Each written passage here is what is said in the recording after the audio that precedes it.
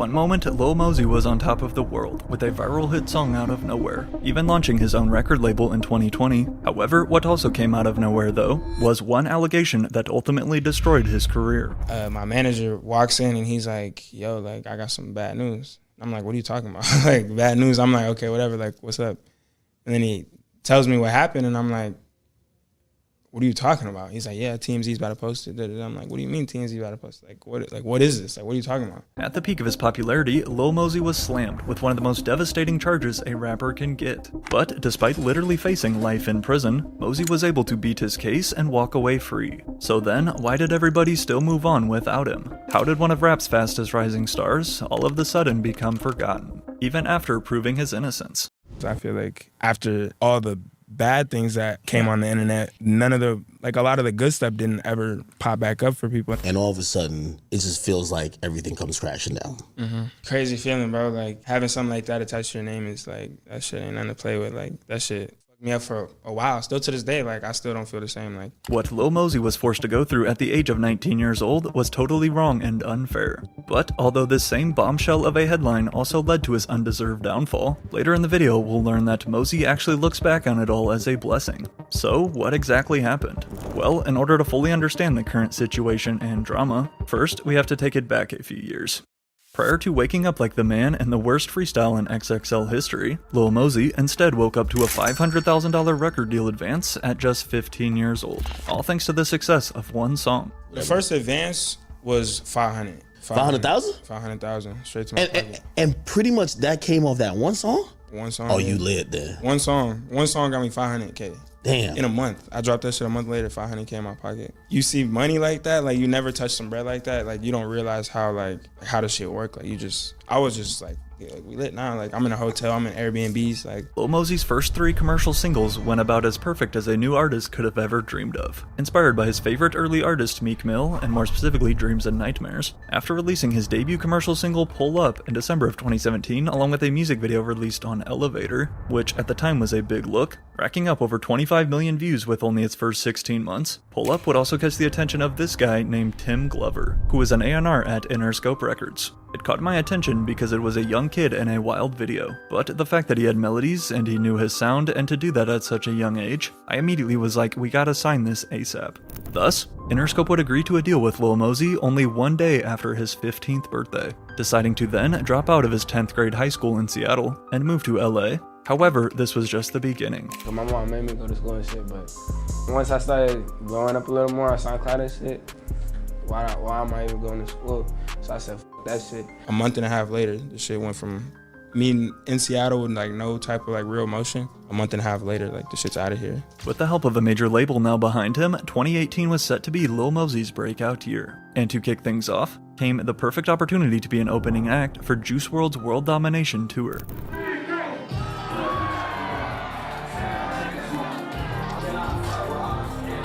His second commercial single, Boof Pack, was another success, with this time a music video on World Star Hip Hop. But while all of this was great for Mosey, July of 2018 changed everything. Like, it just felt like they went from Earth to the moon really quickly, right? No, that's how it was happening with Lyrical Lemonade. Like, you got a Lyrical Lemonade video, your career's changed forever. Like, that's...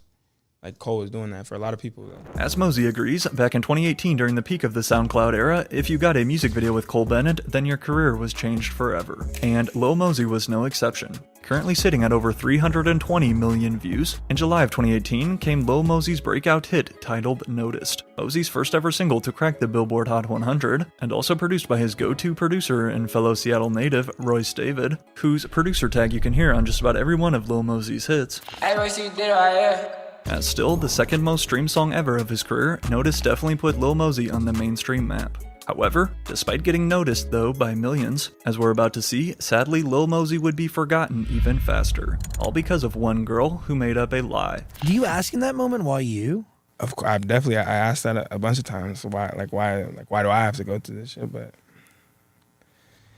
But with all of his early tracks going crazy on SoundCloud too at the time, to close out the year of 2018, then came the release of Lil Mosey's debut album, North's Best, including all of his earliest hits on one project, such as Pull Up, Greeter, Kamikaze, and Noticed. Currently certified gold, this project was a solid introduction for Lil Mosey. However, it was 2019 that exploded him to even bigger heights, but of course not without more controversy. Named to the 2019 XXL Freshman list, along others notably Gunna, DaBaby, Roddy Ricch, and Megan Thee Stallion, what is set up to be a positive mainstream impression for upcoming artists, instead turned into the complete opposite for Lil Mosey. Goddamn, I feel like the man. Freshman of the year, I woke up like the man. Going on to spit what many would call the worst verse ever in XXL history. Right up there with Smoke Perp for worst freestyles ever, as countless memes and jokes flooded social media timelines, and some fans going as far as to say he should retire from rapping. It wasn't long before Lil Mosey then tweeted this, owning up to his flaws. Not gonna lie, my freestyle was trash. I don't freestyle as y'all can see. I like to write songs and sing melodies, but I tried and had fun. Y'all memes are hella funny though.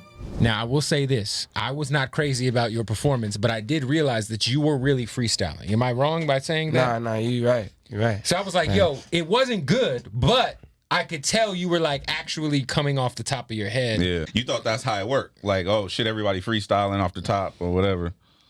I mean, it's called freestyle. So I was coming to freestyle. I think we'd all agree Lil Mosey cannot freestyle. But yet, as corny as it may sound, when given the chance to take his time and write songs and melodies, Lil Mosey really was a certified hitmaker. And his second album under this same title proved exactly why. At a total of 14 tracks and features from mainstream names including Gunna, Chris Brown, and Trippie Redd, Certified Hitmaker would peak as high as number 12 on Billboard. However, as it stands, Lil Mosey has not dropped a new album since. Quite strange for an upcoming artist who is on such a hot streak. So why has Lil Mosey never put out another album? Well, right before his entire reputation and career buried itself 6 feet deep in the dirt, first arrived the biggest hit of Lil Mosey's life, which, as it turns out though, he never even planned on initially releasing.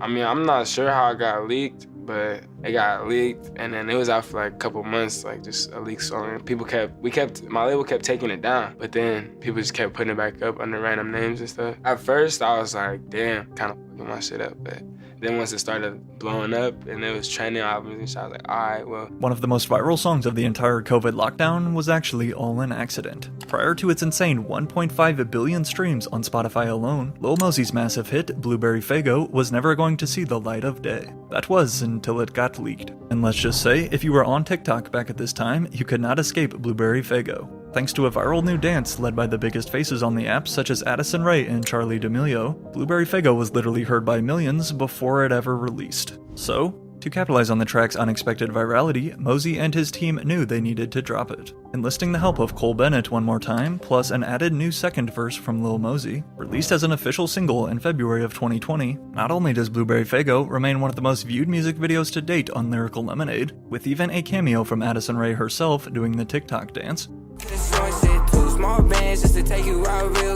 peaking at number 9 on the Billboard Hot 100, with a chart that you can see here will bring back a lot of pandemic nostalgia. Blueberry Faygo would mark Lil Mosey's first, and still only, Billboard Top 10 hit of his career. But yet, 2020 just kept getting better.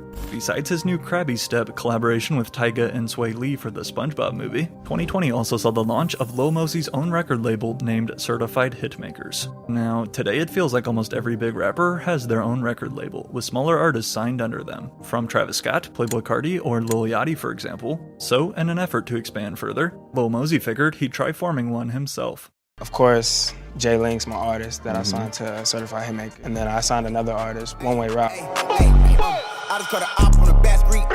At least back then, signing to Lil Mosey fresh off his top 10 hit was enticing to these young rappers. But as we would soon come to learn, despite revealing this to The Hollywood Fix back in August of 2020.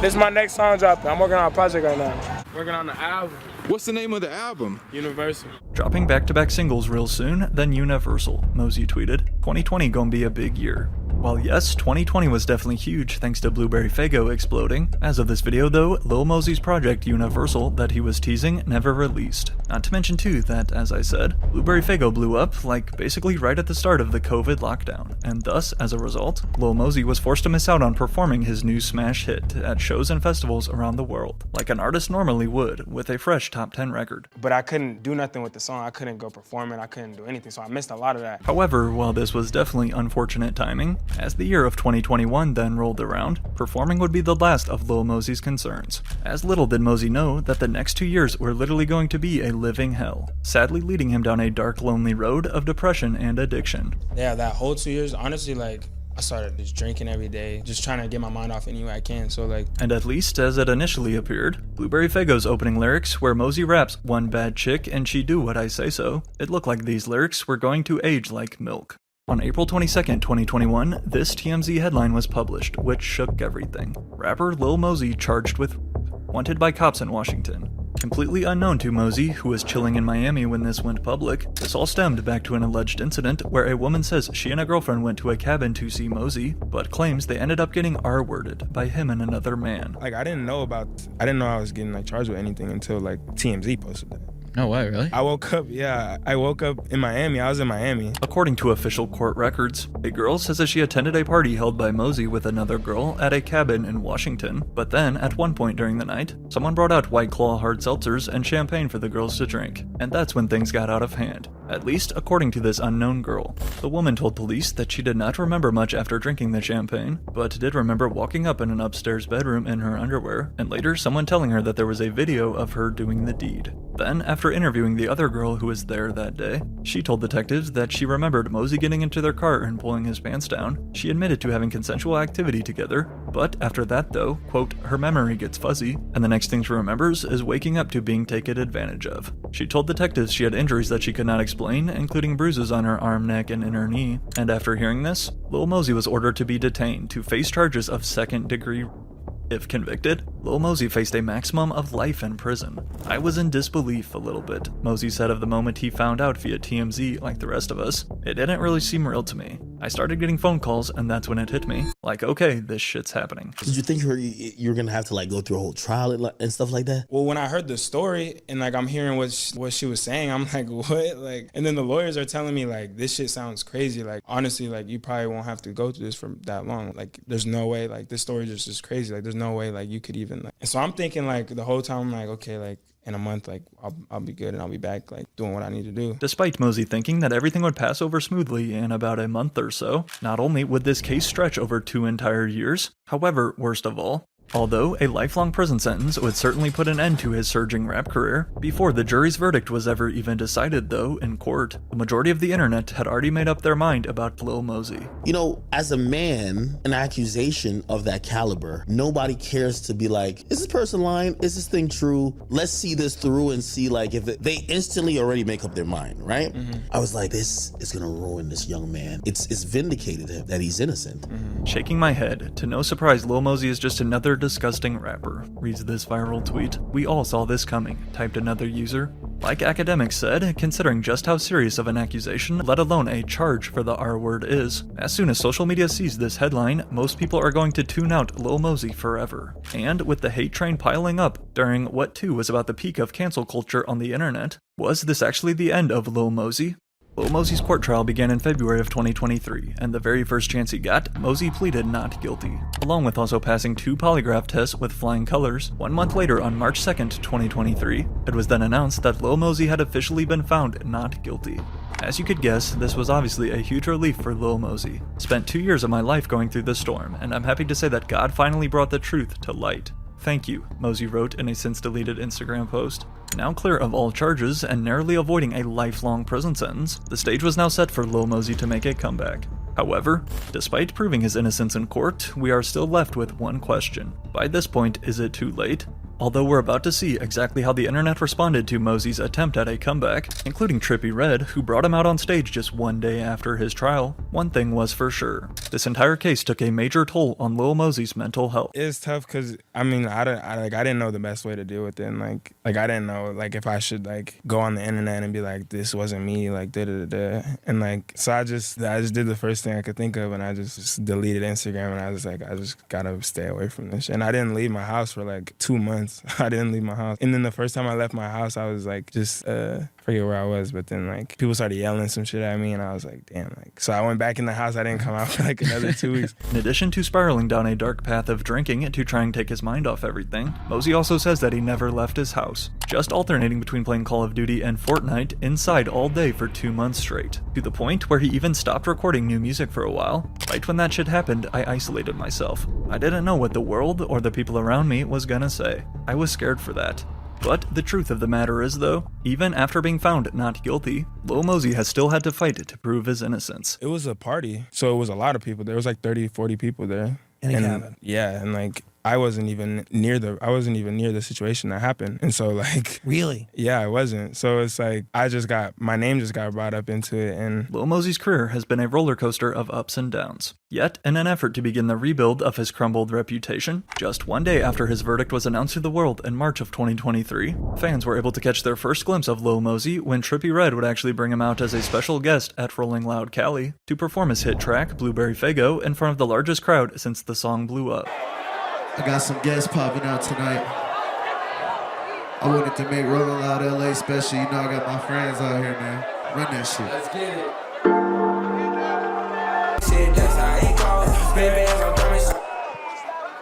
Hey. It's been a while. It's been a long while. But that felt amazing. Rolling Loud. Make some fucking noise! Hey man, shout out Trippie Redd, man. You know the vibes, man. However, despite claiming that, quote, felt amazing, deep down inside, Lil Mosey actually felt the exact opposite. Once again dealing with heavy anxiety due to his whole situation, as he would later explain to academics. And so when the shit was over and I was trying to get back into just being an artist, it wasn't easy. Like I couldn't even hop on a plane without like tweak. I would just like be the craziest anxiety, the craziest like anxiety, everything super is overwhelmed. Like everything was super overwhelming. So just trying to do anything, like just interviews and shit, like, I just wasn't like ready for it. Even shows, like I was turning down Rolling Loud, turned down Lyrical Lemonade. Like people were hitting me up trying to do stuff, but I just couldn't handle it. I just wasn't like there. Like Trippie brought me out. Rolling Loud was like the same weekend the verdict happened or whatever, and Trippie brought me out, and it was just so like I was just like could barely do it. Like. And to make Mosey's day-to-day life even tougher, after being found not guilty in court, Lil Mosey decided to make the positive decision and get sober, quitting every single substance he was on. So then you add in withdrawals he struggled with. After losing basically 2 years of momentum as an artist, Lil Mosey's entire focus was not on his rap career. However, that doesn't mean he didn't still put out music. As the first release following his trial arrived Lil Mosey's new single, Flu Game, in March of 2023. So I called it Flu Game because Michael Jordan, one of his most iconic games, he played and he had the flu. So I feel like the last 2 years I've been kind of like a sickness. But besides this single though, which received very mixed reactions, it was clear that there was more drama going on behind the scenes, this time between Mosey and his label. And then finally, in December of 2023, Lil Mosey made this announcement to fans on Instagram. Finally got released from my label. Look, I'm going independent, staying independent. That means I own my shit. That means I could do what I want, when I want. So I wanted to wait till I had some good news. So I've been real quiet. I ain't been doing too much. So now I'm independent, no label, just me. Explaining that he was independent now and on his own, likely hiding the fact that his label low-key dropped him. That wouldn't last long though, because following his split from Interscope Records in 2024, it was revealed that Lil Mosey had signed a new distribution partnership with Sync Music Group. And to finally end a nearly year-long hiatus of not dropping music, which is also a big reason why the mainstream simply forgot about Lil Mosey, as his first release under Sync Music then came Mosey's new single, Life Goes On. However, instead of his usual melodic hip-hop and rap genre that we're all used to, as you can see, this track is actually a pop song. One disaster after the next. Read the opening lyrics. I'm not complaining, I'm just stressed. The way the song starts, I'm saying like one disaster after next. I'm not complaining, I'm just stressed, because like just the last year, I would say, like the last few years, I was just going through like a lot mentally. You said Olivia Rodrigo inspired your new music. Yeah. So I was just trying to find like other things out there that like might inspire me. And I was listening to her last album, and I was listening to it like every day. I was like, I f- with it. So I was like, I want to try some shit like this. Taking inspiration from pop megastar Olivia Rodrigo, combined with stating that his new clean lifestyle simply no longer lines up with the stuff he used to rap about. As Lil Mosey has continued releasing one-off singles, Life Goes On is by no means his only attempt at switching things up. With more pop releases such as his latest single, Selfish, despite his attempts at a big comeback, including trying to livestream now on Twitch, although his small core fanbase will always ride for him, the truth is, after catching an R-word charge for something he didn't do, then being forced to disappear for 2 years to deal with it, as unfair as it is, unfortunately, it makes sense why the mainstream forgot about Lil Mosey, who has tried his best to find any positives in this situation. Yeah, I mean, like, I'm not gonna say my situation was any worse than anybody else's, but when you're in front of like the whole world and then something like that happens and they start calling you something that you're not, like, it definitely feels like a million times like worse than like anything I could imagine. But it was a blessing in disguise. Like, at first, obviously, I didn't think it was like something I needed, but then I like there was a lot of things I learned from it, and like things that I would like bettered myself. As his attorney states, Lil Mosey did not deserve to ever be prosecuted. The woman who made those false accusations never faced any consequences of her own. However, the damage has already been done to Lil Mosey's career. Although still young at only 23 years old, as we know, the internet moves extremely fast, and for most people, as soon as they heard what he was accused of, they honestly left and never came back. Stories like these are just heartbreaking. Mosey didn't deserve that.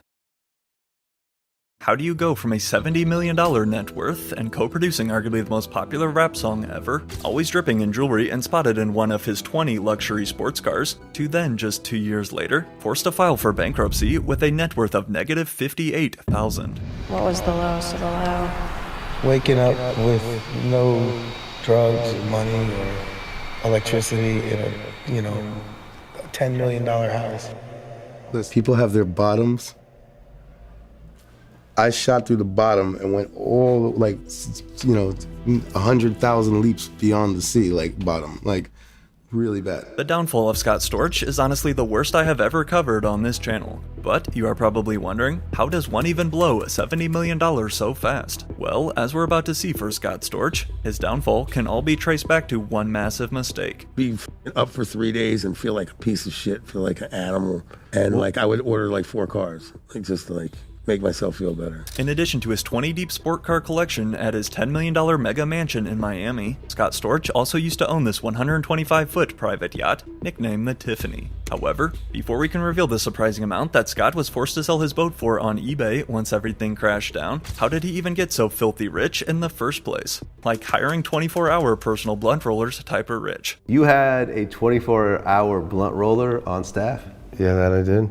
So this guy had no other job but to roll your blunts. My monthly overhead for my household and household employees was somewhere in the neighborhood of like $1 million a month I was spending. Prior to becoming one of the wealthiest musicians on the planet, the truth is, Scott Storch's life was not always so lavish. Although intrigued by these big lifestyles, and by money at a young age thanks to his father, who along with being a big gambler, also had a fascination for cars, and would often bring his young son Scott with him to dealerships. However, by no means was his family super rich. A middle-class kid born on Long Island, but raised in South Florida. That was until his parents got divorced in 1983, forcing Scott to move to Philadelphia. When I was 15, just turning 15, I moved to Philly with my dad. And I was really getting into music. I was experiencing like hip hop now in my head. Like soon dropping out of high school though, and then getting kicked out of home by his dad at age 16. It was while sleeping on the floor of a garage studio in Philly when Scott's life changed forever. I joined the Roots.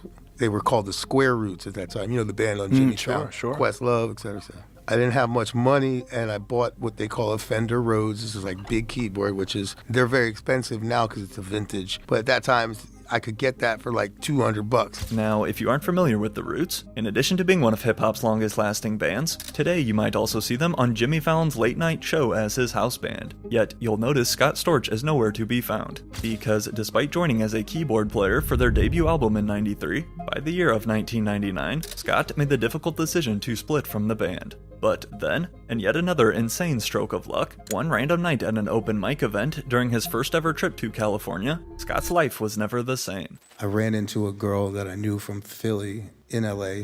I had lost touch with her, but it was Eve. And, you know, she ran up to me. She was like, yo, I got a record deal with Dr. Dre. This is prior to her going with Rough Riders. And she's like, yo, you were always really cool to me. I want to take you to meet Dre. But I had no music with me whatsoever, so I didn't know what I was going to play him. All I had was, you know, my fingers. He sits me down. He's like, I heard you good at them keys. I start playing for him and this and that. He's real quiet and just like listening. I'm like, nothing's coming from this. I'm gonna go home sad today.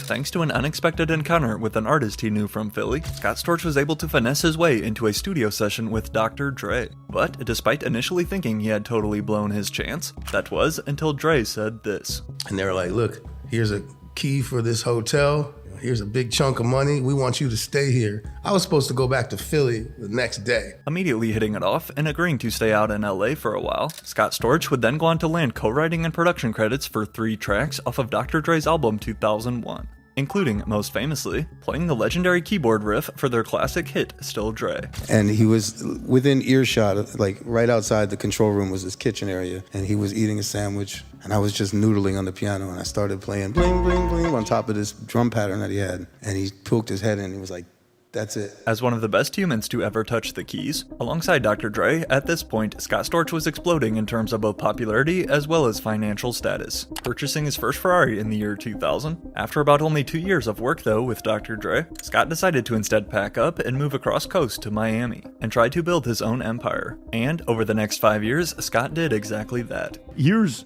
volume of #1 hits. You did Beyonce Baby Boy, Fat Joe's Lean Back, 50 Cent Candy Shop. I mean, Candy Shop, right?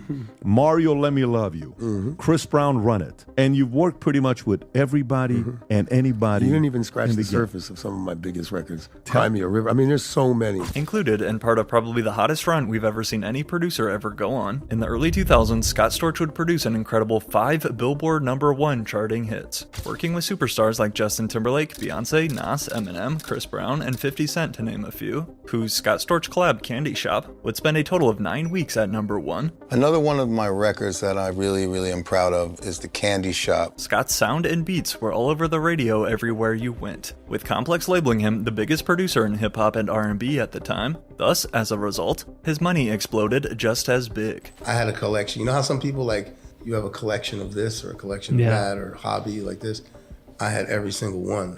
There was nothing I didn't have. Like, with a new Billboard-topping hit that felt like every other week, the money was obviously pouring in for Scott Storch. However, as his bank account continued to grow, as we see it quite often with people, so did his ego and lifestyle, marking the start of his insane downfall.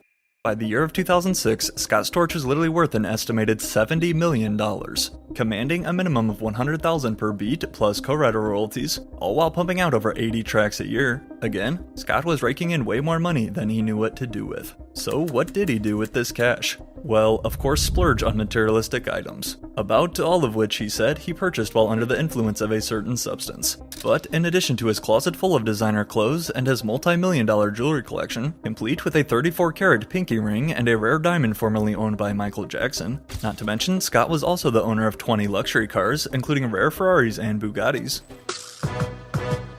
And over here, we have the Mercedes McLaren SLR, and over here is Old Faithful Phantom, which I'm on my 4th one right now.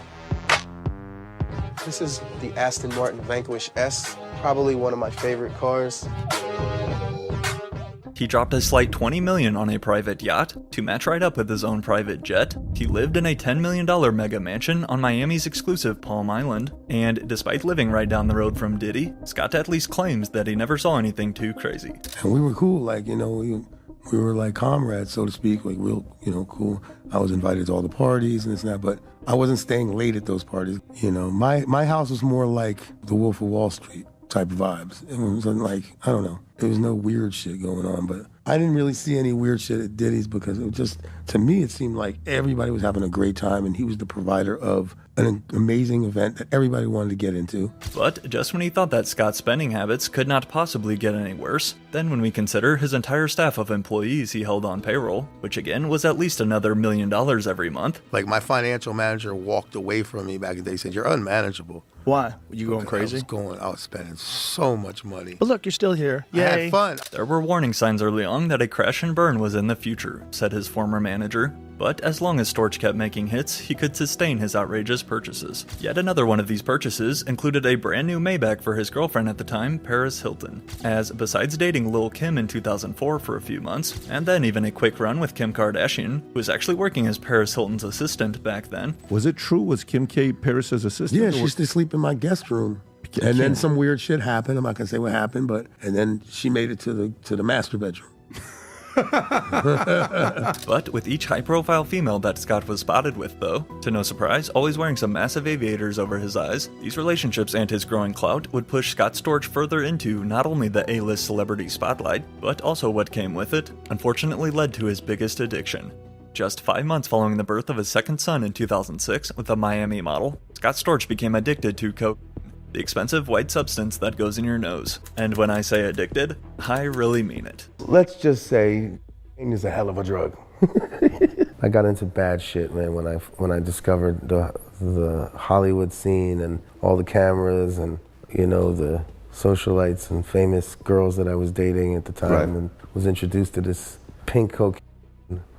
And it just all went bad. Due to Scott's newfound love for the snowy powder, one of the hottest streaks we had ever seen by a producer had quickly took a turn for the absolute worst. Now, according to Billboard, Storch first found his taste for it at a party in 2006 with a friend in Los Angeles. But then by 2006, his addiction was full-blown. However, it wasn't just the drugs alone why he crashed down. For me, it was the combination of coke and women, Scott admits looking back. You feel everything so much when you're on that, and you find yourself falling in love every night. You want to screw a girl like 20 times a night, and these girls want to go skiing all night long. Then, suddenly it's 3 o'clock in the afternoon and you have 6 things on your schedule. But you're not going to show up to them because you're a fucking train wreck. It's not drugs, to put it bluntly, it's pussy and drugs together. Okay? It's a hell of a combination, and drugs and all that shit, and like, you know, you get caught up in that wave, and like, it starts glamorously in your career of doing drugs, and it's just and it just turns into something real ugly. So, and get ugly his career sure did, as despite claiming that he would be linking up with Jay-Z to work on his next album while sitting in his Lamborghini, it was Fat Joe's 2006 hit Make It Rain, produced by Scott, which would prove to be his last successful song for a very long time. And in fact, this would prove to be Scott's last song period for many years. It was a wonderful year, recalled his former manager, but I think it was defined by the month of August. He ran into the Hollywood class, and when Scott went to Hollywood, all things changed. Continuing to fall deeper by the day, in August of 2006, Scott Storch then made the decision to step away from producing altogether. A legendary beatmaker who had once become a regular atop the charts was instead now focused on completely different priorities, mainly partying with girls. I lost the love for the music, and why I started making music was, you know, the music. It wasn't the fanfare and the glitz and the girls and the drugs. And put it this way, if there was a certain time period for over a decade where if somebody was an A-list, I probably slept with her. I was okay, but you know what? Who isn't guilty of wanting to be with all these beautiful women? Blind leading the blind. I'm a addict and he was a crack addict, and I'm like trying to help him. I'm like, man, you really need to get clean, man. like what the fuck is really? So I'm like, yo, you need to go to rehab. At one point living with his close friend and late rapper DMX in his house, it was literally reported that in less than a 6-month span, Scott Storch had blown through a crazy $30 million on a Tony Montana-esque bender. And with, again, keep in mind, no new music coming out, as 2007 rolled around, things only got worse. To start, first, Scott's longtime manager and friend, Derek Jackson, made the decision to finally quit managing the producer, because largely thanks to his new substance addiction, Scott had become unmanageable. Such as one specific night in 2007, for example, when Def Jam had booked expensive studio time for him and Janet Jackson to work on some tracks together, but to no one's surprise, instead, Scott did this. Because I wanted to go to the Gold Rush and go get some blow and hang out with strippers. It was just like, are you fucking serious? Like, you're really gonna do that? Yeah. Like, you don't see it at the time because Blowing off Janet Jackson and Def Jam to instead go party, considering how fast word spreads in the music industry, Scott Storch's reputation was crumbling by the minute. However, to then make the situation 20 times worse, a year later in 2008, Scott was hit with some serious legal trouble after allegedly falling behind on his child support payments, as well as property taxes. And then, a year later in 2009, he was arrested for vehicle theft due to failing to return a Bentley that he was leasing, and in total since 2005, Scott Storch had been hit with 28 different lawsuits in both federal and county courts, as his lavish lifestyle was getting stripped away piece by piece, despite trying to hide his struggles from the public. you want to like fake it and be like, oh no, I still got it. And like, I'm the guy with the most obnoxious set of diamonds. Right. And I'm broke as shit. Because I just wanted to look the part. My ego wouldn't let me let go of that shit. That's a negative feedback loop. Admitting in retrospect that his ego would not allow him to let go, after incredibly managing to blow his entire $70 million fortune in March of 2009, Scott Storch would then check himself into an intensive rehab facility in Florida, officially filing for Chapter 13 bankruptcy as well, as according to papers he filed in court, Scott's net worth had now stood at negative $58,000, and that didn't even factor in the millions of dollars he potentially owed due to lawsuits. Going absolute broke. Of course, this also meant that Scott had to start giving back everything he had purchased, beginning with losing his $10 million waterfront mansion to foreclosure, and then watching his car collection get repoed, before finally forced to pawn off his beloved yacht named Tiffany on eBay for just $600,000. Now, I say just, but remember, compared to its original price tag of $20 million, somebody got a great deal right here on a yacht. But more importantly though, it really appeared like Scott Storch was finally on the path to getting his life back together, seeking the help he long needed. However, after completing his first inpatient rehab in 2009, nobody could have ever predicted what happened next. Forced to spend sleepless nights in a spare bedroom at his friend's apartment following rehab, since basically all of his most loyal friends had abandoned him. Once rehab was finished, Scott attempted to rediscover his love for producing, returning back to the studio on a strict 3 beats a day regimen, yet this time with a different device of choice. Every time I come into the studio, I have to make 3 hot beats, Scott told XXL. That requires a lot of mental energy and focus. And that is where the weed helps. You get fatigued and stop for a second, and then you smoke a joint, and it sets you right back where you're re-inspired. A lot of people, like, you know, like people 12-step people or whatever, they would consider that transfer of addiction and this and that. Call it whatever you want. I'm not bleeding out of my nose. I'm not unhealthy, but I like smoking weed. I built an empire on it, and it literally helped me overcome really bad addiction, so. Compared to Scott's previous strategy of just railing lines nonstop, this was definitely a major improvement, with at one point even flying back out to LA to work with Dr. Dre again on Detox. A comeback was looking promising for Scott Storch. But that was until 2012, when Scott was arrested in Las Vegas for possession of coke. Yes, it was a mistake, he claimed of his relapse. I knew it was not the best place for me to be, adding, there's not one part of me that wants to wake up and fucking bleed into my sink from my nose. But whether or not he was telling the truth, just a year later in 2013, Scott was robbed on the streets of Times Square by 2 gunmen at 7 a.m. on a Tuesday morning. And with the bandits escaping with $100,000 worth of his jewelry, plus $5,000 in cash, once again, Scott's fortune took another big hit. In 2015, it was then reported that Scott Storch was filing for bankruptcy for a second time, stating that he was literally down to his last $100 of cash. Now, you would think that dropping from $70 million down to $100 would be about the biggest wake-up call in the world. But what happened to Scott next? After a nasty skiing habit zapped his entire fortune, Scott Storch was basically left with no other choice. And so, in 2015, Scott did this. Only I could make myself do it. And I just remember looking in the mirror one day and I was like, you know what? I need to fucking get my life back together. And at that moment I made a crusade to do it.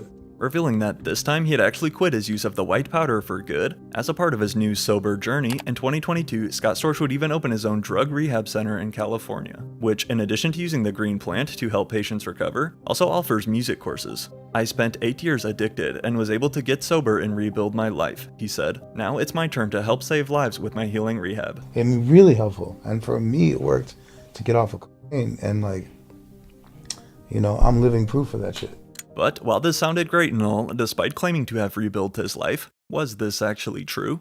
Well, since filing for bankruptcy in 2015 for the second time, Scott Storch has been able to find his long-lost passion for producing. However, although able to land a few big songs over the past decade with new artists such as Trippie Redd, Jack Harlow, and even Ariana Grande, Scott also admits this about his return to the game. A lot of doors were closed to me, but you've got to get in where you fit. Even knowing you were once wearing the crown, you've still got to go back in the trenches. But yet, aside from continuing to play different DJ sets around different nightclubs, and aside from still releasing a new track every couple months, such as his work with BLP Kosher. However, over the past 3 years, Scott Storch has taken a major step back, now focusing on other tasks such as being a father and telling his story on Joe Rogan, and even linking up with Neon to show off his skills.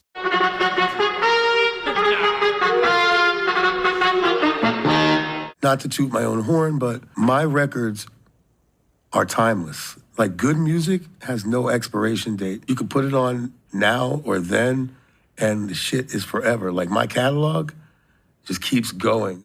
The one thing that no court can ever repossess is Scott Storch's legacy in hip-hop. But even though he did catastrophically plummet from $70 million down into bankruptcy twice, at 51 years old, Scott is proof that even if you lose everything, it's never over until you quit. When it comes to live entertainment, you are never 100% in control. No matter how many hours someone plans or rehearses a show, anything can happen up on that stage. And in an era now when fans are recording your every move to share on social media, one wrong step can forever live in infamy. Out of town, y'all. God damn!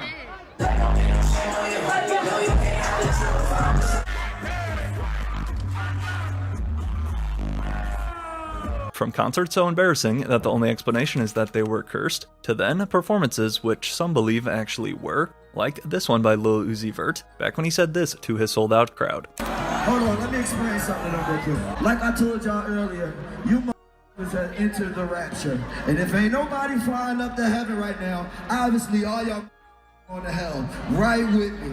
Oh, you already here. I'm so sorry. You can't get out. You're stuck. It's over. Every once in a while, a concert takes an unexpected turn for the worse. However, as we're about to see, the warning signs are always there from the beginning. Back in 2020, Rod Wave was scheduled to headline a show called Girl of My Nightmares at Morris Brown College in Atlanta. But, combined with what looks to be just some makeshift stage built in the middle of a basketball gym, as Rod Wave, who no offense, definitely isn't the lightest rapper on this scale, immediately, as soon as he greets the crowd though next to his entire entourage, the show quickly turns into an actual nightmare.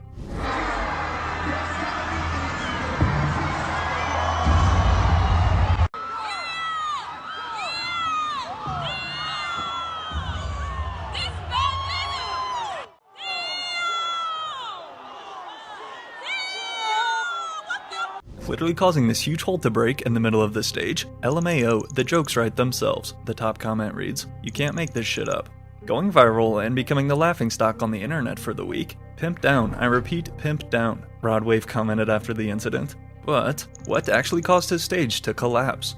Although many would credit Rod's fall to the age of the Morris Brown College and simple lack of funding into the show's production, yet, in my opinion, the biggest factor here was simply his deep crew all standing in the same exact spot on this little stage. Like, at least 20 grown adults all took this gymnasium stage at once. However, if you ask Rod Wave himself though, Rod believes the situation was much deeper.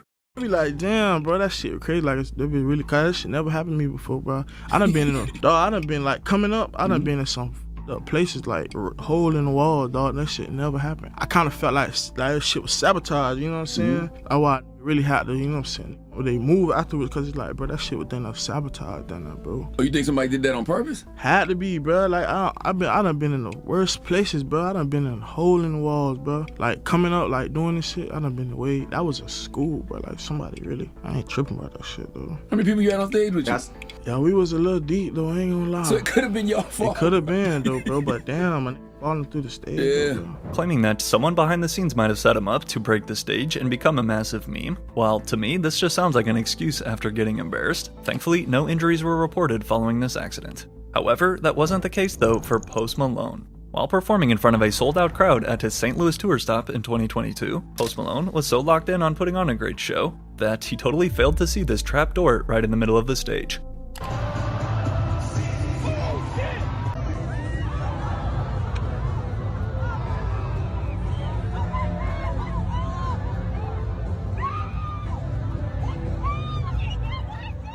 Grimacing in pain after smashing his ribs in front of thousands, while his hit song Circles continued to blast over the speakers. After seeing this viral clip, you might be wondering, why was there even a hole on stage in the first place? Like, wouldn't it be smart to not put a big hole there?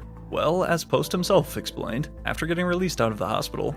Hey, St. Louis, Love you guys so much. Thank you for the patience. Thank you for putting up with my dumb ass. There was a big, whenever we do the acoustic part of the show, guitars on the guitar stand and it goes down. There's this big ass hole, so I go around there and I turn the corner and bust my ass. Got me pretty good, and they gave me some pain meds and everything, so we can keep kicking ass on the tour. I just want to apologize. Thank you everyone for all your well wishes, his manager shared on Instagram. Post Malone didn't break 3 ribs last night, thank God. We did x-rays at the hospital and they declared he had instead bruised his ribs. Learning his lesson to be more careful, Post Malone would still go on to finish out the rest of his 2022 tour. However, that wasn't the same result for this 47-year-old rapper right here, who was forced to end his performance after this happened.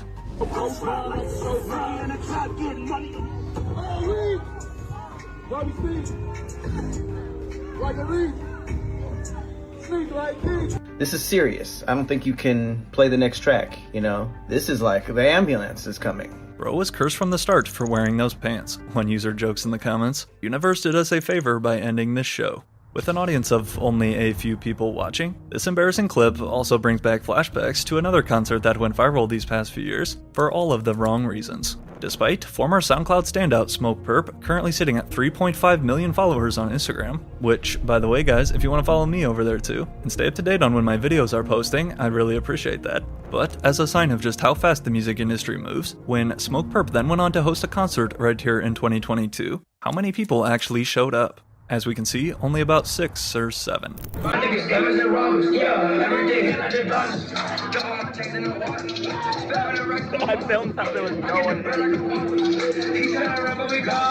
Going on to get clowned all over social media for performing to an audience that, quote, couldn't even pack out a high school bathroom. The truth is, this was another concert cursed from the start. But this is definitely a little embarrassing, fam. And this is crazy, bro. Because, wow, what a difference, 4 years makes? Combined with essentially zero promo for this tour, a problem that I've already dug into deeper in a previous video. Yet, while lack of ticket sales is in large part the booking manager and promoter's fault rather than solely the artists, we do still have to give Smoke Perp credit for continuing to play this show, regardless of how many fans showed up. There was a show that was pretty empty that I didn't have to do. But I'ma give my fans a show, always, he typed. I wouldn't be here without them. Like I said, as easy as it is to laugh, it honestly took some guts for him to still go out there and perform, with possibly more people on stage than in the crowd. However, to continue the trend of rappers falling on stage though, it was the total opposite size of crowd and attendance when Travis Scott took his viral tumble. Prior to hosting his Astroworld Festival, which we're about to learn some believe was actually cursed, it was instead at the sold-out O2 Arena back in 2017, when, after popping out and surprising fans on Drake's tour stop in London, almost like Post Malone, Travis Scott met a very similar fate.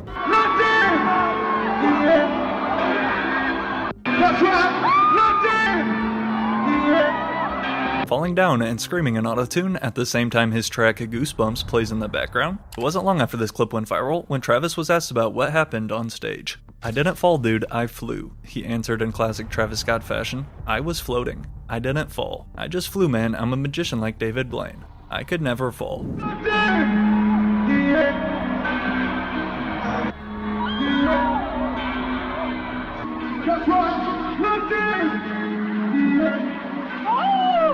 Unlike Post Malone and his bruised ribs, Travis suffered no injuries and got right back up. But yet, as bad as all of these falls and botched performances have been that we just covered, none of them compared to what went down in 2021.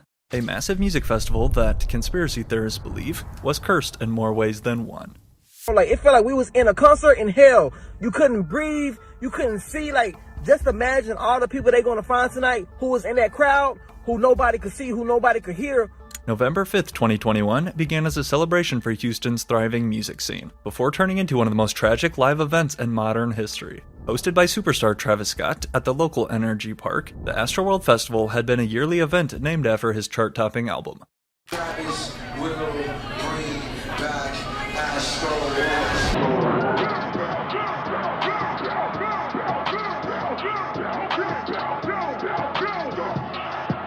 Following 2 successful years of the festival, this one in 2021 was scheduled to be over a 2-day weekend, marking a first for the festival.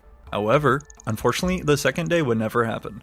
managed by Live Nation and streamed via Apple Music, despite initially trying to limit attendance to 50,000 people. As fans trampled onto the festival grounds, though, and broke through the gates without tickets, this led to a super overcrowded crowd and exceeded capacity. After I checked in with CSC and as we walked the perimeter, I just knew that we were definitely understaffed in every sense of the word. There was probably one security guard from what I saw. I would say there was probably one security guard for every 500 to 1,000 people, severely understaffed. Thus, almost instantly after Travis Scott began his headlining performance at 9 o'clock sharp on the main stage, 911 calls started flooding in. It's like folks are coming out of the crowd complaining of difficulty breathing, of crushing type injuries. Seems like the crowd is compressing, from what I could tell. According to a video analysis by NBC News, by 9:12 p.m., people in the crowd could be heard screaming for help. At 10:11 p.m., Travis Scott finishes his set and the concert ends. More than 30 minutes after a mass casualty event was declared. 8 people in the crowd died that night, their ages ranging from 14 to 27. In what turned out to be such a tragic evening, a total of 8 people were pronounced dead the night of the incident, with sadly another 2 a few days later, due to a fatal crowd surge that sounded like it was straight out of a horror movie. People literally couldn't breathe, and then passed out with nowhere to move. However, as Travis Scott himself then went on to share this black and white video offering his condolences, internet conspiracists meanwhile got right to work. This was a sacrifice and a ritual, reads this comment on TikTok, which represents the most popular theory here by many users. People need to wake up. This is where, for the first time, I actually do have a bad feeling. That even then, when I was, feeling like everything was good, I didn't feel good about this because the statue was really creepy. Now, what did I tell y'all earlier? I don't judge art just because it's weird to me, but I will never forget how creeped out I was by that statue because his hands were like turning, like they were turning into like a creature's hand, and his face was just like, he's like gnashing his teeth, and it's like he's trying to rip out of something. It's like something is hurting him and he's trying to rip out of it. And I remember looking at that statue and thinking, what the hell is going on? Like, what the hell is going on here? What is this? Conspiracies started flying in around the Astroworld Festival actually being cursed. In addition to the phrase Astroworld Sacrifice trending online, to start, users point to the overall imagery of Travis Scott in this entire show. From theories about the shirt that he was wearing, showing people walking through a door and then turning red, or comments about how the giant skull at the festival's entrance was some sort of portal, as well as again the overall set design of the stage, heavily incorporating fire and flames throughout the night.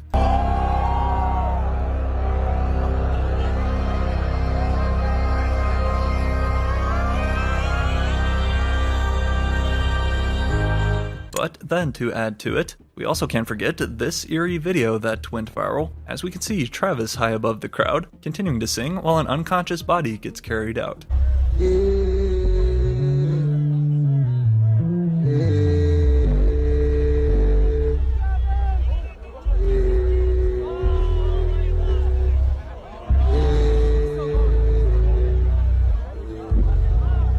As you'd expect, this clip has only fueled these theories further. But according to Travis Scott though, and his side of the story, Travis claims that he had no idea what was happening in the crowd. And the fire department declared it a mass casualty event, but the concert continued for another 40 minutes. Was there ever any communication to you on stage that you should end this? Well, yeah, I mean, they just told me right after, the guests get off stage, we're going to end the show, and that's what we did. Other than that, there was no other communication. It was just, that's what came through my ears, Oh, so they didn't say stop now? No, it wasn't. Gotcha. No. Wow. Regardless of whether or not you believe Travis, and if you think dark forces were actually in play here, there's no arguing this concert was a tragedy. A tragedy that, with proper planning and security, should have been avoided.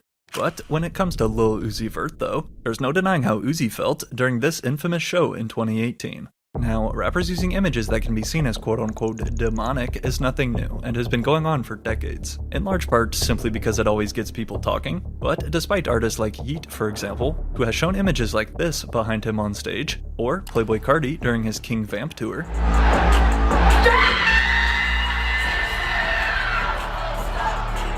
but it was 7 years ago though, during the annual Wireless Festival in London, where Playboi Carti's close friend, Lil Uzi Vert, took things to a whole nother level, saying this on stage to his sold-out crowd. Hold on, let me explain something real quick. Before everybody starts screaming and saying, like I told y'all earlier, you motherfuckers have entered the rapture. And if ain't nobody flying up to heaven right now, obviously all y'all motherfuckers going to hell right with me. So let's get it.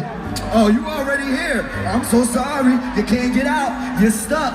It's over. You heard the song a million times and you didn't even know. Telling fans that they're all following him into the underworld and it's too late, right before playing his 14-time platinum hit XO Tour Life, as another artist who is no stranger to leaning into this controversial imagery, and even titled a song This on his debut album. Again, this performance by Lil Uzi Vert made headlines with a lot of backlash.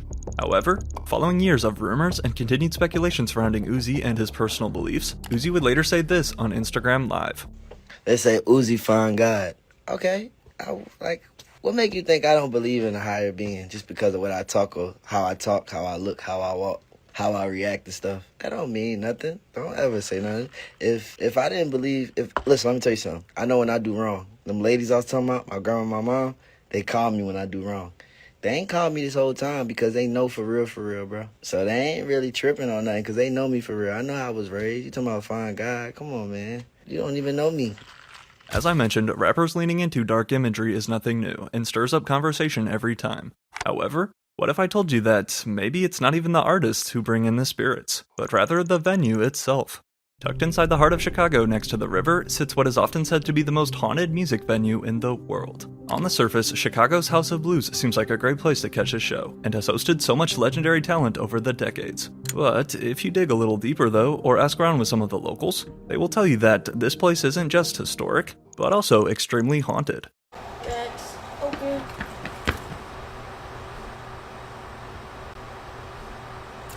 Hey guys, did you hear somebody run by? Nah, did y'all? No. I didn't hear anybody. Nope. It must be the ghost. If there was a ghost, I would have seen it by now. I've been here for 174 years.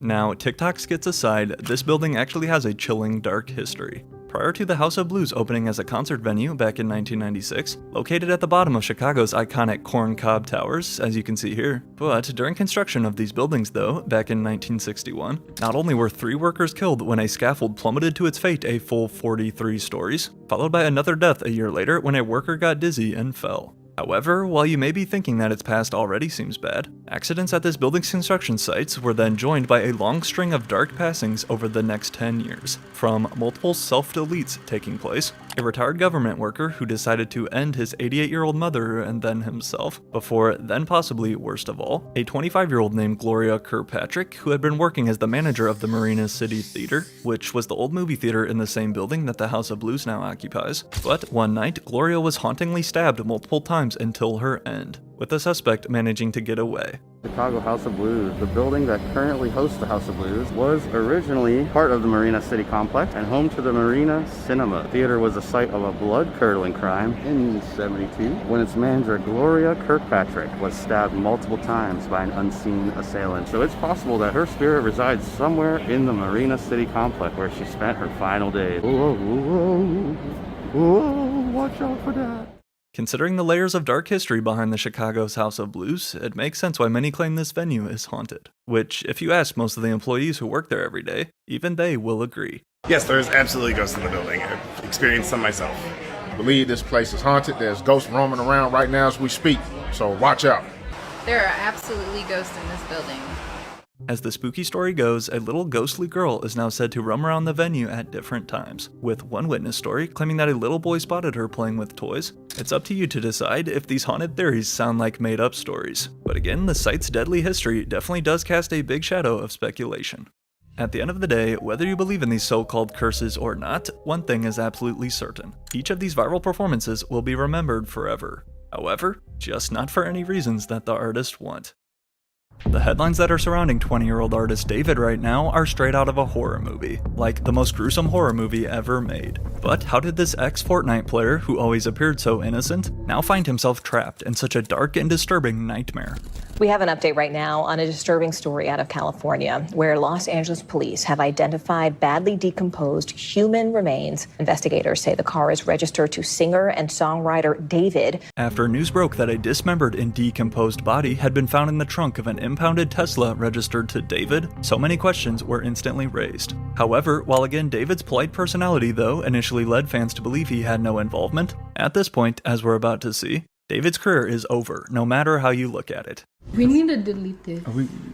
Maz, can we delete all VODs? And then as soon as the stream ends, delete the stream too? Oh my, delete everything. Delete everything. Everything goes. With basically only 2 outcomes remaining, the choices that David has appeared to make will cost him not only his music career, but if all these allegations prove true, David will face life behind bars. Or, as many users suggest, we should instead put him under the entire jail facility. Hello, my name is David, pronounced David, not D4VD. I'm from Queens, New York. I'm in Houston now. Whether you realize it or not, I would bet you have heard at least one of David's songs while scrolling the internet. Blowing up thanks in large part to TikTok. A perfect example is David's most streamed song to date, Romantic Homicide. Which, besides the name itself being eerie now, considering what we're about to break down, the music video for David's breakout hit is also extremely creepy in retrospect. In the back of my mind, you die. Watching this now feels like you're standing in the middle of a crime scene, the top comment reads, depicting a bloody girl in bed as David stands over her, who fans also point out looked very similar to the deceased girl found in his Tesla, a tragic young victim named Celeste, as David sings foreshadowing lyrics over these visuals such as, in the back of my mind you died, and I didn't even cry, no not a single tear, followed by then, closing with an even more bone-chilling third verse.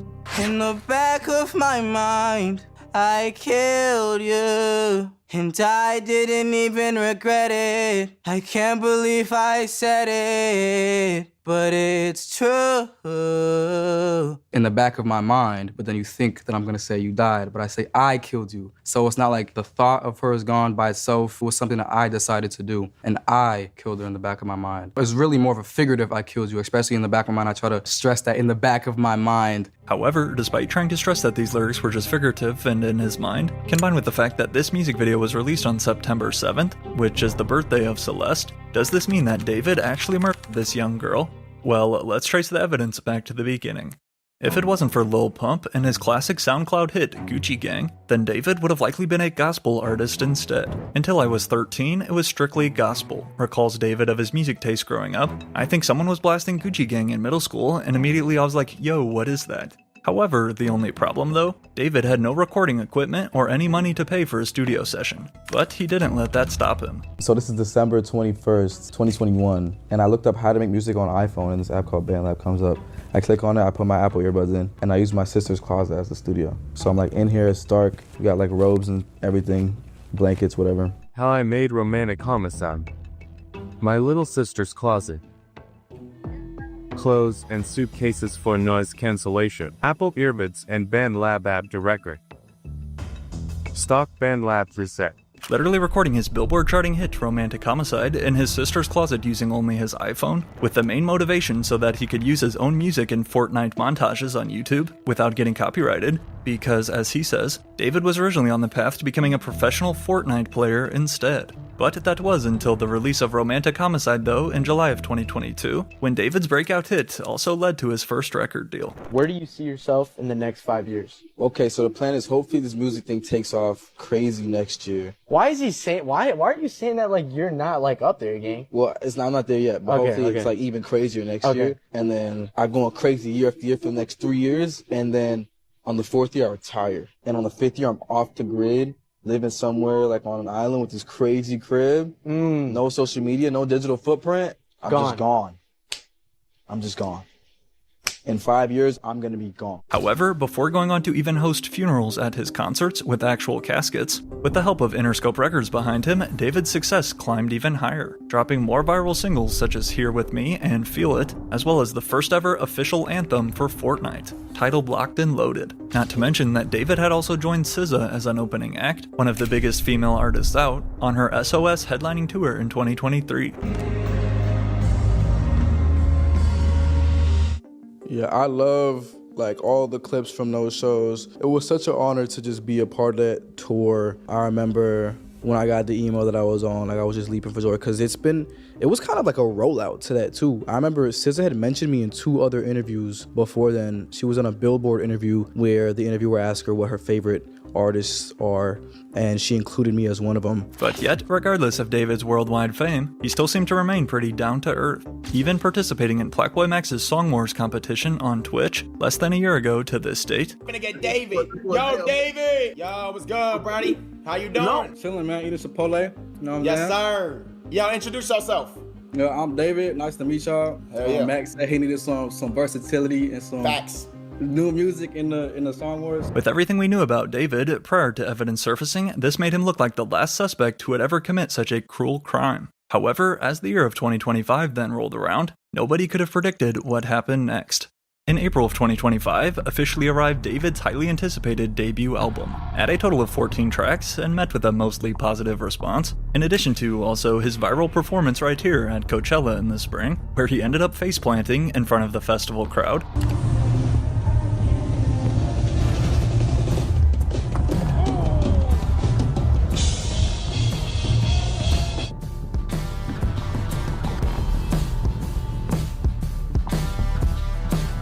Humiliation ritual complete, David tweeted after this clip went viral. However, although some believed he wasn't joking, to celebrate the release of his debut album, then came this announcement by David. Withered World Tour, he shared on Instagram, scheduled to kick off in August and later wrap up in November. That was until this headline broke last week. David 2025 World Tour cancelled. Considering his shows were packed out with excited fans every night, this meant that something major had to have gone down to suddenly cancel. And unfortunately for the victim Celeste, who RIP by the way, I haven't said that yet, something major is putting it very lightly. On September 8th, LA police officers were called to the Hollywood tow yard to investigate a foul odor emanating from a car which had been at this tow yard for a couple days, and after taking a closer look, their worst fear came true. This strong smell was confirmed by authorities to be from chopped up human remains found in the front trunk of a Tesla. And not just any Tesla, but specifically one registered to the viral artist David, aka David Anthony Burke. And it's important to note, the car had never been reported stolen. We know that we have human remains, and we know they were contained within a vehicle, stated the LAPD detective on scene. However, due to the body, quote, found in such severe decomposition, at first police were unable to identify the victim, as the body had sadly been stuffed inside of a bag in the trunk and had clearly been sitting there for days, if not weeks. New tonight, Los Angeles police are investigating a gruesome discovery inside a car linked to a popular singer. A body was found inside an impounded Tesla registered to David. Police say the car had been there for a couple of days and the body was inside a bag in the trunk. As you'd expect, such an insane headline like this immediately sent shockwaves through the music industry. But again, so many questions still remained. Like, how did this body get in David's Tesla? And did he even know that it was in there? According to the LA Times, this Tesla that was registered under David's name had been abandoned in the Hollywood Hills 5 days before getting impounded. At this exact location to be precise, just down the road from David's house. And despite some believing that since Teslas can record video footage, then we could simply pull up the video to show us what happened. Another thing going around about the Tesla cameras. People don't know that Tesla cameras don't save footage unless you have a setting on that drains a lot of battery. You have to have Sentry mode on and a hard drive in your car that doesn't constantly go over the footage. I have a Tesla, and for me to save footage, I literally have to hit record, and it records like the last few minutes. But if I never hit record, that footage is gone. Now, me personally, I don't own a Tesla, and although police can often access private video footage in certain scenarios involving the law, we'll have to wait and see what else they might be able to find. But while the identification of this victim in David's trunk was about to soon eliminate almost every inch of doubt, again, when news first broke though of this body in his trunk, a lot of the internet was understandably so pretty cautious. Such as popular Twitch streamer Jason the Ween, for example, who also appeared to be friends with David and made a song with him recently. He didn't kill anybody, bro. He didn't kill anybody. There's no way. There's no way he's been on tour. He didn't kill anybody. He's been on tour. He literally performed yesterday. Bro, do you see the videos that he makes? There's no way he's killing somebody. He was framed. Either he was framed or my theory is somebody killed someone and stole David's car and left it in the trunk. But I'm also not a detective. Combined with initially thinking that this young artist who blew up on Fortnite could never do something so tragic and horrible, Jason also pointed out how David had been on his tour while all this was happening, which is true. On literally the very same day that a body was found in his car, David still performed his show in Minneapolis. And as we can see by these clips, you could have never guessed the horror that he was hiding.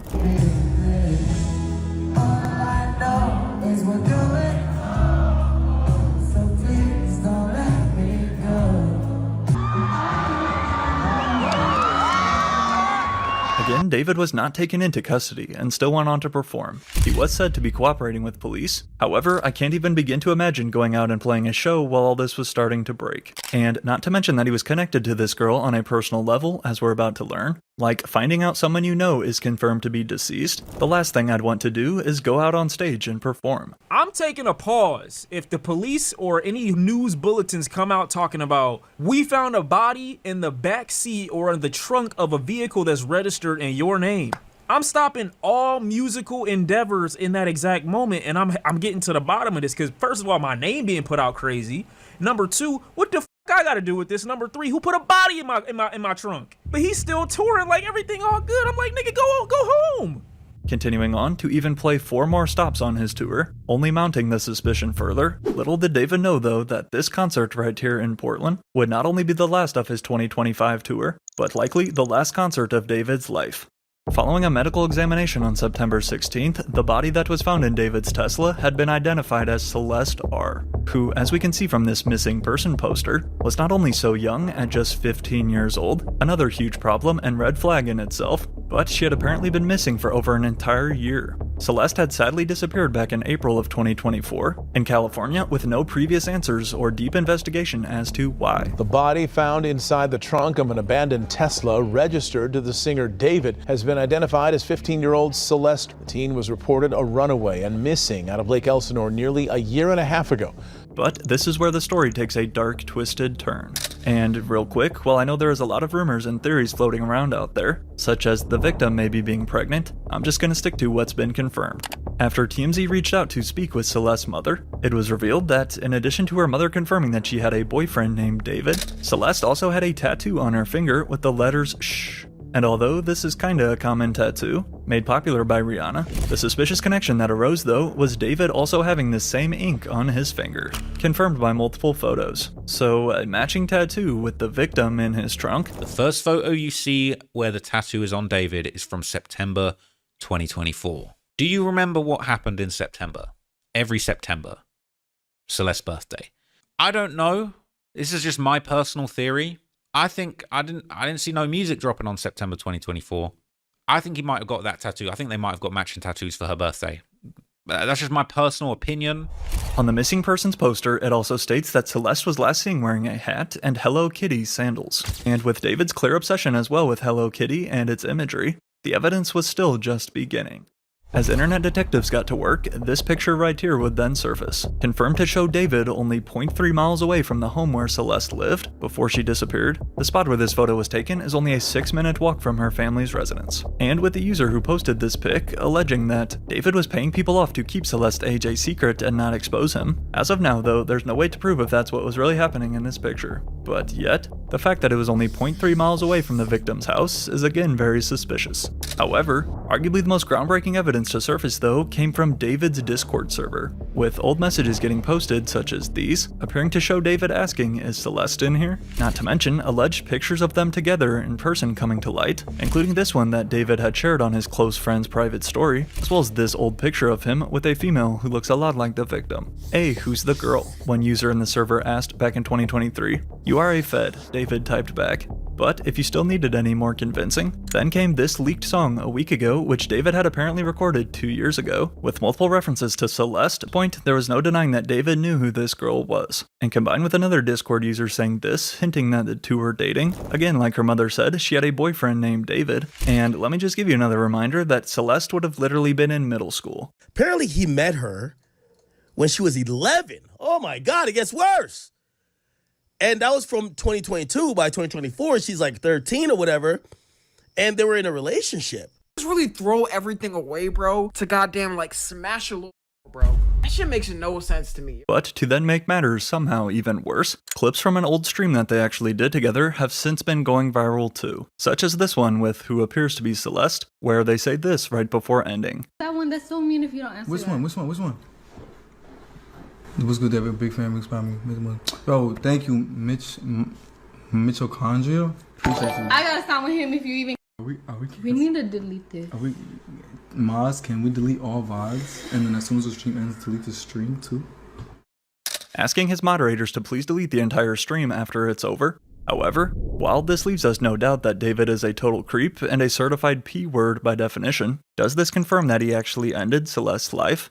As we'll learn in a sec, the cops did go on to find more evidence, but as of the time I'm recording this video, the LA Times reports that Celeste's cause of death has not yet been confirmed, but they are investigating it as a homicide.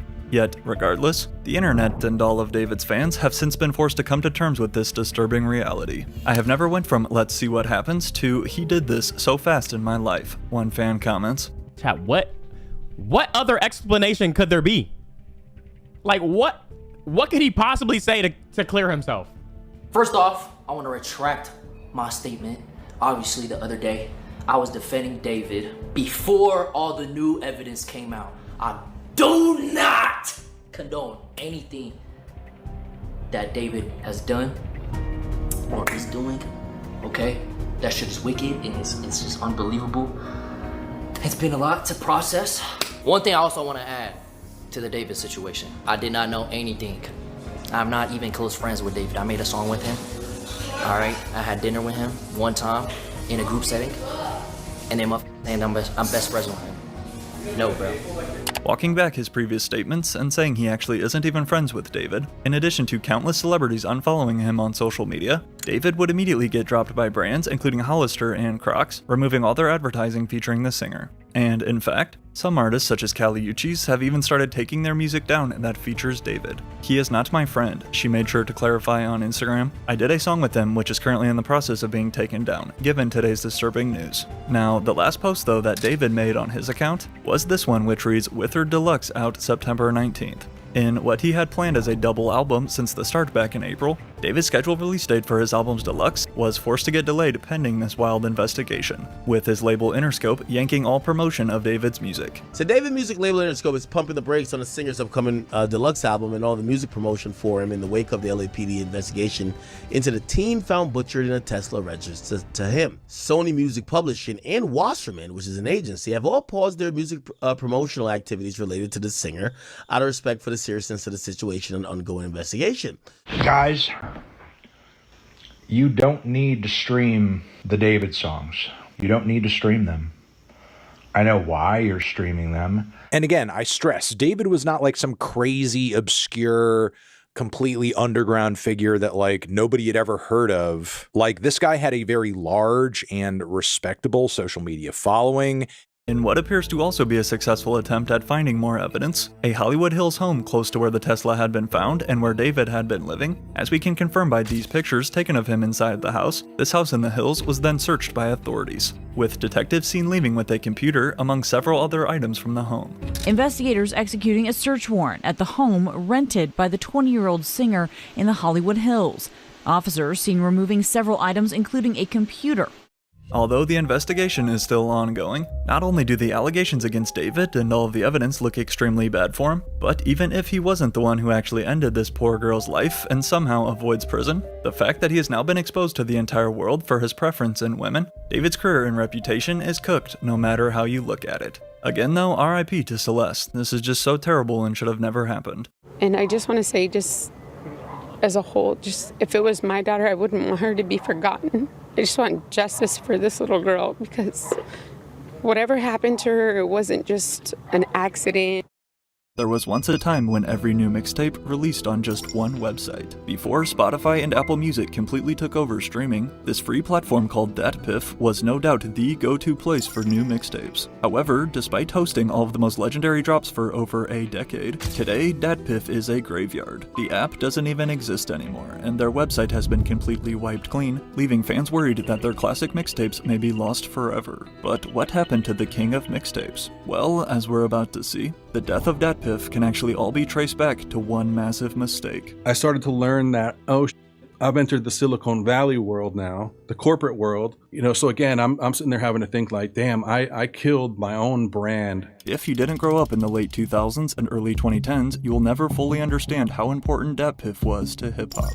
Launched back in 2005 by this guy named Kyle K.P. Riley, his original idea was simple: bring every mixtape together to one place online. The only problem though, KP had zero experience in technology. So as a result, KP decided to team up with this guy, Marcus Frazier, for some help. I don't really have any technical skills myself. In the beginning, I teamed up with a guy who was super involved in programming. One of his hustles was he used to buy and flip sites. That was his thing. I'm going to buy a site that's outdated and I'm going to give it a full makeover and I'm going to sell it. Together, Marcus and KP got right to work building their new business. Marcus focused on the actual website, while KP worked on using his connections to bring users onto the site. At first, they honestly weren't in it for the money, but rather instead to feed KP's constant desire for sharing new music and helping upcoming artists. But this was at a time where the internet, like you said, wasn't really as, dominant as it is today. So really the only way for me to share this music was to go to my friends and say, hey, here, listen to this,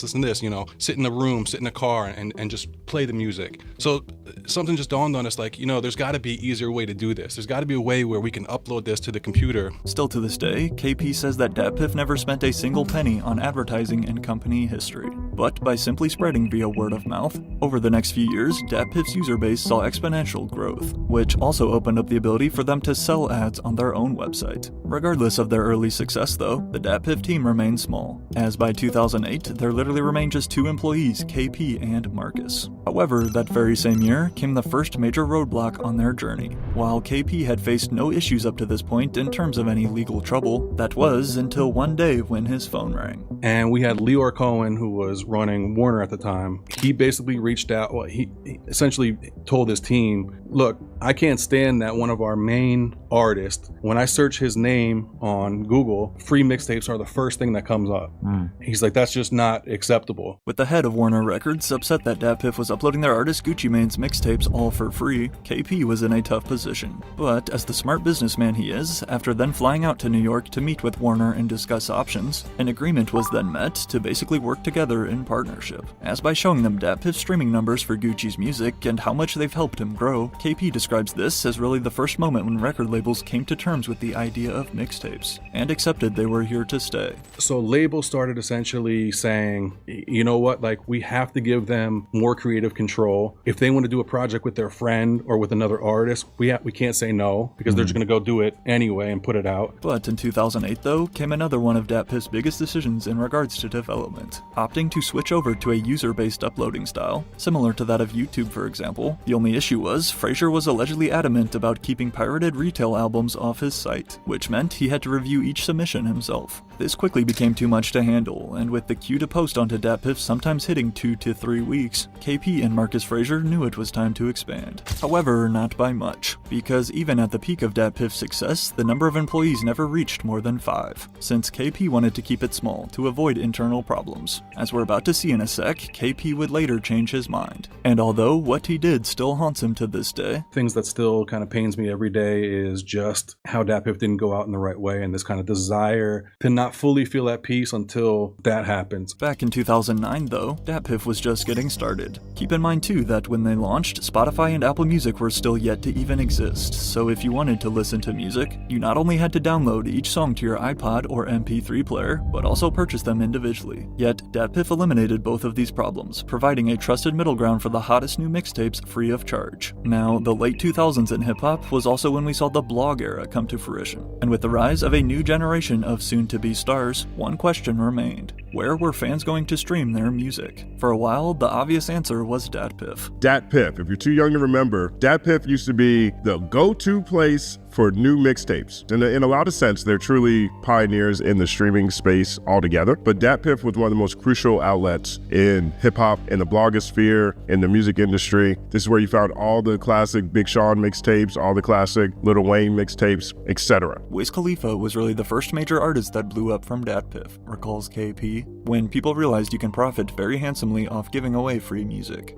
Instead of charging fans to stream the music, these major artists that were blowing up on DatPiff, like Wiz Khalifa, were seeing the profits pay off in other ways, such as ticket sales or merch. But by no means is Cushion Orange Juice the only classic DatPiff release. KP is from Philadelphia, which is important to note because the #1 most downloaded mixtape in DatPiff history is Meek Mill's Dream Chasers 2, a Philadelphia artist that KP not only came up with, but actually convinced into using the internet. And a lot of people don't know this, but Meek Mill was one of the first artists I had to sit there and beg. This was about 2009. Meek was doing about $100,000 each time he would put out a mixtape. He would easily sell $100,000 in the streets, within 2 weeks of selling physical copies. And I said to, Charlie Mack, who was his manager at the time, shouts to Charlie Mack, I said, it's cool, but when I go to LA and I talk about Meek Mill, everybody looks at me like I'm crazy. They say, Meek Mills, what the hell is that? I don't even know who that is. I'm the one who convinced him to essentially use the internet because he was very internet illiterate at the time. He just still is, some would say, yeah. Yeah. Agreeing to pay Meek and his team anywhere from $10,000 to $15,000 to post his mixtapes. As more and more artists were joining by the day, soon a snowball effect started rolling. However, contrary to another popular media platform at the time, instead of following WorldStar's strategy and charging artists a fee to post onto their website, instead, KP and DatPiff began doing the exact opposite, paying artists to post on DatPiff. And the very first artist to ever do an exclusive release through DatPiff, to no surprise, was Soulja Boy.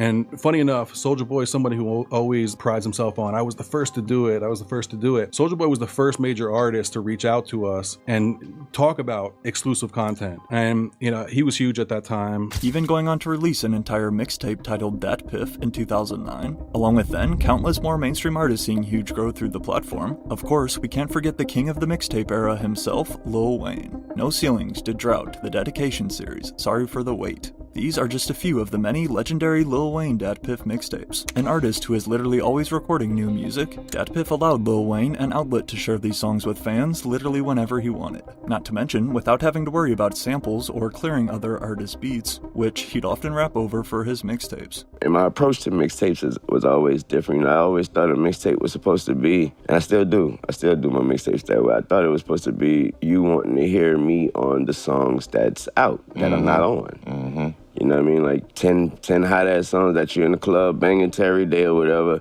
I'm about to kill them bitches for you. Almost like an exclusive project for his diehard fans. Interestingly though, Lil Wayne's team worked a little different with KP. Realizing that they were already raking it in terms of cash, instead, Wayne's team asked for something else in return. Lil Wayne and his team were very forward, thinking as far as saying, you know what, we make good money. What's more valuable to us and to Young Money than money right now is data. So if you're able to collect all the data of people who access your site for this release, download it, stream it, rate it, if you can basically export all that data and give it to us so that we can use for our mailing list for the Young Money tour, for, Nicki Minaj, for Drake. As KP said, quite the forward thinking. But, with in my opinion, the greatest rapper of all time working with you to distribute his music, and with DatPiff themselves bringing in millions of dollars a year as a business by that point, this leaves us with the question, how did everything crash down so fast? And now having totally abandoned their app and website, is this really the end of DatPiff? The year of 2016 is often recognized as one of the best years for hip-hop in recent memory. But besides a new generation of young talent bursting onto the scene, this was also the time when the method in which listeners consumed music shifted too. With new streaming services popping up, such as Spotify and Apple Music, at first though, KP wasn't too worried, and remained confident in what he had built. We were on autopilot for a few years, and, Spotify, Apple Music start popping up, and, I was concerned, but my thought was also, they'll never be able to do what we do, just because of the legality around a lot of this music.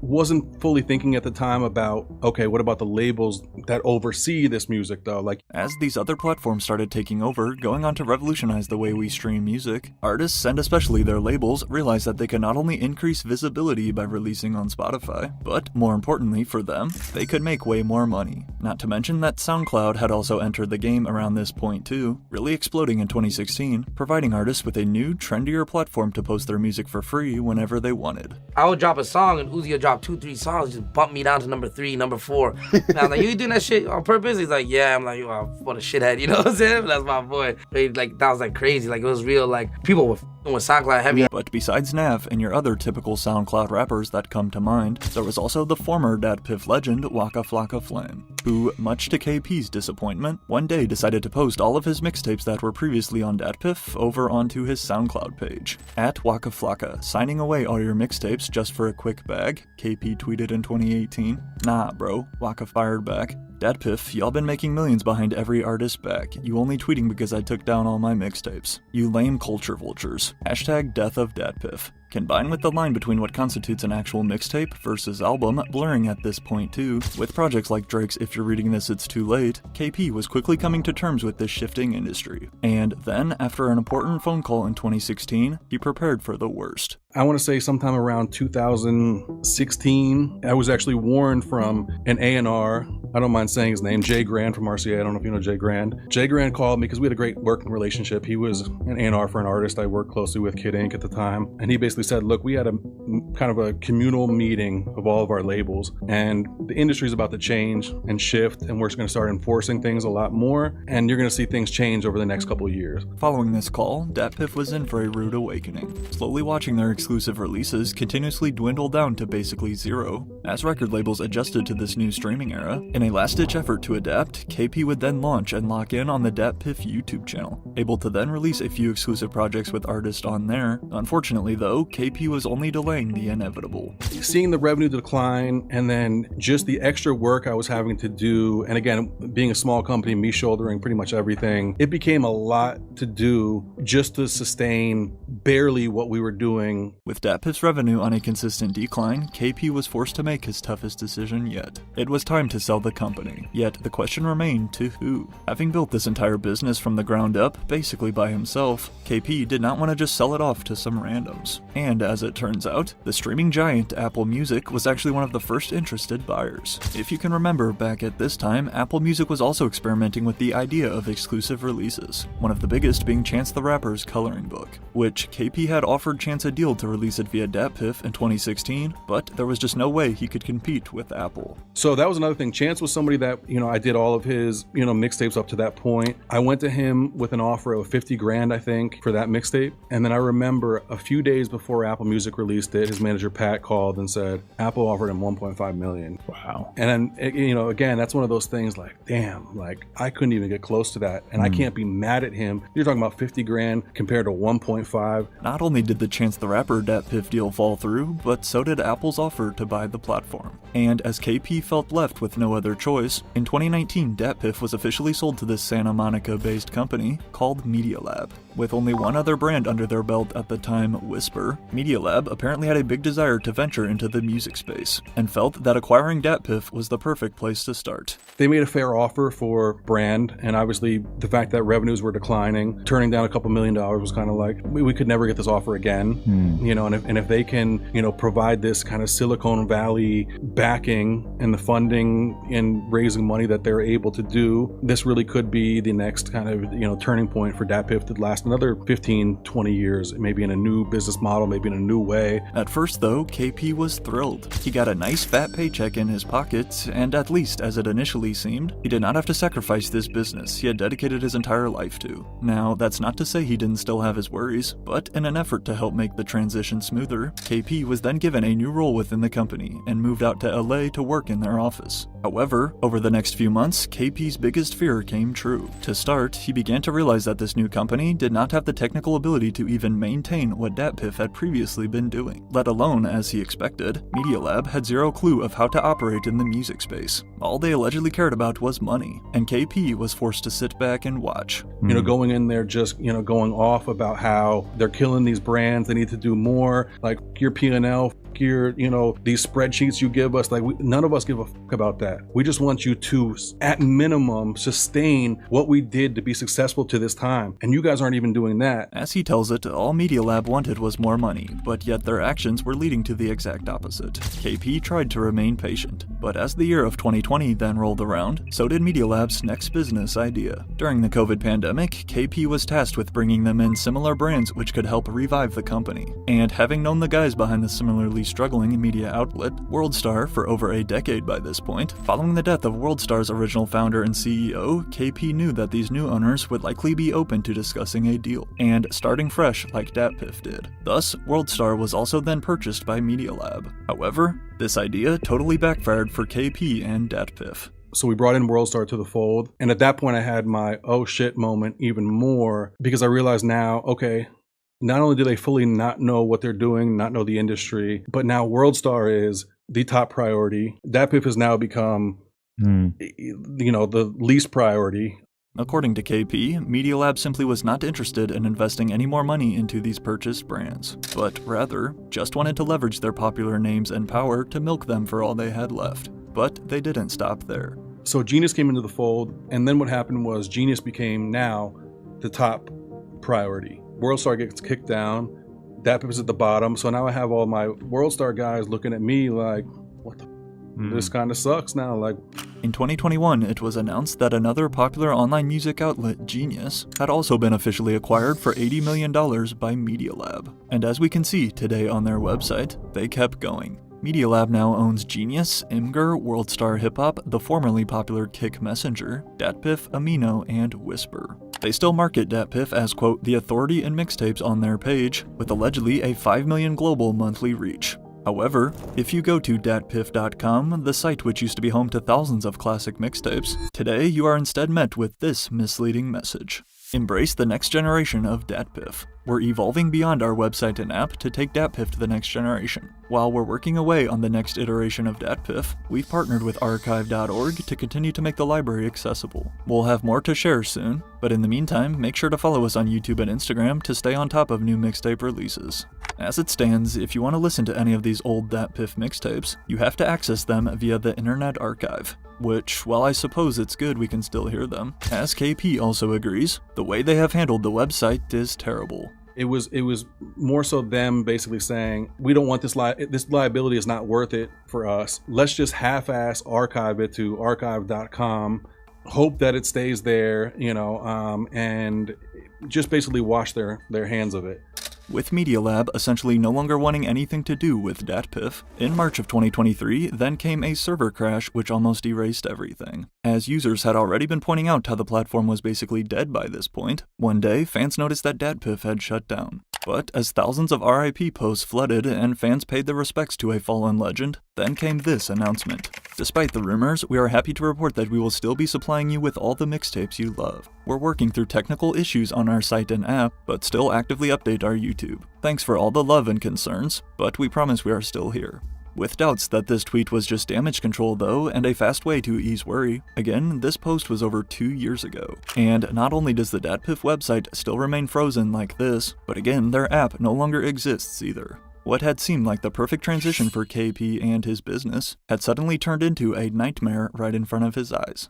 They ended up getting themselves in such a bind because they weren't able to turn more profits on the site, the sites that they brought in. And so they just stopped completely investing into anything with these brands. After, as he says, finally getting out of his NDA with Media Lab, KP can now talk about what truly went down. Despite his new position within the company, and despite being paid extremely well, watching this business, which was like his baby, come crashing down could not have been easy. In fact, we know that it wasn't easy, because shortly after cutting ties and then leaving Media Lab on rough terms, it turns out KP actually offered to buy back the entire DatPiff name and brand. However, Media Lab declined, and as for their reason why, maybe they were trying to operate privately, or I'm not sure the exact reason, because what I offered versus what it was making in the state that they left it in, it would have been worth their while. As a result, this has only led to more problems though for Media Lab. Once, record labels learned that their good partner KP was no longer in charge of DatPiff, and instead a multi-million-dollar corporation in California now owns it, this became the green light for labels to start enforcing more DMCAs, and taking their artists' music down off of DatPiff. But although we've started to see a lot of these older mixtapes now be uploaded to Spotify and Apple Music, many of them just aren't the same, missing multiple songs due to samples not getting cleared or forced to change different instrumentals. At the end of the day, nothing will ever hit like those old mixtapes on DatPiff. Well, you sold out. You know, you're a sellout. And I even responded to them saying, you know what, to a degree, I did. And it wasn't with the intention of selling out with the purpose of harming, hurting. At the time, I really thought it was something that would be beneficial for the future and the growth and all that stuff. Even when I brought in WorldStar. The truth is, no one really knows if DatPiff's website and app will ever actually return. However, one thing is for sure. KP is out of the picture. I want to do something to get arrested though. Like, I'm trying to... You already did. That's why you're sitting right here. That's why you're sitting right shove here. a stick up your... If I get 6 to jump you and beat the out of you and shove some shit up your... Shut the talking to me. You going to hell. Yeah, right That's like now. 9 right there. Shut the up. Like 9. I'm not going to say nothing else except that you're an old dusty and you're a crusty ass 4'1".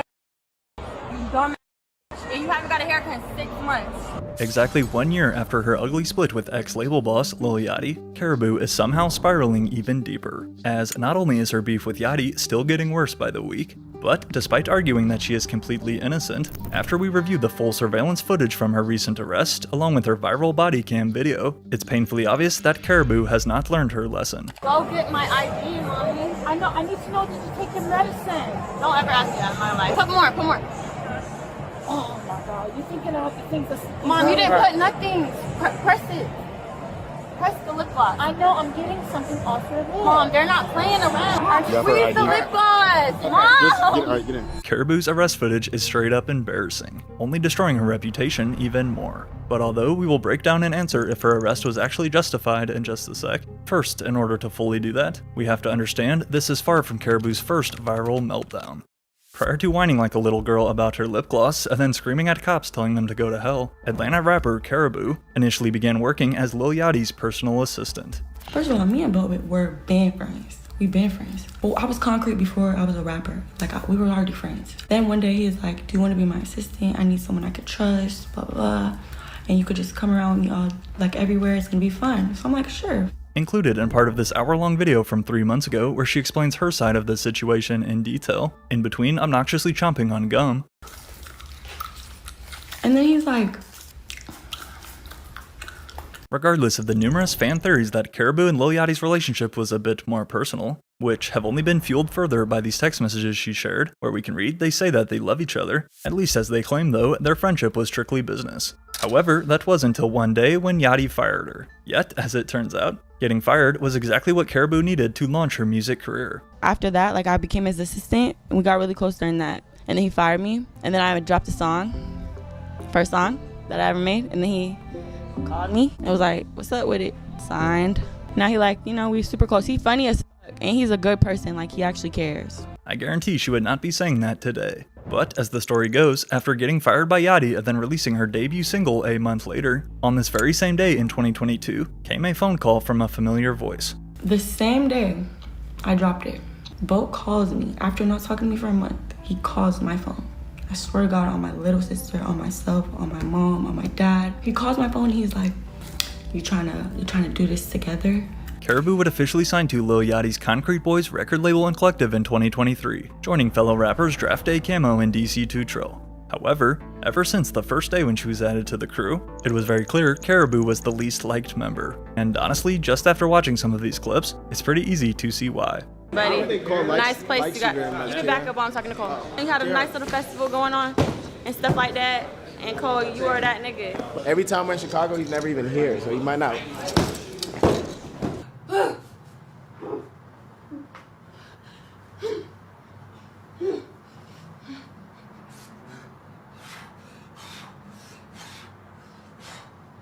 I'm also the first to do a lot. Like, I'm the first to be a concrete girl. You think it's that simple, huh? Yeah, so I'm finna do the same. Shit, you got a lot to learn, buddy. No, you got a lot to learn. I Like- pretty much ate better than any explanation. No cap. She said enough. Caribou's obnoxious and I'm better than you stuck-up attitude has been on display now countless times. And while in my opinion, none more embarrassing than her 2025 arrest, the same attitude issues though, and constantly treating other people like shit, was also one of Lil Yachty's main arguments during his infamous Instagram Live. A 10-minute long Instagram rant, which, to put it simply, destroyed Caribou's reputation in one night. If you want to tell this shit, tell the whole story. Go ahead, tell people how you verbally abuse people. Alright? Don't get on here and make it seem like niggas kicked you out cause bullying you. Bro, go ahead, tell people how you talk to people. How you tell my security guard, oh, you homeless, oh, you're poor, and we above you, and how you talk to people like they nothing. Lil Yachty's viral live back in August of 2024 began by not even referencing his artist Caribou's actual music, but rather her out-of-pocket behavior. However, how did the pair's beef even start? Well, after fans noticed that Caribou had mysteriously been removed from the Concrete Boys' Instagram, with speculation spiking, Lil Yachty was then forced to break the news for fans of Caribou's departure from his label. However, as you will immediately notice, he was way more calm back when this first started. I don't want to say this. I'm gonna say this shit one time, right? We have split ways with Kara as far as this Concrete. I have nothing to say, nothing bad to say, nothing negative to say about Kara. I wish her the best. In addition to wishing her the best, Yachty also stated he would never talk about this again. Yet, that was though until 2 weeks later, when this tweet from a Red Lobster employee who met Caribou was posted claiming that Caribou was upset and mistreated by her label boss. So, to then give his side of the story, Yachty would again take to IG Live and reveal far more than just her bad attitude. Internally, we have withheld your actions since the beginning of me giving you this career. What are we talking about, bro? What the we even talking about, bro? You don't even do nothing. Yo, bro, it's so crazy to me, bro, because I've given you a career, and time to time you just disrespect me. I wrote every verse you've done. What are we talking about? I changed your life, and you on here lying, talking about some we bully you? That got me fucked up, bro. You got me up, bro. You disrespectful, bro. You talk to people crazy. You $900,000 in a hole, and I got every receipt. $900,000 Concrete in a hole. I got every receipt. I'ma post it. I dare you. Try me. Try me. I'ma post it.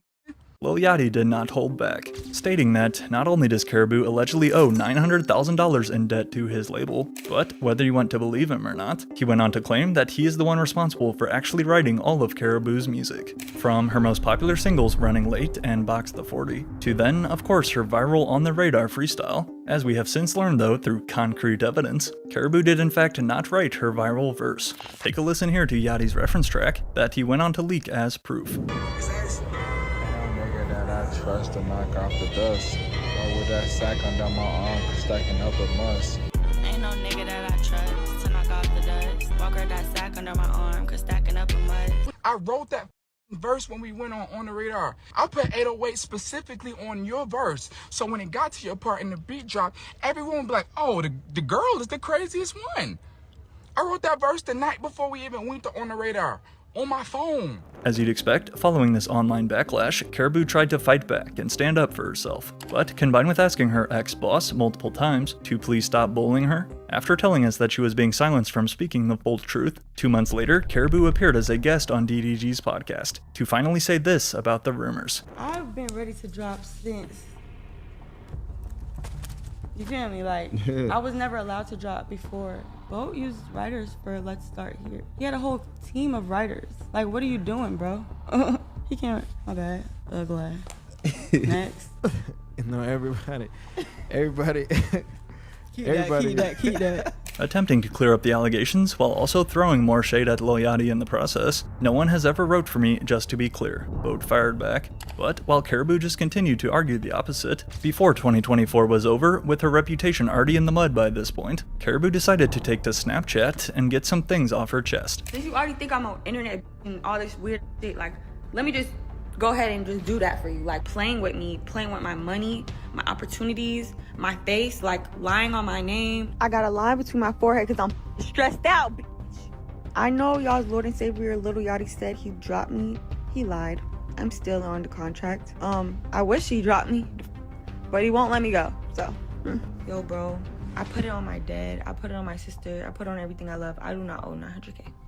I promise to God, I have nothing to lie about. According to Caribou's side of the story, Lil Yachty has basically been holding her hostage and still hasn't legally dropped her from his label in an effort to apparently sabotage her career, thus meaning that without their permission, she couldn't release music like she wants. I mean, speaking of new music though, looking into 2025, do you have plans for a project? Will we get an EP, anything from you coming soon? I pray to God I'm able to release a project. Yeah. I have music just sitting in my notes app looking at me like, let me out. What's holding it? What's keeping it in bondage?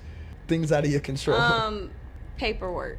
However, as the year of 2025 rolled around, just when it appeared like the situation could not possibly get any worse, in addition to getting photographed for her first mugshot in jail, nobody could have ever predicted what happened next. With her back against the wall, Caribou did the unthinkable and became an Uber Eats driver. Nah, I'm just joking. Aside from various fake memes though, circulating the internet, although we had all hoped that her and Yachty had patched things up behind the scenes and we were finally done hearing about this, they quickly proved us wrong.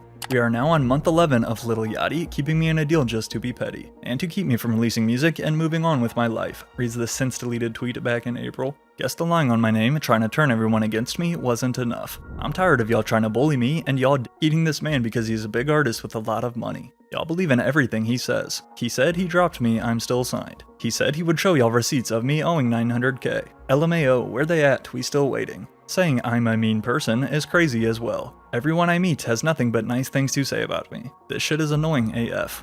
Yeah, there's a lot to unpack there. About that part though, about not being a mean person.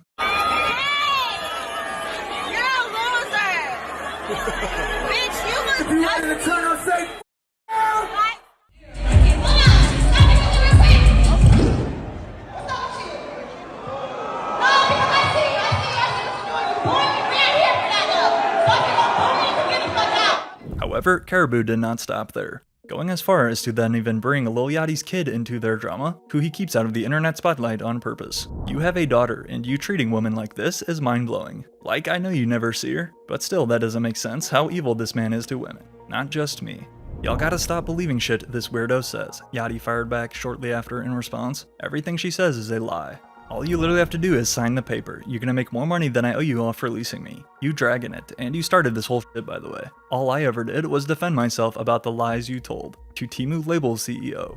Kara, stop playing victim, bro. Their back and forth continued. I don't speak to you and I don't speak about you. You tweet about me every couple days. If I'm stopping you from dropping music, then prove it. Show any documents. By this point, Yachty wanted nothing to do with this former artist Caribou ever again.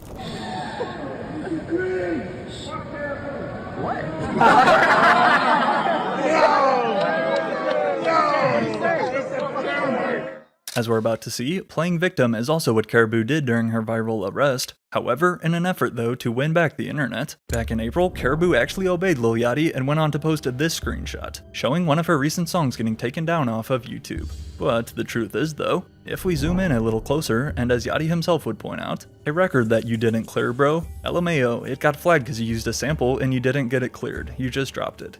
In an effort to then put things to rest for hopefully a final time, 3 days later, Lil Yachty would go live again on his Instagram with 12 million followers, this time revealing more about what's truly been going on. What happened was, she said that she thought she had deals on the table, right? Nobody was trying to sign her, right? So she thought I was holding her a deal and wouldn't sign the paperwork, but there was no deal. And she got a deal, right? And the deal came, and it was, I didn't care what the deal was. I don't care how much money it was. I really don't care, right? I said, okay, cool, I'll sign the paperwork. That's fine, I don't care. But before I sign that paperwork, I want my jewelry back, right? My earrings, 8-carat earrings, my watch, everything else. And you can go, right? But see, the thing was, she went on streaming tours, so she didn't want to give me my jewelry back. Claiming that all Yachty wanted was for Caribou to give him those concrete chains and jewelry back, which remember he had also referenced from earlier. And while the top comment theorizes that you already know she sold those chains a while ago, Yachty wasn't finished trying to clear the air. Say, hey, as soon as you bring me my jewelry, you can do whatever you want. I don't want nothing to do with you. I'm not here to hold you. By the way, in the midst of all this, I said, hey, you can drop music whenever you want to. Whenever you want to, you could drop your music. After saying again that he is in no way holding Caribou back from dropping new music, aside from more tweets like this one from her about the internet believing everything they see without evidence, then also came this post in response. "I been gave the chains back," she typed. Before, of course, ending with another insult. "You so gullible and a loser." You had an artist leave the group, your label, Caribou. Uh-oh. What happened? You gonna fix it? I tried. I really did try. I tried to. Man, I cared so much for her. It just didn't work out. As it stands, the two's beef is basically a he said versus she said sort of situation. However, one thing is undeniable. Today, we only hear about Caribou when it involves drama. Having not released a solo single song on streaming platforms since 2023, and now having dropped under 500,000 monthly listeners on Spotify, while again, she will argue that it's her label holding her back, only 1 month after her latest tweets attacking Yachty, Caribou's career and reputation took another detrimental hit. When it was first announced that Caribou would be performing as an opening act for Key Glock's Glockavelli Summer 2025 tour, this honestly seemed like a great decision. Attempting to put drama behind and move on with her actual music, that was until the event switch went down at her show in Georgia. So what exactly happened? Well, after a successful set in front of fans at the Coca-Cola Roxy in Cobb County, Georgia, as the cameras show, Caribou would step out of the venue for a moment as she says to use the bathroom, but when she then tries to re-enter the backstage area with another person, who allegedly doesn't have a backstage access pass, things quickly get out of hand. And as soon as her body cam footage right here surfaced onto the internet in August and blew up, I'll just let you guys take a look for yourself. I want to do something to get arrested though. Like, I'm trying to. You already did. That's why you're sitting right here. That's why you're sitting Try to shove right a here. stick up your. If I get 6 to jump you and beat the out of you and shove some shit up your bitch. Shut the talking to me. You going to hell. Shut the up, bitch. Y'all arrested the girl for no reason.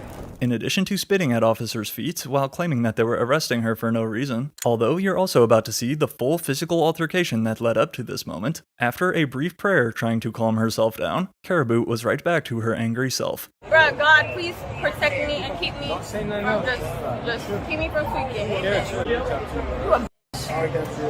a little punk ass. Chicken legs. The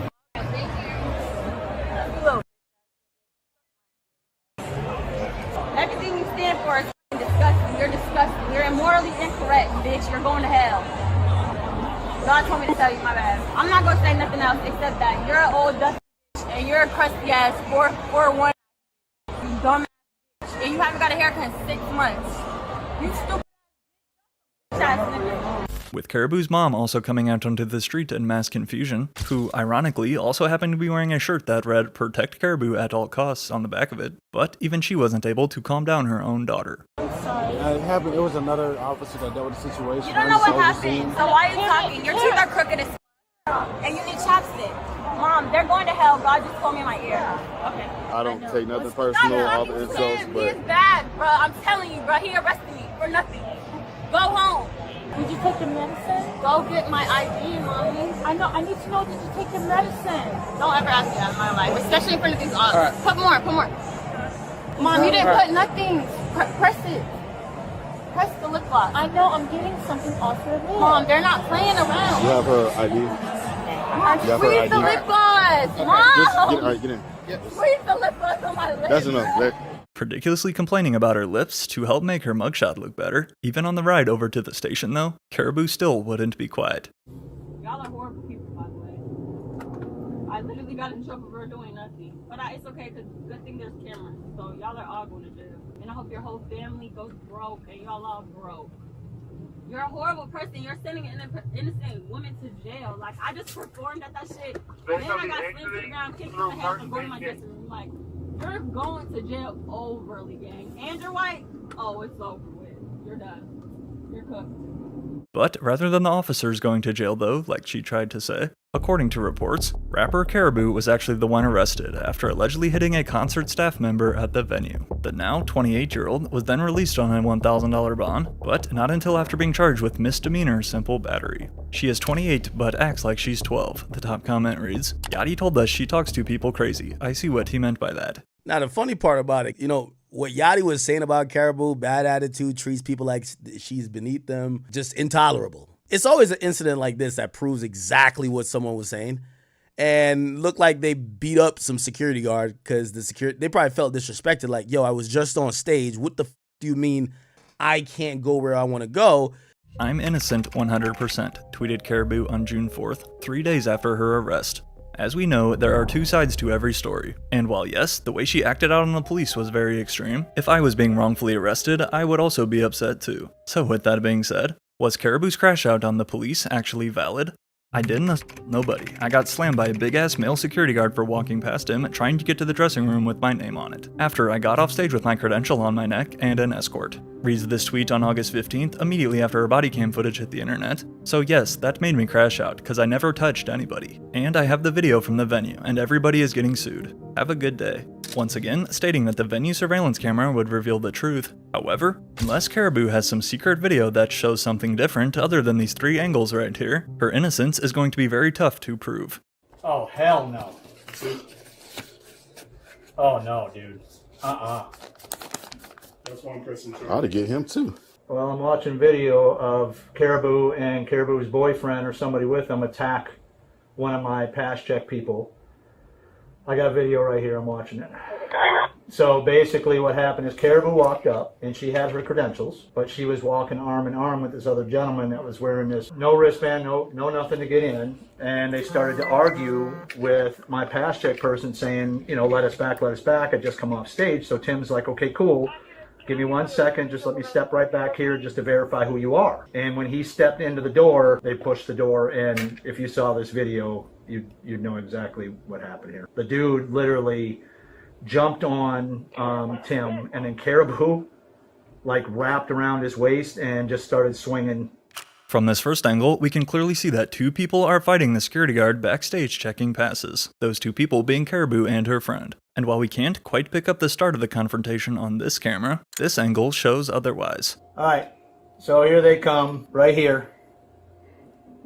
So arm in arm, okay? Her credential is on, no bracelets. So he stopped him and said, hey, just give me a minute. The dude in the hat's already yelling and being confrontational. She's sort of standing back for a minute, and then that's where he stepped back to say, wait a minute, just wait a minute, let me verify who you are because you don't have the bracelet on. And then that's when the other video happened. I go out to pass. There it is. I don't know if you can get in.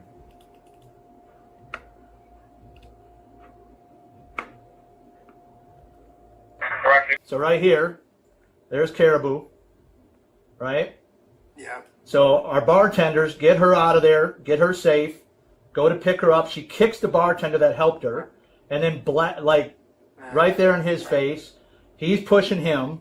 You can see everybody's trying to de-escalate. She's still snapping, and then right here you're going to see her punch him right in the face. So I'm right there, the bald dude. I finally come in like, what's going on? Calm down. I need security at top check. I need a security guard at top Smacked him right in check the to face relieve again. me. Upon review of this footage, again I'm not sure how Caribou could say that video from the venue could prove anything different. But at the end of the day, this is yet another terrible look for Caribou as an artist. Perhaps she might finally start treating people better now, and maybe her career will turn around too as a result. However, neither of those are very likely. Metro Boomin is easily one of the best producers hip-hop has ever seen, but the way that he just responded to the internet hating on his new project might be the most embarrassing move of his career. In the big 2025, bro, this is what we're doing? It's supposed to be a futuristic sum. I didn't sign up for this. Metro, I'm taking you off of my instant purchase list. I went to track 5. I cut it off immediately, never to return to it. After getting dragged online with poor reviews and low sales for his new throwback mixtape A Futuristic Summer, in particular from Joe Budden, Metro Boomin would then fire off a series of extremely corny tweets. However, as we're about to see though, this isn't even the first time Metro has crashed out on Twitter. And despite claiming to regret his past actions, unfortunately his latest rant proves otherwise. Only about 5 months following the tragic death of Metro Boomin's mother, who was reportedly murdered by the hands of her own husband, having labeled his mom his biggest inspiration for his career with all the motivation he now needed, 5 months later in 2023 arrived Metro's most successful album, Heroes and Villains. And with his legendary producer tag, which I think we all recognize, Metro Boomin want some more, nigga. Hey, young Metro, don't trust you. I'm gonna shoot you. Metro! oh, Metro Boomin want some more? Like, that was the thing. Then around the whole Kanye era, that thing, it was like, if Young Metro don't trust you, everybody was saying that everywhere I go. Now it's like, they keep getting shorter, so now it's just like, Metro, just everywhere, you know? So that's probably my favorite one. From serving as executive producer for the Spider-Verse soundtrack, as well as Young Thug's album From Jail, plus then even producing the new Lobby theme track for Fortnite, Metro Boomin couldn't miss in 2023. However, it was his next decision that changed everything. Despite his collaborator Future telling GQ that, quote, there was a beef, I didn't even know there was a beef. After Metro's decision to team up with his fellow Atlanta friend for not one, but 2 collab albums together in 2024, the hip-hop landscape was never the same. Of course, also recruiting Kendrick Lamar to diss Drake on Like That, but for Metro Boomin specifically, last year's beef proved 2 things. First is that Metro Boomin is very sensitive. And we can point back to this tweet right here as a great example. In response to a post comparing the stats between heroes and villains versus Drake and 21 Savage's album Her Loss, Metro had this to say in a now deleted tweet. Yet, Her Loss still keeps winning Rap Album of the Year over Heroes and Villains. In reference to the Grammys, proof that award shows are just politics and not for me. Now, like I said, this tweet is no longer on his page, but this post was also extra odd, considering his close relationship with 21 Savage, who he basically came up with, and his history with Drake, who he had dropped one of his biggest early hits with. But although this tweet is nothing compared to his other recent ones we're about to see, the second thing that last year's hip-hop civil war proved to us about Metro Boomin is that he's officially one of the biggest producers. Now, for those that don't know, name some of the artists you work with. For those that don't know, that you did top flight production for. I say Future, of course. Thug, 21 Savage, Travis Scott, Drake, Kanye. Besides his extremely long list of A-list production credits, if he wasn't already, then 2024's beef certified Metro Boomin as a household name. Thus, with his hype and attention at an all-time high, all eyes were on his next move. However, nobody could have ever predicted what happened next. Released on August 1st with the title A Futuristic Summer, Metro Boomin's new mixtape couldn't sound any more the opposite. Instead, hearing Metro aim for that nostalgic 2000s era trap vibe, or as Justin Hunt describes it, Atlanta's been running rap from a number standpoint for a very long time. And so he went back, essentially made a salute to that era. I wasn't trying to make a project, I was trying to make a season. Something that feels like summer used to feel. Not just the weather, the energy, back when beats had space. Metro even calls it an Atlanta love letter to the city, but with a throwback sound that he says brings him back to high school. While sure, don't get me wrong, there's definitely some fans who enjoy it. The truth is though, the sound and direction that Metro Boomin took with this new project is far from the current mainstream appeal. Yet, that leaves us with the question, why is Metro so upset then and surprised by this poor reaction? Shouldn't he have expected this?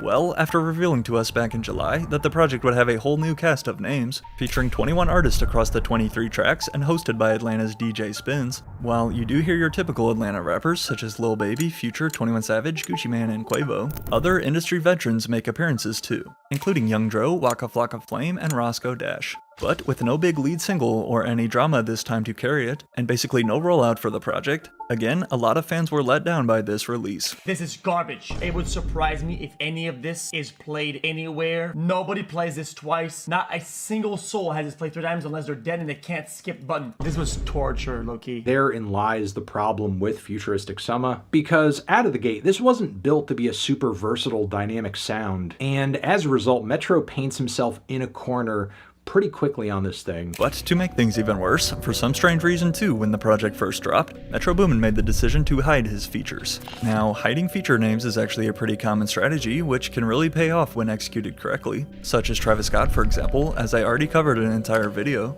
But for a producer though, like Metro Boomin, who just makes beats, choosing to not list his features out was honestly a terrible strategy. And even Joe Budden agrees. I don't know who anybody is on this album. Yeah, they didn't put the names on nothing. It's cool when, you know, this is, like, I know Travis does that a lot, but I know I'm getting Travis Scott on every album, then you get surprised by the feature. Right. Who? Like, yo, that don't work if here. you're a producer, put the fucking names of the people Yeah, like, on that the don't work song. here. Yeah. Say featuring like a decent human being is all we saying. Joe Budden did not hold back in his review. And although Metro has even admitted to being a subscriber of Joe Budden's Patreon himself, this was just the start of Joe's hate-filled review. But internet opinions aside, is the hate on Metro's project even valid? While I will say it's definitely an acquired taste, it turns out Joe definitely wasn't alone. as rather than Metro Boomin's previous 250,000 first-week sales and #1 debut with his last album, or his impressive 182K first week on Heroes and Villains, instead, as Billboard reports, A Futuristic Summer is expected to only sell around 20,000 units first week, and will struggle to even crack the top 20. It sold what it sold, 18,000. Now, of course, Drake fans are taking this as the opportunity to dunk on Metro, as they should. The idea that these guys all were pretty much celebrating like the overthrowing of the king. Going strictly off the numbers, this project was a flop. But was Metro even trying for high sales? Well, although classified as just a mixtape, but what's really the difference nowadays? Judging by the sales and streaming numbers of A Futuristic Summer, exactly how Metro told us during his viral Twitter rant, a lot of people are choosing to sit this one out. While some will argue that Metro's new mixtape was simply a passion project he made for fun, of course, this still hasn't stopped Drake fans from clowning Metro's numbers into oblivion. But depending on who you ask though, first week sales numbers and the importance they actually carry has always been a big debate, especially in hip-hop. However, at least for me personally, I promise I had not heard anything about Metro's new project flopping and really getting such a negative response. That was until Metro himself basically brought it to the world's attention, showing his insecurity once again. To kick things off, only 2 days after his project's release, came this tweet by Metro Boomin. A lot of y'all get no bitches and it shows. Hashtag A Futuristic Summer. But whenever somebody starts talking like this, it's just like, okay, dog, you don't really have a point. Because if the point is whether or not someone gets chicks, I just feel like, what does that have to do with anything? Or no bitches, the album was shit, bro, reads this top comment in response. Yet, whether or not you agree on the actual quality of music, and whether you like the project or not, Metro did not stop there. As again, following more reactions and reviews, and again particularly the Joe Budden podcast. I saw you up there, I didn't know you was dropping, I bought it because you've been on a run, and I clicked this shit. I went to track 5, I cut it off immediately, never to return to it. Stating that the project was so bad that he couldn't make past track 5. Clearly, Joe Budden was not a fan. However, according to Metro Boomin though, there are a few key reasons why you don't like his mixtape. If your homeboy never had to hold you up in the teen party while you was getting danced on, then you might want to sit this one out, reads this first tweet of many, which there go a lot of people right off the bat. If you started listening to rap music in 2017, then you might want to sit this one out. Hashtag A Futuristic Summer. If you never intentionally wore your clothes with the tag still on, then you might want to sit this one out. If you never went polo with the Sperry's, then you might want to sit this one out. Giving your album a dress code though might be the bigger problem. If you never went out and competed with your boys on who could get the most numbers, then you might want to sit this one out. While I suppose all these tweets did bring more attention to his project, in my opinion, good marketing and promotion for your project is not telling people, especially some of your own fans, that they are not meant to listen to something. Or, as another user points out, responding to negative social media feedback is like the #1 sign that an artist is insecure at it. Metro gotta stop crying on Twitter. Acting like this on socials just makes you look lame as hell. Just say thank you to the people who like the album and ignore the ones who don't. Metro Boomin is having a generational crash out after dropping an album with 24 skips, coming at the negative reviews with tweets like this saying a lot of y'all get no it shows. And you may be wondering, what has Metro Boomin's response to his album going triple cardboard been? I don't know, man. Responding like this just makes it look like you're mad, and it's just not a good look. From examples such as Chance the Rapper back in 2019, who literally tweeted at his fans to eat a dick if they didn't like his trash album The Big Day, and then complained that the internet was just hating on him cause he loved his wife, to then Logic 3 years ago in 2022, who tried to tell fans that his Confessions of a Dangerous Mind album was actually just a satirical social experiment that people didn't realize. Clapping back at your fans and trying to justify underperforming never ends well as an artist, or in this case a producer.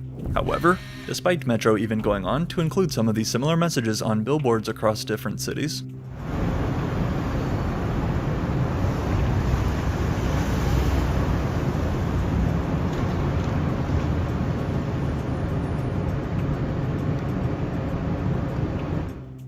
while many simply took this as more coping on Metro's part, as I said earlier, the music does cater to older fans, but making up all these reasons why fans don't like it is pretty lame. Not to mention the one about not getting bitches.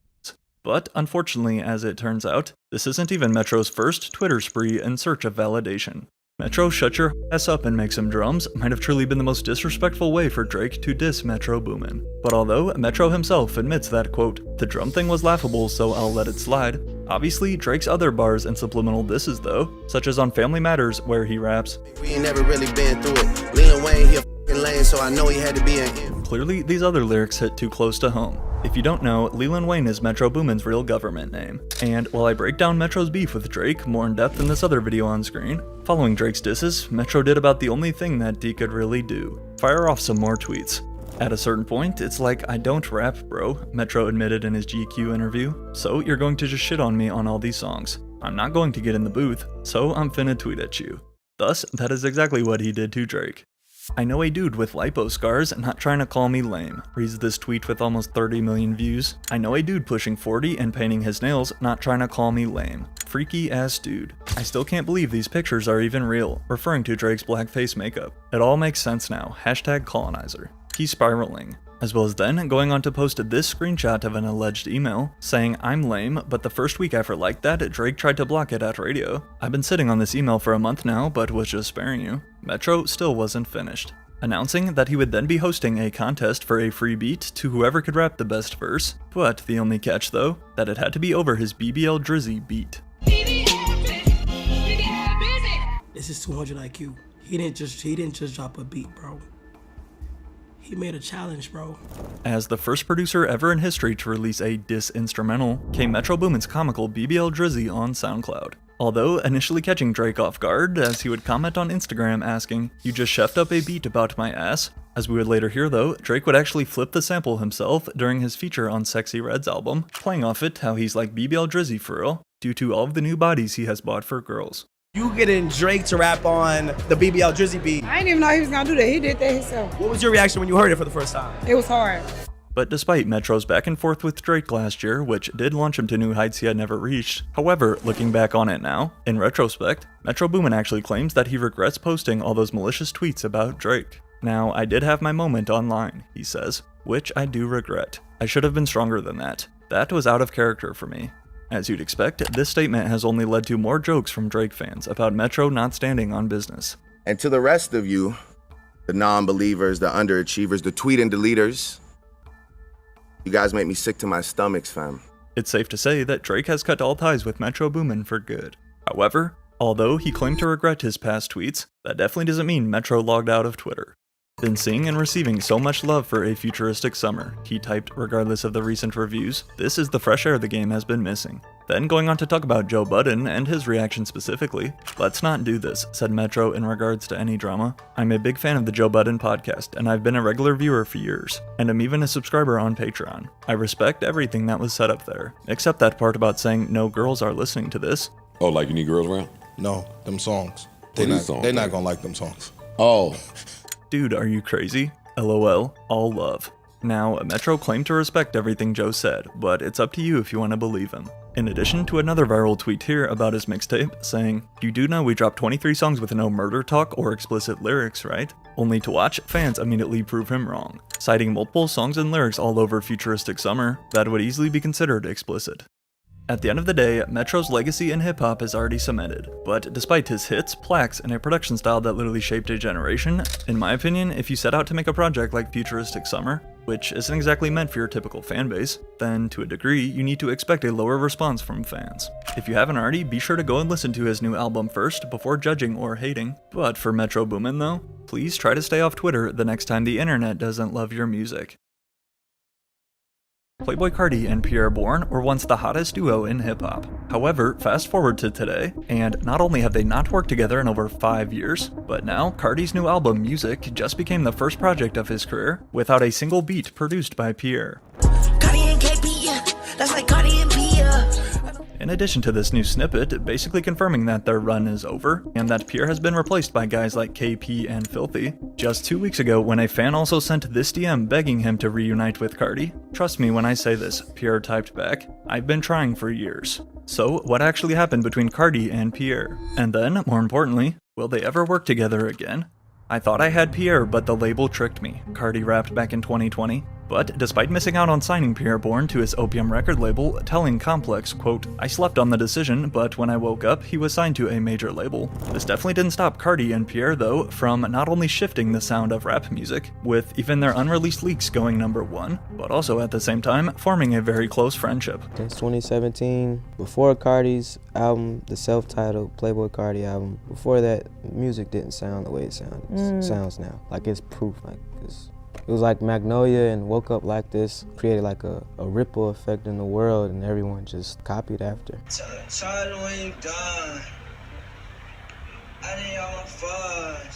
me do the last verse. I need all my friends. With literally hours of footage together, it's obvious that their relationship went much deeper than just platinum records. However, although this also makes their fallout and recent absence from each other even more of a mystery, in order to fully understand, first we have to go back to the beginning. Never in his wildest dreams could he have guessed that a random beat he made in the back of an Uber on the way to Zaxby's would turn into Pierre Bourne's double platinum breakout hit. But how the instrumental for Woke Up Like This got to Cardi was even crazier. Like, I heard Cardi, I just didn't know that he did my beat until after the fact. It was on the internet. It was like academics post. And I was going to the studio and I seen K Supreme, and K Supreme told me, "Yo, Cardi did your beat." I gave him the beat. And I was just like, I got mad. I was like, what the?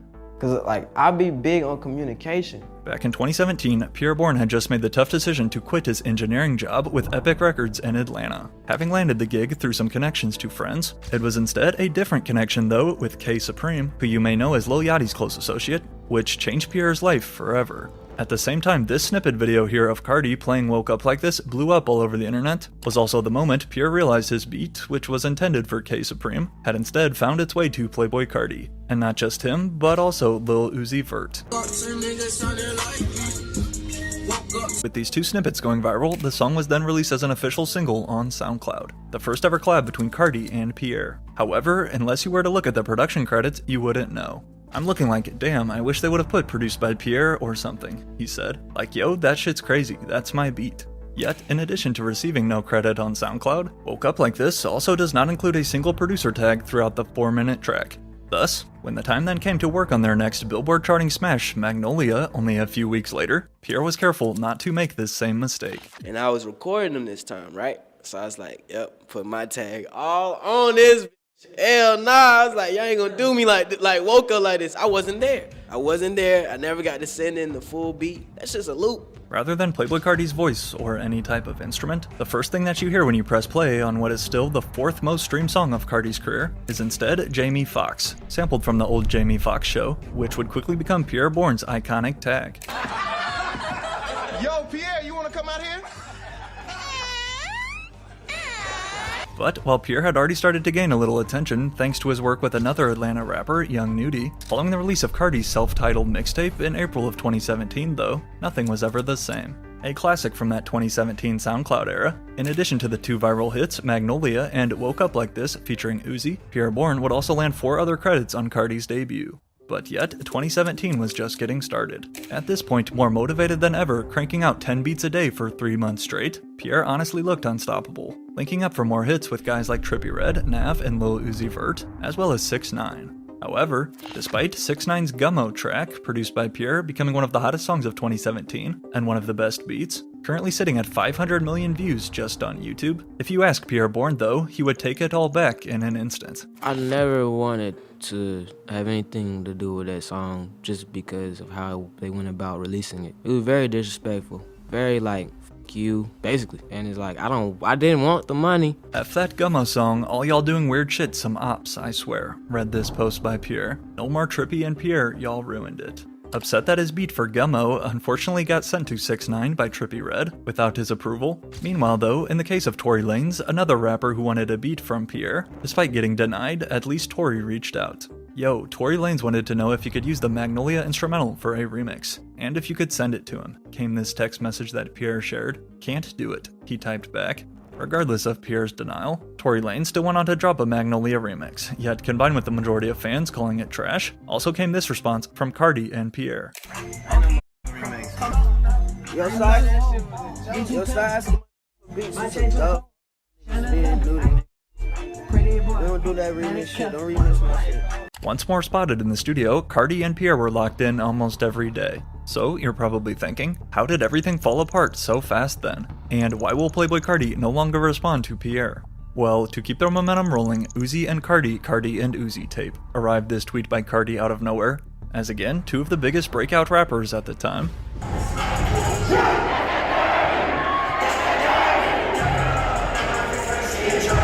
With the title 1629 and reference to both artists' neighborhoods, and then, to complete the Dream Team trio, Pierre Bourne was also set to handle the majority of 1629's production. How do we know? Simply look no further than the multiple leaks from this era, including Break the Bank, Big Bank, and Throw It Up to name a few, all produced by Pierre. Yet, unfortunately, along with the 1629 tour getting cancelled soon after it was announced, due to Uzi claiming, quote, he needed to focus, as a result, this collab album would sadly get scrapped too, robbing us fans of a potential classic. If I could drop a collab album right now, I'd probably drop. The first collab album I want to drop is 1629. That's you and Cardi, right? You tell me. But before the year of 2017 was finished though, Pierre Bourne still had one more big move up his sleeve. In September it was announced that he had officially signed his first ever record contract with Interscope, but instead of a producer, as a rapper. In addition to making beats, Pierre Bourne has also been a rapper himself, ever since he formed a rap group with his friends back in high school called The Bourne Ones. And not only was his hard work paying off, signing to a major label now, but the news also came that Pierre was launching his own record imprint too, called Sauce House, with this logo right here. Now, you're probably wondering how things could possibly get better than this for Pierre Bourne. However, prior to getting left off of Cardi's latest album for the first time in history, 2018 though was somehow even bigger for Pierre. Although 1629 got shelved, when the time then came for Playboi Carti's debut studio album, this was essentially a Cardi and Pierre collaboration. In my opinion, what remains Playboi Carti's best project to date, dropped as a surprise in 2018. Literally, of the 19 total tracks that we hear on Die Lit, 15 of them feature production by Pierre Bourne. And Die Lit definitely has some T-Lop 4 beats on there. So it was stuff that you already recorded too? Yeah, like where my album was, where at that time where I was like, all right, it's done, these are the songs for it. I might have played a beat and he'd be like, nah, I want to do that one. And in my mind, I'm like, damn, that's one of the songs on the album. But yeah, I'll just do another song because we gotta keep this shit going. Right. As Pierre told Genius, he was willing to sacrifice multiple songs that were originally meant for his own album in order for Cardi to use them on Die Lit. But besides his beats turning into hits such as Fell in Love, R.I.P., and Love Hurts featuring Travis Scott, Die Lit would also mark the album that first introduced Pierre Bourne to the mainstream as an artist, with Cardi letting him have a verse on track 7 right now. Started making beats for myself first. To rap on, okay. Yes, gotcha. and I moved to Atlanta to engineer for myself first. He called me and said, I didn't know you rap. I was like, you didn't tell me to play you my rap song when I pulled up. You said you wanted to play some beats. Right, no, I got that. I would have rapped on the first album, but I said, nah, I kind of like this shit. I might blow up as a producer, be one of the biggest producers in the world. Yeah, let's do it. Let's run it up. Although, in my opinion, Pierre is definitely better as a producer than as a rapper, it was still cool to see him try and branch out. Continuing on to then cook up with more superstars such as Kanye West, working on tracks including Yikes off of his 2018 album Ye, before winning his first Grammy ever for his production with Kanye on Jesus is King, not to mention also producing the underrated Travis Scott single titled Watch, and another leaked Cardi girl, Cancun, in 2018, which went viral all over social media. Walk around them bills. Walk around them bills. By 2019, Pierre Bourne was one of the most popular producers in the entire industry, and for good reason. Locking in next on his own debut album, The Life of Pierre 4, a series named after Kanye's Life of Pablo, while of course still making sure not to stop his growing list of mainstream hits. Placing 4 credits on Eternal Take with Uzi, a beat for Juice WRLD's Bad Boy that was released later on. Before then, at least as it initially seemed, production all over Whole Lotta Red. I just got some money, so you know what I mean? I'm trying to drop my shit in the next 60 days. As 2020 rolled around, so did the highly anticipated release of Playboi Carti's second album. However, before transforming into this crazy, energetic rage sound that we all know it as today, at first, Whole Lotta Red was a totally different album. Instead of these new producers such as Wake Up Filthy, Starboy, Out of Town, and Art Dealer, Wake up, filthy. To continue their unstoppable hot streak, Carti's very first version of Whole Lotta Red was set to be filled with Pierre Bourne beats, and to prove this, combined with these tweets by Pierre himself teasing the album, which, as we're about to see though, would be the opposite of how he felt in these posts after getting left off, But just prior to the album's release, Playboi Carti was hit with another massive wave of leaks, forming what fans know today as Whole Lotta Red V1. All of these songs that we were getting to hear from this era, including Neon, Molly, and Pissy Pamper, aka Kid Cudi, were literal proof that the combination of Carti's soft V1 baby voice over Pierre Bourne's mesmerizing production is the perfect formula for viral bangers. When I first heard this shit, I'm like, man, what the f***ing Carti talking about, man? This nigga sound like a whole damn... That's what I said. I said he sound like a goddamn baby. So I had to just keep listening to it. I had to goddamn stick my ear to the damn song and hear what the f*** he was saying and shit, you feel what I'm saying? Once I heard it, I'm like, oh, okay. Well, it kind of fact it sound kind of, you feel what I'm saying? Like different type shit. In fact, To Certify itself is one of the most legendary leaked songs ever. Over 5 years ago, back in 2019, a fan upload of the Pissy Pamper snippet, also featuring Young Nudie, would actually reach the #1 spot on Spotify as some random upload. You guys think Pissy Pamper is the best leak to ever hit the internet? Shit, yeah, I'm with, yeah.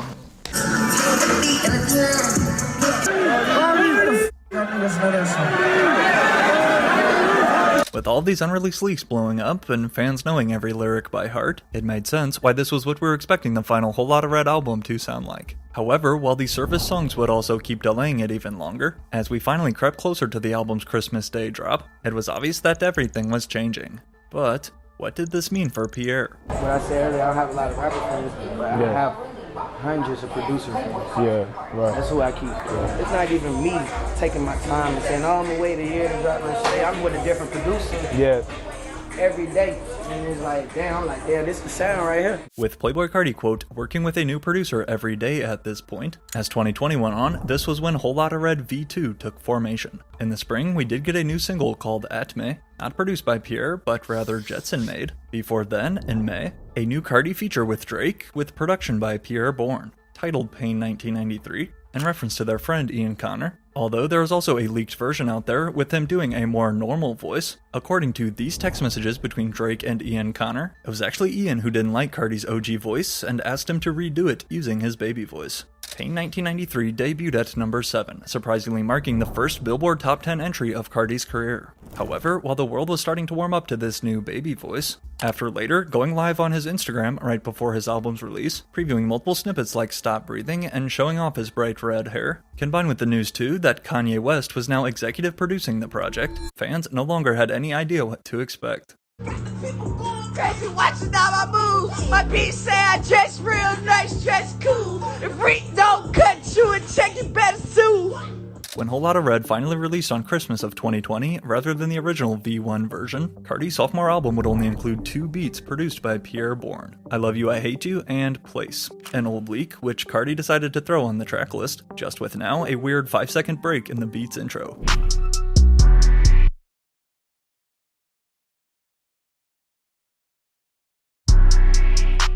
But in addition to the very mixed reaction from fans after its release, such as the hashtag WholeLottaMid trending Christmas morning, while not exactly saying any words, these 2 tweets were then posted by Pierre on December 25th, appearing to be sad since he was barely featured on the final track list. However, at least at first, Pierre tried to remain optimistic. Me and Carti got way more music though, said Pierre, downplaying his notable decrease on Whole Lotta Red. We locked in the majority of last year, so him just putting those 2 songs on the album, he's just playing with the world. He's holding on to all the music we got. If he thought Carti was holding on to their music back then though, as we're about to see in a sec, his new album has 0 Pierre songs. But following Whole Lotta Red, the only other Pierre and Carti release was Switching Lanes, another old track they had recorded and leaked back in 2019, before finally placed on the Life of Pierre 5.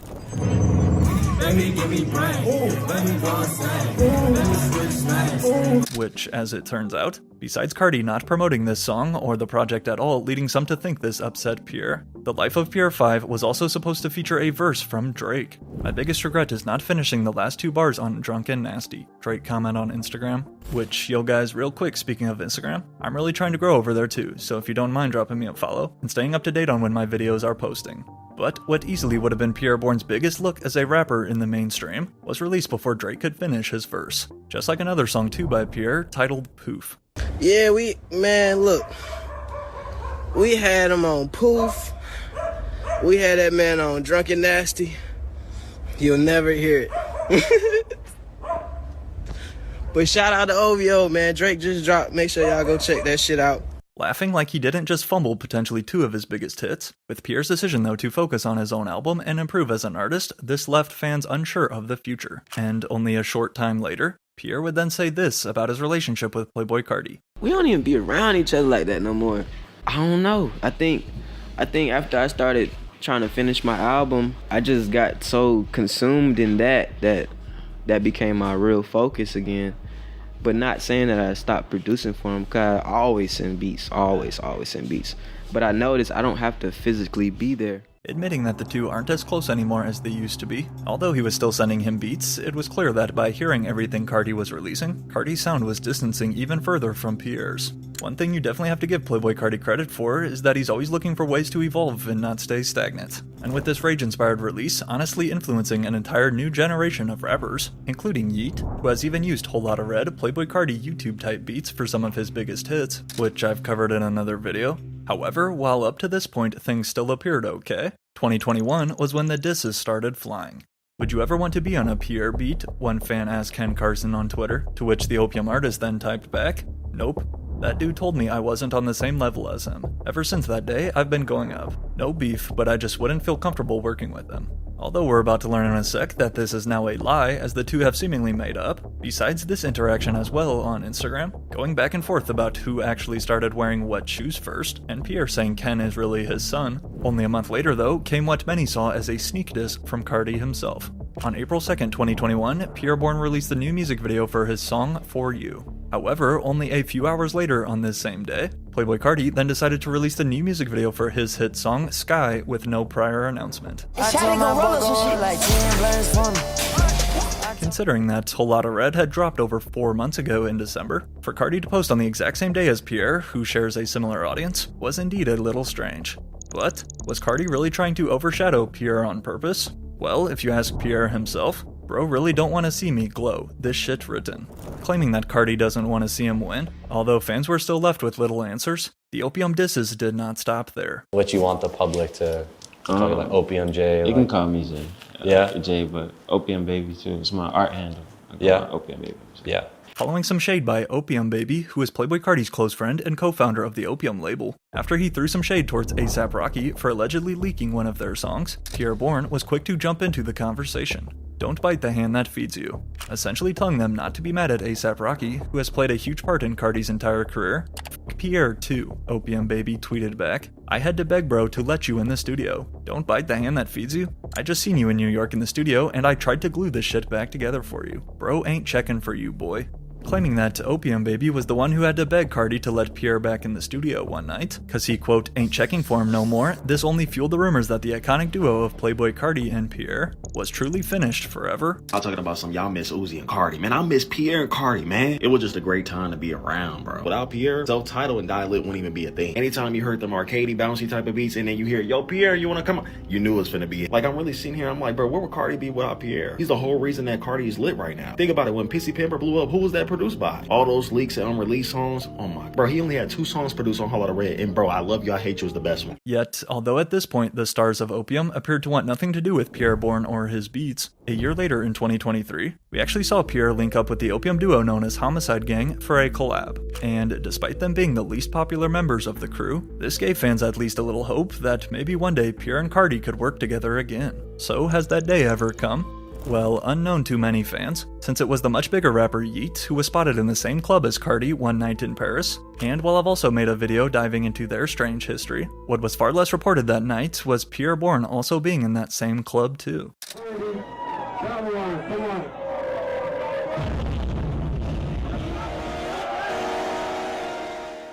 However, after reading his tweet about being in the middle of the crowd and hiding like Homer Simpson, this left fans confused. Was this Pierre saying that he was trying not to be seen by Carti? Or, considering they were only a few feet away from each other, had he finally reconnected in person with his bro?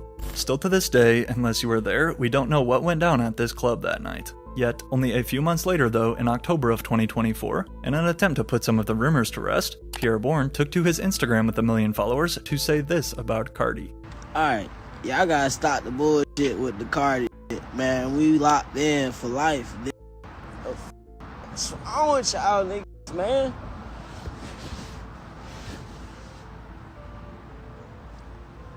That's all I'm gonna say. claiming that they were still locked in for life and there was no real beef. But combined with the fact that this was before I Am Music was released, and considering that Pierre said this while facing a solo blunt, it remained unknown how Cardi actually felt about Pierre. And as the year of 2025 got underway, with every fan hoping and dreaming to hear at the minimum one Pierre beat on I Am Music, Pierre went 0 for 30.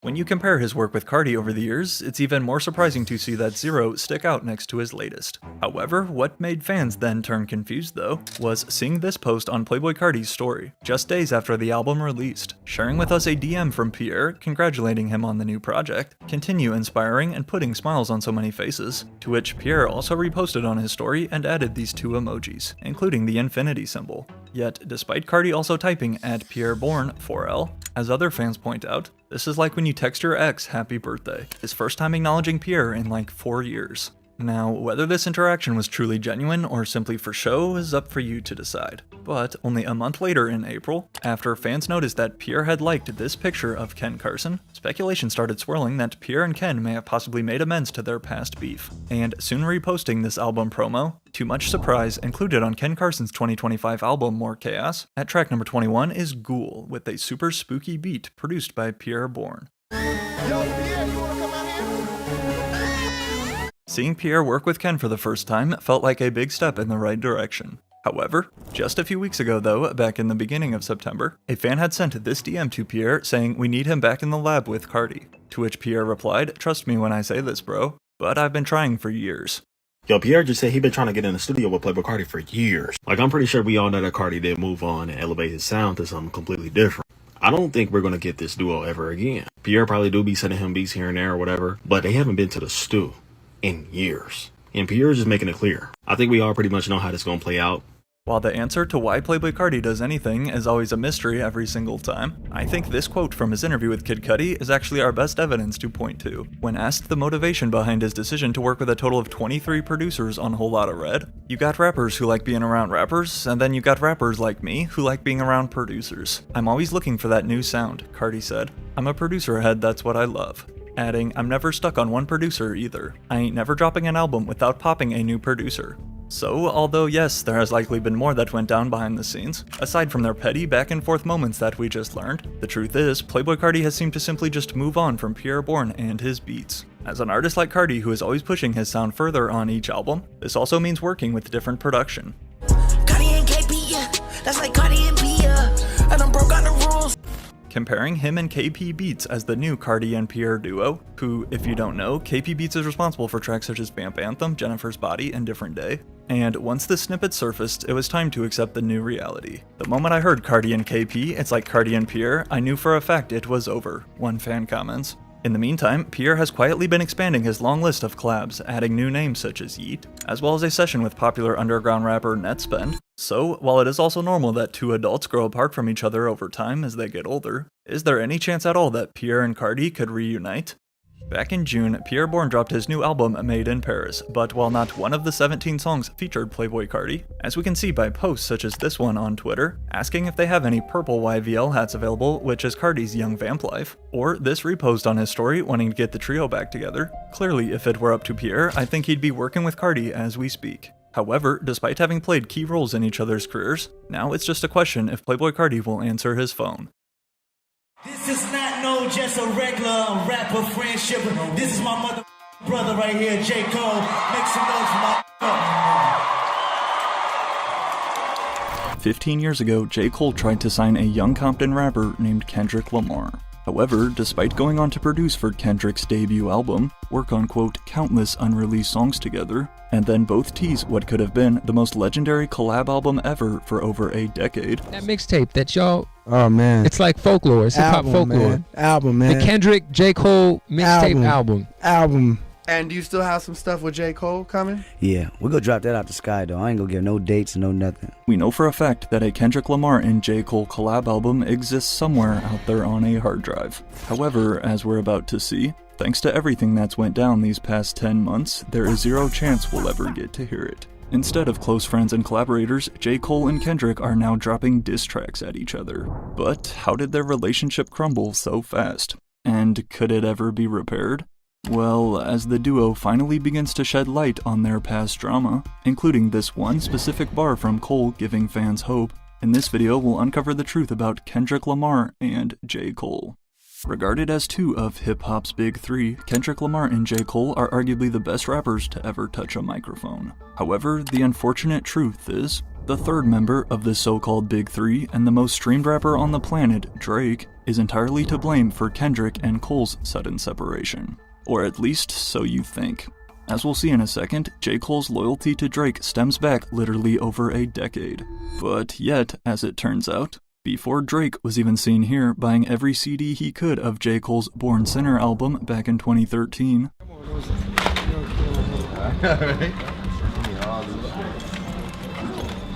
Damn. They probably got more than that, right? Yeah, hell yeah. Fans are gonna come here and you can't get one. and before Drake was shouting out J. Cole as his brother, on stage in front of thousands, I just want you to understand something. You are genuinely, without a doubt, one of the greatest rappers to ever touch a I love you with all my heart, with my brother. what if I told you that prior to forming this extremely tight friendship with Drake that dates far back, J. Cole actually found Kendrick Lamar first, and even discovered him before Dr. Dre.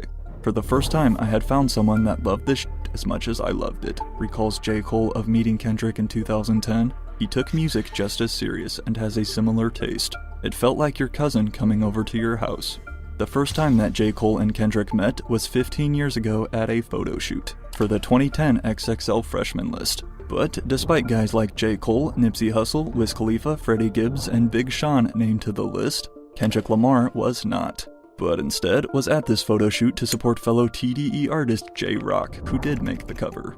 At this time in 2010 though, all J. Cole had out was his mixtape, The Warm Up, and Kendrick was yet to even drop Section 80. Then, after initially crossing paths at XXL, it wasn't until a listening party a few months later they both attended when they really got the chance to connect. And immediately, as soon as he heard Kendrick Lamar rap for the first time in his life, J. Cole knew he was a star in the making. I met Kendrick at a time when all I had out was the warm-up. Nobody knew who he was. He didn't have a deal. He was signed to Top. I didn't know he was signed to Top. I actually wanted to sign him. But in my mind, he was the first person I ever found that I was like, yo, I'm telling everybody, like, yo, I'm trying to sign this kid. Like, yo, this nigga's nasty. Because what happened was I was at a party in LA, this group called You and I, release party. We went, and at the party, you know, they had a few songs, and they brought this kid up. You know, this short ass kid. I'm looking at this short, you know, dark skin. I'm like, yo, who's this kid? Like, and then he gets on the mic and murders. I'm a rapper's rapper, and I'm not easily impressed. You know what I mean? And when I saw him, I was like, what? When I heard him, I'm instantly like, I'm looking at Eve like, yo, this nigga's crazy. Like, I gotta go let him know that he's ill. J. Cole, did you tell Dr. Dre about Kendrick?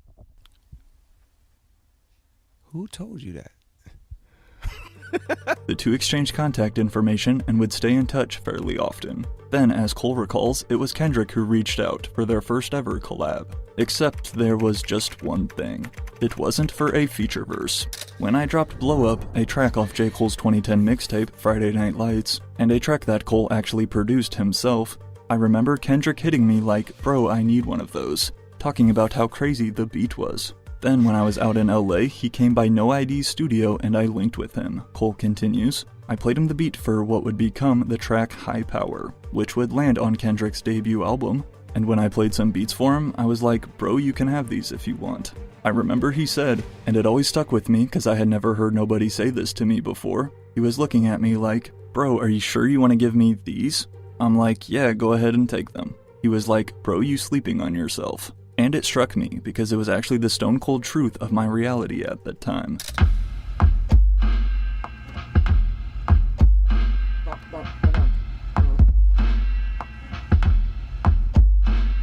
Back in 2010, J. Cole was grinding hard and really working to also establish his name as a producer as well. And along with making the beat for the Section 80 single, High Power, clearly Kendrick Lamar was a big fan of Cole's production. Thus, it only made sense for Cole to then produce the majority of beats for their collab album together. We don't have a title or release date yet, Kendrick told XXL of this legendary project, but J. Cole got like 90% of the production so far. This is me and J. Cole working on right here.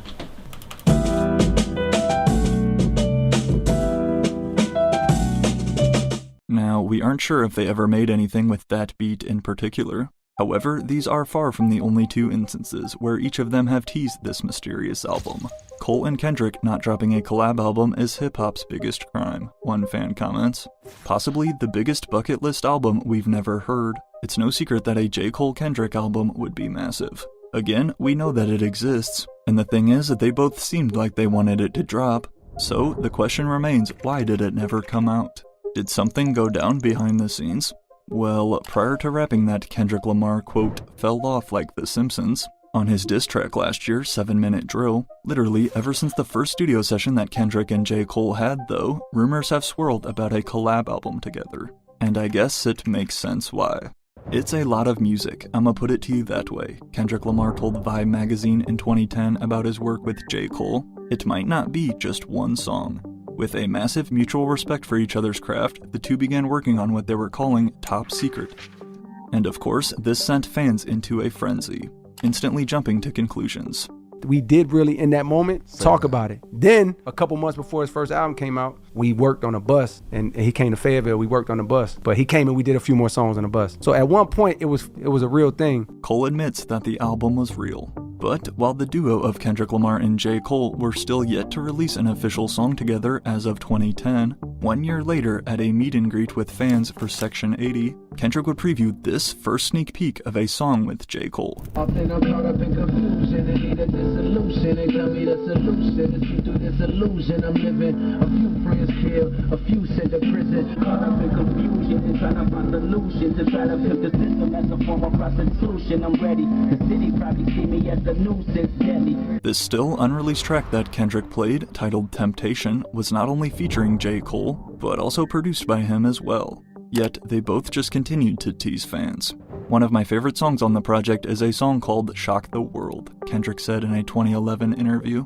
Cole laid the first verse down and set the tone for the whole record. It's going to shake up a lot of people.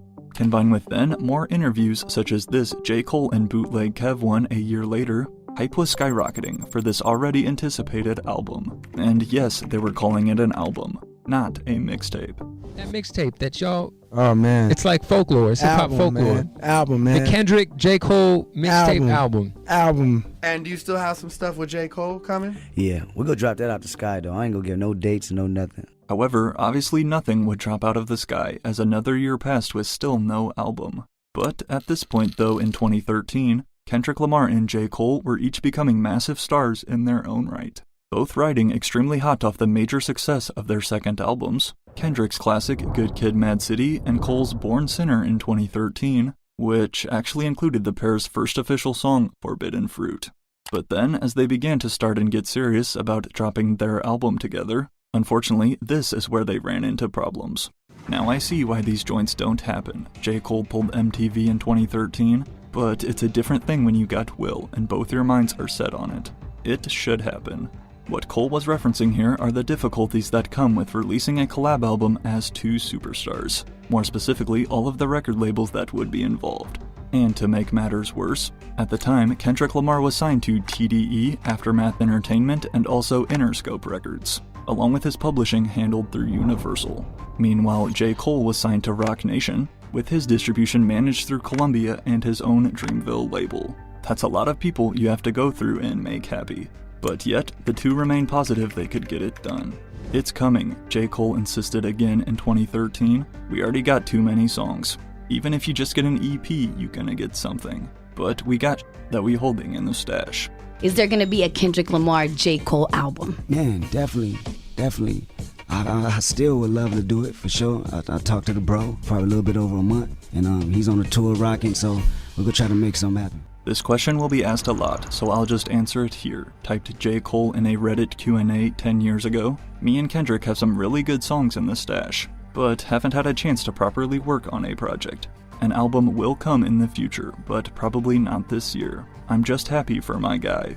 It's honestly crazy to say this, but 10 years ago now was 2015, and by then, Kendrick Lamar and J. Cole were proven stars at the top of their game, having each just dropped another masterpiece. Combined with J. Cole claiming that he was happy for Kendrick, well, at least back then he was happy for him. Again, now he's saying Kendrick is past his prime. But as the two would keep bringing each other out at their shows over the years, it was clear they were genuinely good friends. Another Down and Dream show. We got a special guest. It's my turn. I got blood on my dick because I the coach. I'm nasty. When you pass me, nigga, look me in my eye and tell me to my face you ain't ready to die. As the year of 2015 came to a close, Kendrick Lamar and J. Cole did have one surprise in store for their fans though. After watching Drake and Future release their smash collab album What a Time to Be Alive in September, just 2 months later in November of 2015, something happened which would send fans' hype to an all-time high. The day was Black Friday. Out of nowhere, Kendrick and J. Cole decided to release remixes of each other's hit songs exclusively on SoundCloud. J. Cole would spit bars over Kendrick's Alright instrumental, while Kendrick put his own spin on the Tale of Two Cities beat.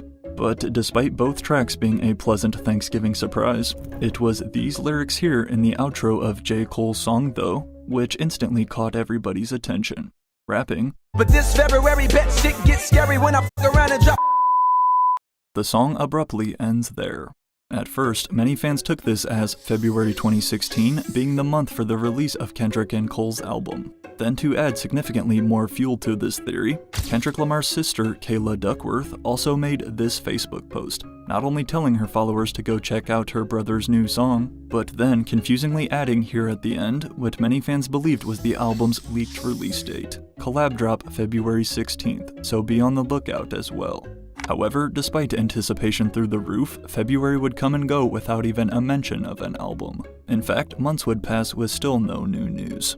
The most info we'd get was this tweet in 2017 from Top Dog President Punch, who even he didn't seem like he knew what was going on. I was just playing about that Dot and Cold joint. It's coming, for sure, maybe. I don't know, it might happen. Actually hit them. Months continued to pass by, and any hope we'd ever get to hear this collab album was diminishing, continuing to still pop out at each other's shows, including Cole, who made an appearance on the Damn Tour in 2017. One finger, everybody. Side, top, bottom, left. Everybody up top, I see y'all and shit. I put a finger in the sky if you want it, if you want it. If you want it. Despite no bad blood between the two, at least at the time, a year later in 2018, J. Cole would speak again about the possibility of an album with Kendrick. But unfortunately, it was far from what fans wanted to hear. So does this mean there'll never be a Kendrick and Cole album that everybody seems to think is happening? Not for that reason. It's not that I wouldn't want to work with him. That's not the case. So that's not a real thing. That's like some fantasy thing. It's not. It didn't come from nowhere. It came from us. Yeah. You know what I mean? But it's not like it's something that's actively happening. They shouldn't get their hopes up? Nah. J. Cole told fans they shouldn't get their hopes up, but also took responsibility for both of them leading us on for so many years. And then, aside from a short 2-bar chorus from Kendrick, on the intro track Under the Sun for J. Cole and Dreamville's Revenge of the Dreamers 3, the last we heard of this Kendrick collab tape was in 2023, when J. Cole went on Lil Yachty's podcast and said this. But bro, time in life, we ain't never got a chance to like really go in. Right. And bro, when you got two successful artists with lives and families, it's like, bro, that's hard to do. Cole put the collab album rumors to rest for the final time. Understandably so, fans were sad and disappointed about what could have been. But just a year and a half ago though, when J. Cole said that on Yachty's podcast, Cole and Kendrick appeared to still be good friends. That's my man, first and foremost, J. Cole stated back in 2010. I just feel proud because I've always seen it. The truth is, J. Cole was really one of the first rappers to ever co-sign Kendrick Lamar, and has literally been there since the beginning, watching him grow into the star he is. However, on the other hand, they say sometimes you have to cut certain people off along your journey.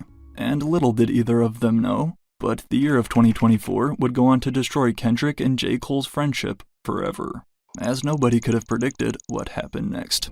They act like two legends cannot coexist. J. Cole raps on the chorus of his 2019 hit Middle Child, although Kendrick is determined to stand alone at the top. 2024 would prove to be the year which saw Kendrick and Cole go from friends to enemies, but it was actually a song from the year prior that kicked everything off. And despite ironically starting his verse, "Dude's so thirsty to put me in beef, dissecting my words and start looking too deep," J. Cole's first song ever with fellow superstar Drake, titled First Person Shooter, would go on to do exactly that, ignite the biggest rap beef in history. And caught up right in the middle of it all was none other than J. Cole. As I mentioned earlier, and as I'm sure you guys know, J. Cole, Kendrick, and Drake make up what is often considered hip-hop's big three. Even J. Cole agrees too, as he would rap these lyrics on First Person Shooter. Love when they argue the hardest MC. Is it K-Dot, is it Aubrey or me? We the big three like we started a league. First Person Shooter would surprisingly become J. Cole's first, and as of now only, Billboard #1 hit of his career. Can you imagine the numbers a collab album with Kendrick would have done though? But combined with then bars from Drake bragging and comparing himself to Michael Jackson with all of his hits, despite rumors that Kendrick Lamar was also asked to feature too but declined, there was no denying though that Kendrick took offense to this song and to Drake and J. Cole teaming up. And what came next would not only shock the entire music industry, but also the entire world. As long as there has been rap, we have had rap beefs. If you've been on social media at all recently, you've probably seen this latest one. This all started when Drake and J. Cole had this song called First Person Shooter. Kendrick Lamar versus Drake was national headlines everywhere you looked. However, as a close friend and collaborator of both for over a decade, J. Cole was again dragged into this whole beef too, which absolutely exploded on March 22nd, 2024. As a hidden feature on Future and Metro Boomin's first collab album, Kendrick Lamar surprised us all by sending shots at both his peers Drake and J. Cole, quickly dismissing this idea of a big three. F Sneak Dissin, First Person Shooter, I hope he came with 3 switches, raps Kendrick on the song Like That. Mother F the big three, man, it's just big me. As Rob Markman of Genius puts it, Kendrick was drawing a firm line in the sand. His stance is, you can't just say you're the greatest, you're going to have to prove it. Feel like the big three, like we started the league. Kendrick is saying, nah, that is just me. It ain't no 3, it's me, and then whoever wants smoke. Fans were hoping this would finally mean we'd get to hear these stars duel it out on the mic. As this whiteboard on Drake's tour read, the rap game will never be at peace, there will always be competition. Everyone wants to be the one. But while that is true, if we know anything about rap beefs from the past, we know that it's also true that they can get personal extremely fast. And looking back on it now, not only did this beef get pushed to lengths we've never seen, including Drake now trying to take it to court, clearly this was not the path that J. Cole wanted to take against his former friend. And as we'll see in a second, his new song confirms this as well. His former friend though, who again keep in mind only 5 months earlier, J. Cole was talking perfectly fine about Kendrick and their friendship on Lil Yachty's podcast. So how did everything crash down so fast? Well, although Kendrick's bars on Like That were aimed more at Drake rather than Cole, as the other member of this so-called Big Three, which Kendrick also said them in his verse, and not to mention that when Like That released and a bombshell was dropped on the entire rap industry, J. Cole actually happened to be on tour with Drake at the time.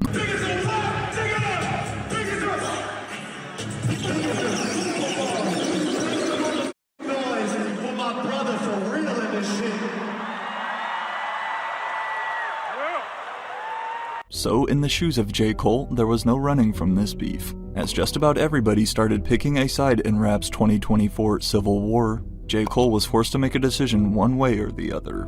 Yet, surprisingly, before Drake even got the chance to get in the studio and respond back, regardless of how he truly felt inside, J. Cole would give in to the internet's pressure and actually respond with a diss track of his own for Kendrick. Originally featured as the outro track for his new project Might Delete Later, which, judging from these vlogs that were posted months prior,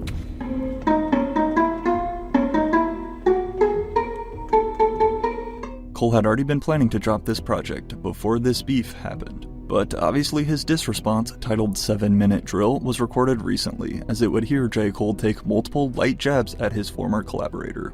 Now, it's important to repeat though that I said light jabs, with bars calling Kendrick's discography boring and inconsistent, such as your first was classic, your last was tragic, referring to Kendrick's albums, claiming his 2022 Mr. Morale was tragic, your second album put people to sleep but they gassed it, your third was massive and that was your prime. Then another bar about his relevance, if he wasn't dissing then we wouldn't be discussing, as well as rapping that Kendrick fell off like The Simpsons. Seen as more of a warning track, it was obvious that J. Cole was hesitant about even responding from the very start, which, given their long past history that we just learned, makes a lot of sense.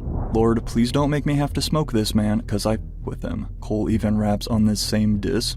However, despite being named 7 Minute Drill, 7 minutes is just a little shorter than the amount of time this diss track stayed released. And as it now turns out, J. Cole's next decision would not only lead to the most backlash he's ever received in his career, but also, in the eyes of some fans, may have just maybe opened the possibility the two could rekindle their broken friendship.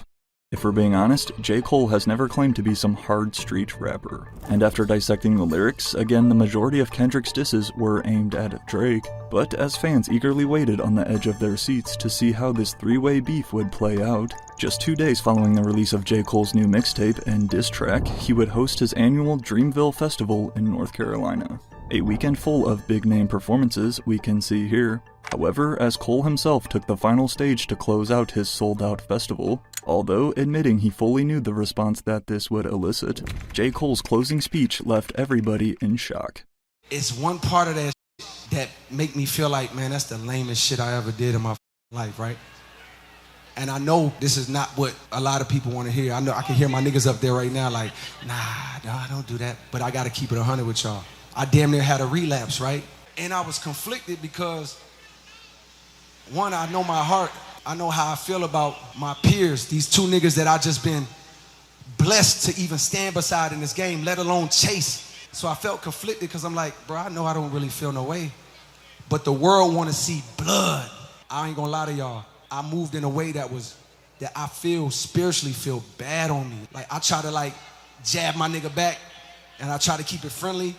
But at the end of the day, when I listen to it and when it comes out and I see the talk, that shit don't sit right with my spirit. That shit disrupts my peace. So what I want to say right here tonight is in the midst of me doing that, trying to find a little angle and downplay this nigga's catalog and his greatness, I want to say right now tonight, how many people think Kendrick Lamar is one of the greatest to ever touch a microphone? Dreamville, y'all love Kendrick Lamar, correct? As do I. Not even 48 hours after releasing his diss track, J. Cole was walking back his previous actions. As he said, due to days of not sleeping, because he was so deep in his head to the point where he literally almost relapsed, J. Cole then came to the decision to publicly apologize to Kendrick Lamar for the way he moved. But it didn't stop there. I say all that to say it made me feel like 10 years ago when I was moving incorrectly. And I pray that God align me back up on my purpose and on my path. I pray that my nigga really didn't feel no way. And if he did, my nigga, I got my chin out. Take your best shot. I'm gonna take that shit on the chin, boy. Do what you do. All good. Yo, E, we taking that song off of fucking streaming services, nigga. My niggas is gonna have to deal with it. In addition to apologizing, J. Cole announced that he was going to delete 7-Minute Drill off of all streaming platforms, quite literally living up to the project's name. As the caring and compassionate dude he is, Cole simply did what he felt was right. However, despite acknowledging that he knew it would let a lot of his fans down, that is exactly what happened. J. Cole, bro, what are you doing, bro? J. Cole apologizes to Kendrick Lamar for dropping a diss track. Bro, ain't no way. Disappointed that their favorite artist basically self-removed himself from this battle of the big three, which fans have been waiting for years. But while I get that people are mad because even if Cole was conflicted, he did still make the final decision to drop his diss. At the same time though, others like to argue that J. Cole simply saw where this beef was headed, then realized he didn't want to be involved, and owned up to his mistakes like a man. Cole is a very genuine guy, reads this tweet from Top Dog's Punch a day later. I respect it. We often give in to external pressures and outside influences and act out of our own character. It's rare to have enough heart to make the correction. It didn't align with him, so he fixed it in the same manner he engaged. Salute. But regardless of how you personally feel, this risky decision to apologize will forever be remembered in J. Cole's career. And although this courageous move did show us that at least J. Cole is potentially open to working together again, however, how did Kendrick respond? Despite his viral apology, this hasn't changed the fact that we still haven't seen Kendrick Lamar and J. Cole together in years. Honestly, I don't even think they've linked up since before the pandemic in 2020. Some fans like to speculate that Cole possibly reached out to patch things up with Kendrick behind closed doors, which I suppose could be possible. But as of the time I'm making this video, Kendrick Lamar has not said anything else about J. Cole. He just released his new GNX album in November, and it seems like it's back to business. However, that is not the case for J. Cole. One random Wednesday night on October 10th, 2024 to be exact, fans were met with a new surprise track from J. Cole as soon as they opened Instagram. Now, I've already dove into this strange trend of rappers dropping songs on Instagram in a previous video, But titled Pork Antonio, this new single from Cole would hear him touch on his chaotic year, and finally explain in more detail why he backed out of the beef, rapping, "I pulled the plug because I've seen where that was about to go. They wanted blood, they wanted clicks to make they pockets grow. They see this fire in my pen and think I'm dodging smoke." And then finishing out with this bar, which sums up his entire mindset in one sentence. "I wouldn't have lost a battle dog, I would have lost a bro." Once more, we can see that despite being initially pressured by the internet and fans into choosing a side, J. Cole bowed out of hip-hop's biggest beef simply because he had too much respect for both rappers, and the friendships he'd built through the years. One of the first cats to welcome me with open arms in this motherfucking music business when I ain't know shit about it. You feel me? I think hip-hop is a sport, so you're gonna have these little spits and spats. If you really think about it, the disses that Kendrick and J. Cole threw at each other were definitely weak compared to what Drake got. And in my opinion, I feel like Kendrick had his sights set on Drake this entire time, and was gonna go for blood regardless if Cole stepped in or not. However, at the same time, Kendrick Lamar has made it clear that if you're not with him, then you're against him. And despite J. Cole's best efforts to carefully toe that middle line and balance friendships with both rappers, as it appears today, Kendrick Lamar's biggest problem with J. Cole is simply that Cole knows about everything he has called Drake out for, such as being a culture vulture or his love for But yet, J. Cole continues to be all buddy-buddy with Drake. With that being said, it remains to be seen if J. Cole's apology was enough to rebuild his deep-rooted relationship with Kendrick Lamar. But considering their extensive history of over 15 years together, as two of the best to ever do it, it would be a shame if this is truly the end of Kendrick Lamar and J. Cole. However, only time will tell what happens next. Back in 2014, one single song flipped an ordinary day of the week into an anthem that's still stuck on playlists a decade later. However, despite literally Drake hopping on his Tuesday remix and then signing him to OVO, as quick as I Love McConan blew up, he disappeared even faster. So, what really happened to this once rising star? When I was overweight, they with me. That's what overweight stands for, overweight only. I'm literally at work, like, look at all these people out here. Working, getting this money. You doing better than me? Then send me some. You can hit my Cash App, Super Chef McConan, right? $ Super Chef McConan. You can send my Cash App because you know I am falling all the way off to the pits of goddamn hell, girl. 6 God don't answer no more. So, and I know that's what most of y'all care about. Admitting that he, quote, fell off into the pits of hell, and that his former boss Drake won't even answer his calls anymore. While many simply label him another one-hit wonder, the truth behind I Love McConan's downfall is actually far deeper than most people realize. This is what happened. This is why he got dropped from OVO. He brought his gay boyfriend on tour, and he brought a boyfriend to Drake's house. And that's why he got dropped. That's why McConan got dropped from OVO. To be honest, if it wasn't for Drake, a lot of us would have no idea who I Love McConan even is. However, what his ex-manager went on to reveal during this 20-minute video not only provides us with some long-awaited clarity, but combined with everything else we're about to break down, including some spicy old resurfaced tweets, finally answers why Drake cut off McConan overnight. Yet, before we can dive into the theories that he is just another victim of the OVO sweatshop, locked away in Drake's basement, first we have to understand how these two even met. This is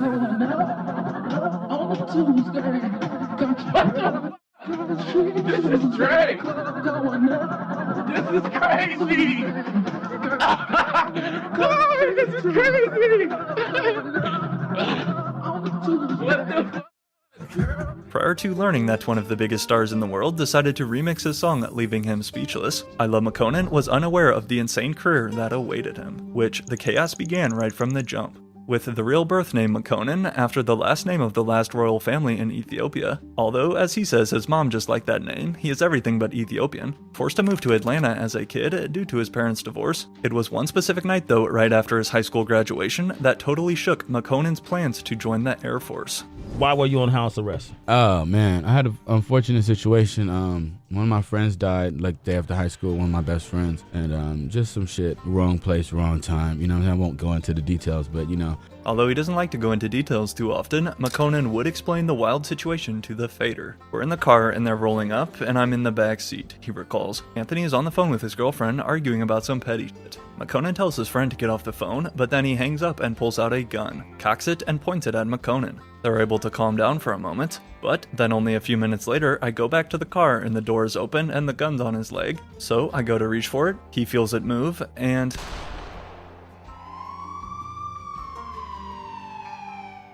he didn't know I was coming. He just felt it moving and that shit just popped. I saw the flash and I saw him bleeding out of his head. Understandably so, in total shock of what just happened, McConan would soon turn himself into the police. However, after sitting in isolated jail for 4 weeks, when his case went to trial, McConan was found guilty of involuntary manslaughter and sentenced to 5 years of probation and house arrest. I like the quietness of it to think and to really vibe out. Yet, with permission from the court though to attend cosmetology school, something that will also come into play again later on in this video, along with spending his days browsing on MySpace and even connecting with Adele right before she blew up. I don't think she had blew up yet, but she had this one song on there called Homecoming, and it made her first album. And I told her in a message about, oh my God, you're so good, you're gonna blow up and all that shit. And can I just get an interview? And she was like, yeah, sure, thank you. And send the questions over. Due to all this free time locked up in the house, 2011 was when McConan began experimenting with music. And when it came time to come up with a stage name and artist alias, everybody was out to hate me and hate me. He says of the years following Anthony's tragic death, it was just hate McConan fest. A big McConan ain't shit fest. All the negative shit that you could think about the name McConan, they threw it at me. Like, if I let the outside hate get inside me, I probably would have ended myself.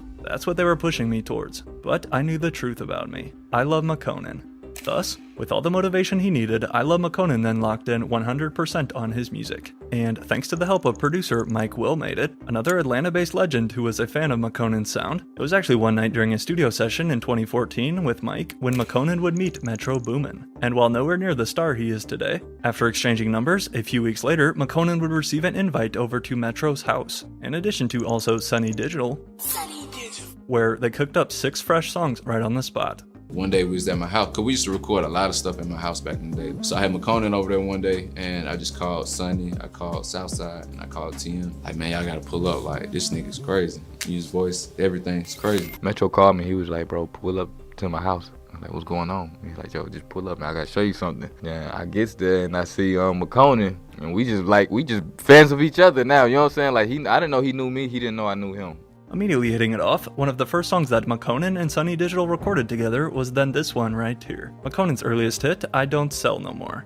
However, when it then came time for his breakout smash though, a lot of fans may not know this, but prior to Sunny Digital and Metro both reworking the final version of Tuesday and adding in their tags, Metro Boomin' want some more, nigga. I Love McConan had instead self-produced the first beat for what was originally titled Club Going Up on a Tuesday, serving as the lead single for his self-titled debut EP in 2014, aside from pop star Miley Cyrus, who reposted his debut project on Instagram. While the future was already looking extremely bright for this young artist, 1 month later came the verse, which changed McConan's life forever.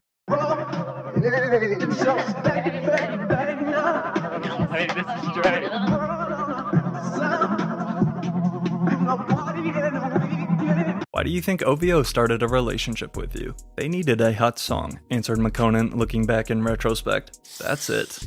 But while we are about to learn exactly why McConan split from OVO was so messy in just a sec, again, if it wasn't for Drake though, McConan's career might have never even got off the ground in the first place. Because although Club Going Up on a Tuesday was an underground success, it wasn't until August of 2024 when the Six God hopped on the remix, when Tuesday was launched into the mainstream spotlight.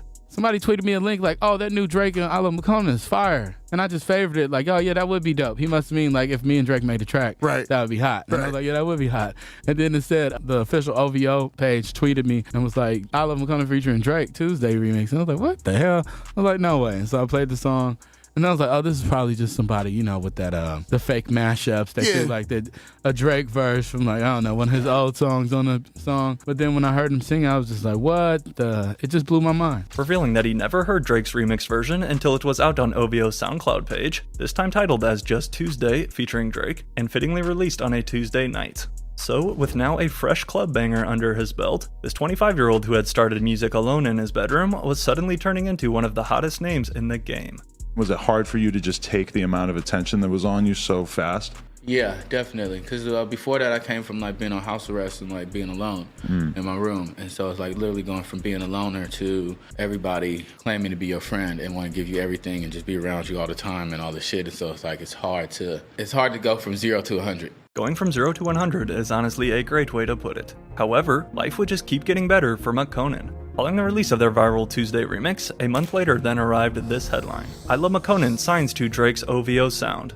Founded by Drake back in 2012, as an imprint of Warner Records, OVO Sound is Drake's record label, home to other artists including Party Next Door, Roy Woods, and Smiley to name a few. And especially back then, at a time when Drake's blessing felt like a guaranteed route to a mainstream career, such as carrying the Migos to new heights with his Versace remix only a year earlier. Again, after We Can See Here, inking his first ever record deal with OVO next to his family, the sky was the limit for I Love McConan. A lot of people attempted to criticize him for finding these younger artists and then in a sense exploiting and biting their style. Like, say, in regards to that, since, you know, it benefited you and you don't take it as that. I feel like it's not bad at all. I mean, Drake is like the biggest artist in our genre, in music, right? And it's like, so if a lot of people are paying attention to him and he's been paying attention to us, then that's bringing us out. You know what I'm saying? That's helping bring us new artists out to the world stage. But to then help introduce McConan and to celebrate their new signing, he would soon be spotted joining Drake on tour, popping out at his show in Atlanta.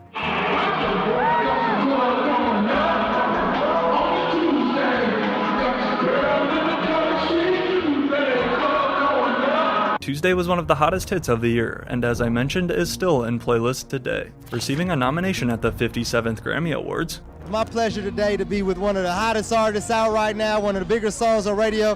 Introduce yourself, brother. I'm I Love McConan. How you doing? Despite looking unstoppable, as the year of 2015 rolled around though, things slowly started to change for the worse, and McConan definitely could feel it too. Although things hadn't escalated to the point of physical altercation quite yet in the story, no one was prepared for what 2015 had in store. I felt things shift when the old tweets got out from 2010, recalled McConan of his relationship with OVO, when I was talking shit about Drake and everybody. But I'm talking shit about every artist who had a name, so nobody felt left out. That's what social media was. It was 2009-2010, nobody had social media etiquette. To be more specific, what McConan was referring to were these old tweets right here that fans had dug up. Tweets which he had posted on his account back in 2010, 4 years before meeting and signing to Drake. I'm so tired of hearing about Drake, overhyped and washed up as already. Drake is mad corny. I just heard that practice song. Straight corn puff. What's a bitch dude like you doing? Listening to Drake. Before then, closing with one more. Elmo looks like a red Drake. All of these were no doubt a bad look. But these next two tweets that fans found though from 2013 tell us that McConan warmed up to Drake as an artist. Drake ain't whack. He is actually one of my favorite artists to come out in the past few years. I'm a big Drake fan now. Now that the bandwagon riders have left, I can appreciate his music. What happened with the OVO situation? Because I know that like you had kind of said something, was it on Twitter about Drake? Well, you know, it was a few times where I was with OVO and then like some old tweets would get out. Okay. Or like old tweets would come up from 2010, 2000, whatever. Like some trolls, they pulled them up and stuff, and then OVO, Drake and them, they found out about him or whatever, and we kind of talked about it, but you know, it looked bad out there in that, and we really didn't know each other, you know what I'm saying? Stating that, while it did look bad, he and Drake were able to talk about these old posts, but were tweets really the reason why Drake ditched I Love McConan? Or did something deeper go down behind the scenes? I mean, that can't just be it, right? McConan asked himself about the split. That was before I even know you. We can get past that. Excuse me for being effed up in the hood and wanting to be a comedian. However, as 2015 went on though, and the two tried to move past this, McConan notes how their performance together at Wireless Festival that same year was another huge hint that something was off. I came out on Drake's set at Wireless, but that's when I knew something was weird. Because when I came out on set, it was, you know, everybody was kind of like, And I started losing weight too, right? Drake had like made a little joke, like, oh, you little Eric Benet looking at, you know what I'm saying? And then I just started to feel this vibe, like a little, you know what I mean? Something was said about me, but we not, I don't know. So I'm like, okay. And so then when we go out to do the song, I'm just doing the hook, and as I was supposed to go into my verse, they just cut it. And I was like, oh, okay, thanks. You know what I mean? And I just got off stage. But I was like, this is crazy. Like the crowd is going crazy right now. They with me, like they ready to hear, you know what I'm saying? I was working my, and they just shut it off, and I was like, all right. My flight was supposed to be on Monday night, but I think I'm gonna cancel that shit because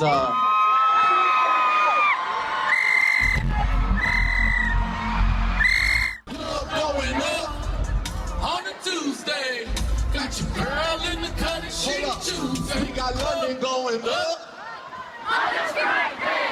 Got your girl in the cut and she choosing the London going up. Got your girl in the cut and she choosing. Make some one time.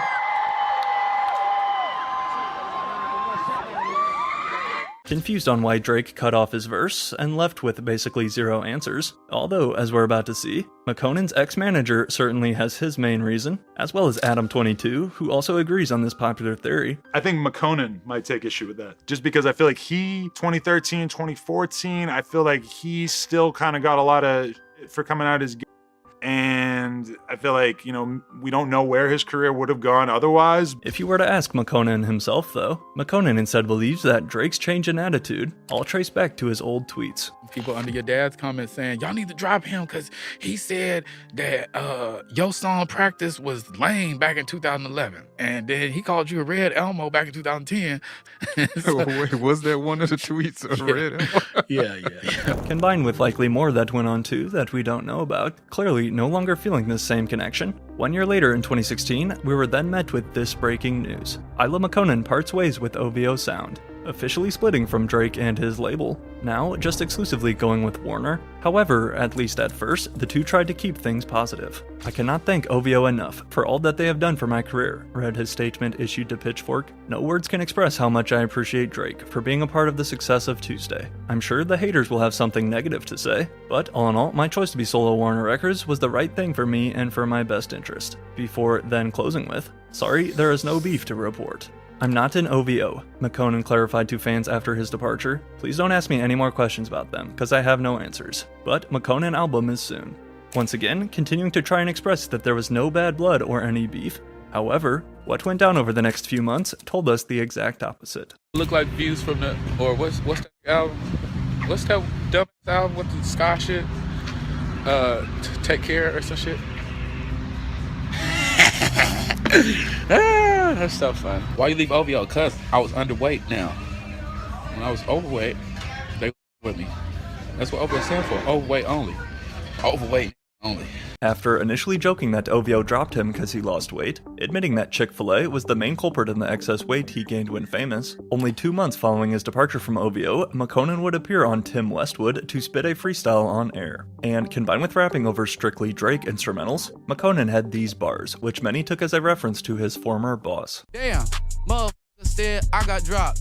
Haha, that's a motherfucking hip hop. You know that's a motherfucking lie. Only place I drop that is in my goddamn pants size. Ugh. Along with being pretty vague, it's important to remember too that this was just a freestyle off the top of his head, making it slightly easier to forgive how bad it was. However, if you ask McConan, he never intended for these lyrics to be aimed at Drake. It's like, okay, Tim Westwood playing all these Drake beats, and I'm over here freestyling. And so now people like, oh, you talking about Drake? He going after Drake. And it's like, okay, so I can't, you know what I mean? It's like, and then he turned the comments off on it, because then they start saying, this is a trash freestyle. Regardless of his true intentions though, as blogs began to run with the drama around McConan's new freestyle, it would soon find its way to Drake himself. And as it appears, Drake definitely took offense. Isla McConan's Tim Westwood show had premiered in June of 2016, yet 3 months later, Drake got his chance to respond. The location was Rihanna's VMAs after party in New York. I'm in here around all these award winners, and I took pictures with Chainsmokers and G-Eazy, and everybody was all friends. I'm in here in the middle of the floor with no security, and some members of OVO come walking, so I step to the side, they see me and stop, and the biggest motherfucker in the game, aka Drake, goes, "Next time I'ma F you up." And after hearing this, McConan was lost for words. Drake and Rihanna walk in, and everybody moves out the way, and they got big security. And I ain't seen Drake in a minute, you know what I'm saying? So I'm like, hey, Drake, what's up? And then he looked at me like, good next time I see you, I'm gonna fuck you up for talking shit. I just felt like a lot of, like weird energy, because Rihanna kind of looked at me and was like, what the fuck? I'm like, nigga, this is my night up in this bitch. What the fuck y'all doing? And I was just like, look, I don't know, I'm gonna just get about it. Totally thrown off by Drake's tough guy actions out of nowhere. All I have is love and respect for everyone, came this since deleted tweet by McConan following the incident. I was there tonight to meet and greet everyone with love. This is so weird. Left again to try and connect the dots himself of where he went wrong. I guess it came back from my freestyle on Tim Westwood, McConan admits. But when I'm rapping, people think I'm throwing shots. I ain't rap no names, all I did was rap. Holding firm on his stance that he never actually dissed the head of OVO. At this point though, there was no denying the hard feelings from Drake's side. However, apart from some old tweets coming to light and a few vague disses, we still haven't answered the question, why did Drake really drop McConan from OVO? I don't know. They was just looking at me like almost like, damn, you too talented or some shit. I was just, like, playing the keys and like, all right, Drake, and then you can go in there and sing this like that and like this like that. Hold on, I got another verse for you. You know what I'm saying? Shit like that. And it was just like, this is scary. If you know anything about Drake's record label, OVO Sound, then I'm sure you already know its dark history of mismanaging artists. And as it turns out, unfortunately, I Love McConan is another example. During his short time signed under OVO, McConan not only cited issues with the label allegedly delaying his follow-up album, stating that he felt like he was not able to release music as freely as he'd like, while also acknowledging how this delay killed his momentum in the process. All that momentum he had built off a viral hit. There was never real communication, he says today of his arrangement with Drake's company. Our handshake, our agreement was just off of Tuesday, rather than I Love McConan as an artist. I was told certain things would happen, and they weren't happening. And I don't like to wait around. When I got signed, he was all in my face telling me, "You one of the greatest songwriters ever," McConan continued. But then later when I'm like, "Can y'all tweet out my mixtape? Can I get a feature? Can I get production?" No. So I'm just over here in prison? Am I in prison? He asks. I was like, all right, and then I did my next EP, right? And nobody promoted it. Drake didn't put it on the thing, and it just felt like it was there. So I was like, you know what? I don't want to be over here. Feeling totally alone at this point, and like he had no one to call on for help, those same industry doors which had once flung open for I Love McConan were now slammed shut. But while there was still one massive secret to come to light, which had been hiding in front of our eyes his entire career, in hopes to start a new chapter, though, away from OVO, in the fall of 2016, McConan and his mother relocated out to Portland, Oregon, citing his love for the city and clean air, along with the ability to hone his skills in the kitchen. A hobby that, just last month, McConan found himself going viral for the first time in years. I'm not even a celebrity. I'm a regular person that works a job, and now everybody's making fun of me, trying to say, aha, that's what you get because you're a celebrity and you work in a job and you fell off and you have nothing going on for you, and that's why so-and-so and this and that and that, nana, aha, you trying to help yourself, aha, look at you. But before appearing to be a chef now and retired from music, it was the following year of 2017 though, when I Love McConan made his biggest announcement to the world. An announcement that, according to his ex-manager's side of the story, is the true reason why Drake cut ties with McConan. Since the beginning of his career, there had always been speculation surrounding I Love McConan's sexuality. And while I want to make it clear there's nothing wrong either way, for the first few years of his rise to fame in the spotlight, McConan was forced to tiptoe around questions such as these during interviews. The cosmetology thing threw me for a loop. Well, you got to get your business right and get your money together, because it ain't all about what everybody else think it is. Listen, let's keep on. I'm in the beauty. I am in the beauty. I'm in the beauty industry. I'm gonna be real. I thought maybe you was a gay artist. Yeah. I didn't have a problem with that. I still like the music. Yeah, but that's so cliche. It's too simple, right? Yeah, it's too simple, man. It's too simple. 3 years later, though, in 2017, McConan took to Twitter to finally reveal the truth in a series of now deleted tweets. As a fashion icon, I can't tell you about everybody else's closet. I can only tell you about mine, and it's time I come out. And since y'all love breaking news, here's some old news to break. I'm gay, and I told you about my life. Maybe you can go live yours. Announcing to the world and his fans the truth, which a lot of us had kinda expected. Again, keep in mind this was in 2017, when, especially in hip-hop, being gay was far less common. And as a result, after this news, basically all of McConan's former collaborators and industry friends went silent, and showed him no support. Well, everyone was silent, but the legendary Atlanta trio, the Migos, who made this controversial quote during an interview with Rolling Stone. "Damn, McConan," said Quavo after an awkward interlude. "They supported him? That's because the world is f***ed up," added Offset. "The world is not right," said Takeoff, suggesting that McConan's personal life undermines his credibility, since he first came out talking about trapping. "That's whack, bro," frowned Quavo. I feel like when you did that, like, I remember the Migos had something to say. It kind of felt like some people maybe distance themselves a little. Did you feel that at all? Yeah, I felt that, but that is for each his own, man. Like, you know what I'm saying? I'm from Atlanta.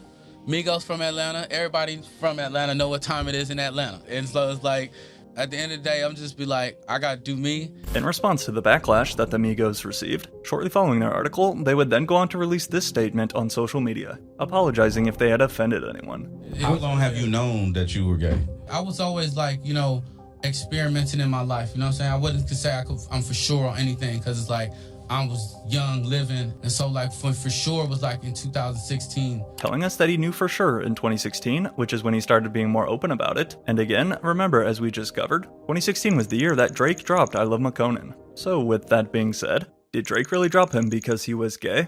Well, if you ask McConan's now ex-manager Presley Snipes, this guy right here, according to his side of the story, it literally is that simple. So I wasn't even about to tell this story because it's not going to do nothing for me. It's not going to bring no money. While McConan got dropped from OVO, this motherfucker can't even break the top 100 charts. Nobody cares about this guy no more. This is my story. And I'm not about to let some punk motherfucker, telling my story the wrong way. He brought his gay boyfriend on tour and he brought him to Drake's house. And that's why he got dropped. People would tell me like, yo, dude is fruity. And I'd be like, yo, that's whatever. That's my bro, man. Leave him alone. He make music. Like, chill, bro. Like, he on his own shit. Like, why you worried about that? So we sitting inside the Drake's studio. I'm thinking to myself, why the f did he bring this guy with us? It just wasn't a good look for what we was trying to do. And he just fanned out. I'm like, oh my God, I can't believe I'm at Drake's house. Oh my God, this is really happening. And I'm just like, so then Drake look at me like, that's your man's? And then before that happened, he had got pulled off the stage for dissing Troy Ave. And this dumbass didn't even know, like, you disrespecting Brooklyn. I'm from Brooklyn. For one, you disrespecting somebody who embraced you from my neighborhood. And then you want to diss Troy Ave on Twitter on some subliminal shit without even calling his name out. This particular incident with rapper Troy Ave that his manager also touched on was right here. As we can see, when McConan was attacked on stage while performing in New York next to Slim Jimmy of Ray Shremmerd. But the rumor swirled that this was one of Troy Ave's goons he had sent out, following shade that McConan had thrown at him on Twitter. Y'all are trash for them remixes, McConan typed on his page after the release of Troy Ave's remix of Tuesday. To which Troy then responded back, just know that we're gonna see about them comments when we see you. Fat know that Drake's personal trainer was cool with Troy Ave. So that was really strike one. Strike two was you brought your boyfriend to Drake's house. That was strike two. Strike three was them tweets. Them old tweets where you was talking about him in 2010 resurfaced. And then they was like, man, f this guy, man. Anybody got time for this shit, man. He bring guys with Speedos over my house and shit. Now, the part of his manager's story about bringing the boyfriend over to Drake's house is yet to be confirmed, and probably never will be. But why did this guy get fired as McConan's manager in the first place? As we know, there are two sides to every story, and while his manager shared this video to speak his, McConan's is of course a little different. Things went sour when I started reaching success, and my manager started pressing OVO and them for like $1 million, he claims, because he had some debts. He's like, Drake, y'all the biggest dudes in the game, give us $1 million. So I can see how I was misrepresented to them over there. And then I found out what he was saying, then he sued me and got a settlement. He still has a percentage on Tuesday, and still lives off that song. He didn't want me in that position of power. So he tried to run off. I'm about to come out the closet, press, doing your straight life. He ran off, and I never heard from that bitch boy again. And then I sued him. And I can't talk about the lawsuit, but I sued him, and I never heard from him again. And the rest is history. And they dropped his ass after that. As it stands today, it's essentially one person's word against the others.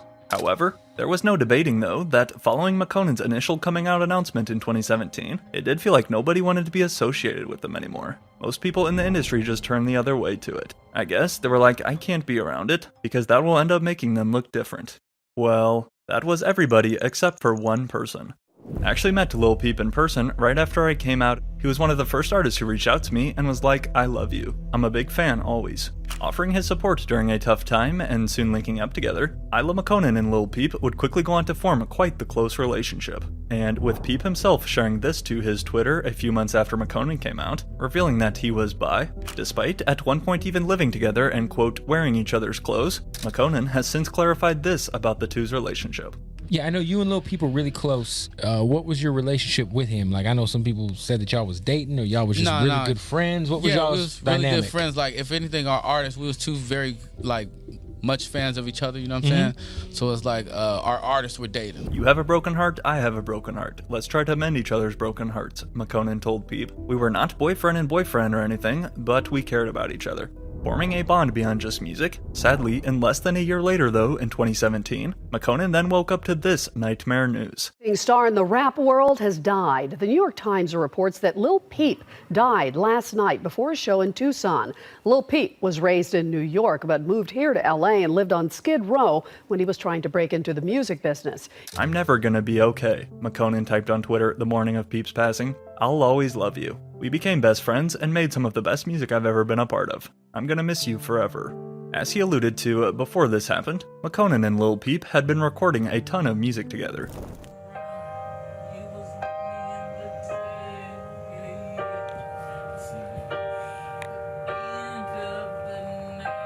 In fact, with a collab album even announced by Lil Peep right here on Instagram in 2017, as we can read, showing us the tracklist with McConan. However, Peep's tragic overdose came before they could release it, then hit with a series of delays and bumps when trying to put it out posthumously, including getting leaked in its entirety. Having accepted that their collab album would never formally release, that was until 3 years ago in 2023, when Lil Peep's mother actually won back control over her son's music following a lawsuit with his label. Thus, this then cleared the way for I Love McConan and Lil Peep's collab album titled Diamonds to finally release for fans in 2023. Songs that Peep have down that he wanted was Falling Down, November, Sidelines, Hocus Pocus, I Don't Give a F***, Hypnotized, I've Been Waiting, Falling, and Twisted.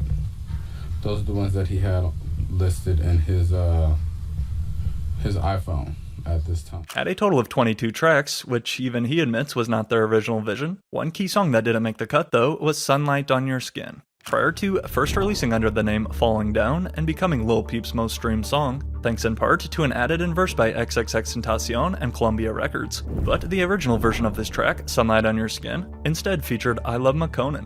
Where I wanna be again and again.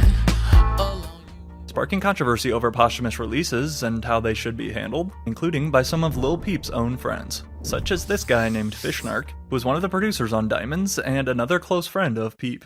Peep never heard the XXX feature because it didn't get made until after he was gone. He explicitly rejected XXX for his abuse of women, spent time and money getting XXX's songs removed from his Spotify playlist, and wouldn't have co-signed that song. Don't listen to it. Shit is people trying to make money off of him. He never would have signed up for that. He did not like XXXTentacion. If you have an ounce of respect for him and the person he was and his politics, ignore it. Please. I am honored to have co-written this song that X was inspired to be a part of shortly before he died, McConan wrote on Instagram. Peep and I always believe that music heals and brings people together in a way that nothing else can. Yet, despite the backlash that both management teams faced, it turns out though that, according to Lil Peep's mom in this comment, it was actually all McConan's choice to sub X onto the song rather than him. It was surprising. I was like, I didn't even know X was listening to what we was doing and, anything like that. But I was like, that's dope. That's when they presented it to me about the idea, and I was like, sure, like, I don't mind. The original version of Sunlight on Your Skin was released a week later, of course featuring McConan. However, aside from releasing his collab project with Peep and some more new singles throughout the years, including a very odd pop-punk style track with Ray Shremmerd, since parting ways with Drake and OVO, the truth is, none of McConan's releases have cracked the Billboard charts.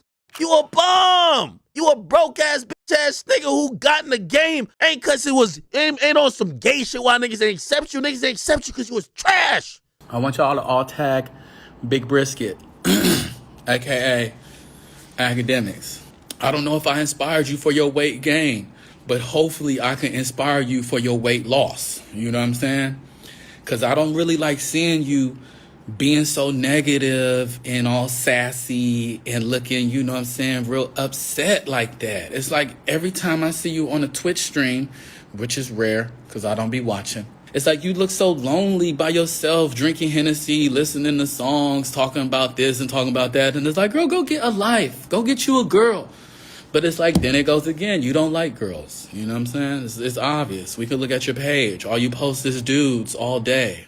Still putting out a few projects too, such as his Drink More Water mixtape series, yet combined with no hit songs. Even after leaving OVO, McConan has still complained about being shelved by Warner.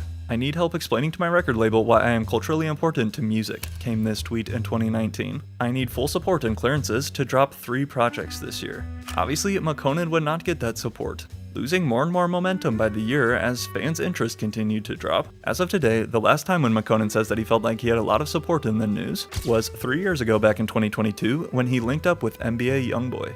Youngboy was on house arrest at the time, and he would call me like, "Bro, can you come out here? Talk with me, hang with me for a little bit. I've always been a big fan. I'm going through some shit." Boom, I'm like, okay, I'm gonna come out there to see you. So that is exactly what McConan did.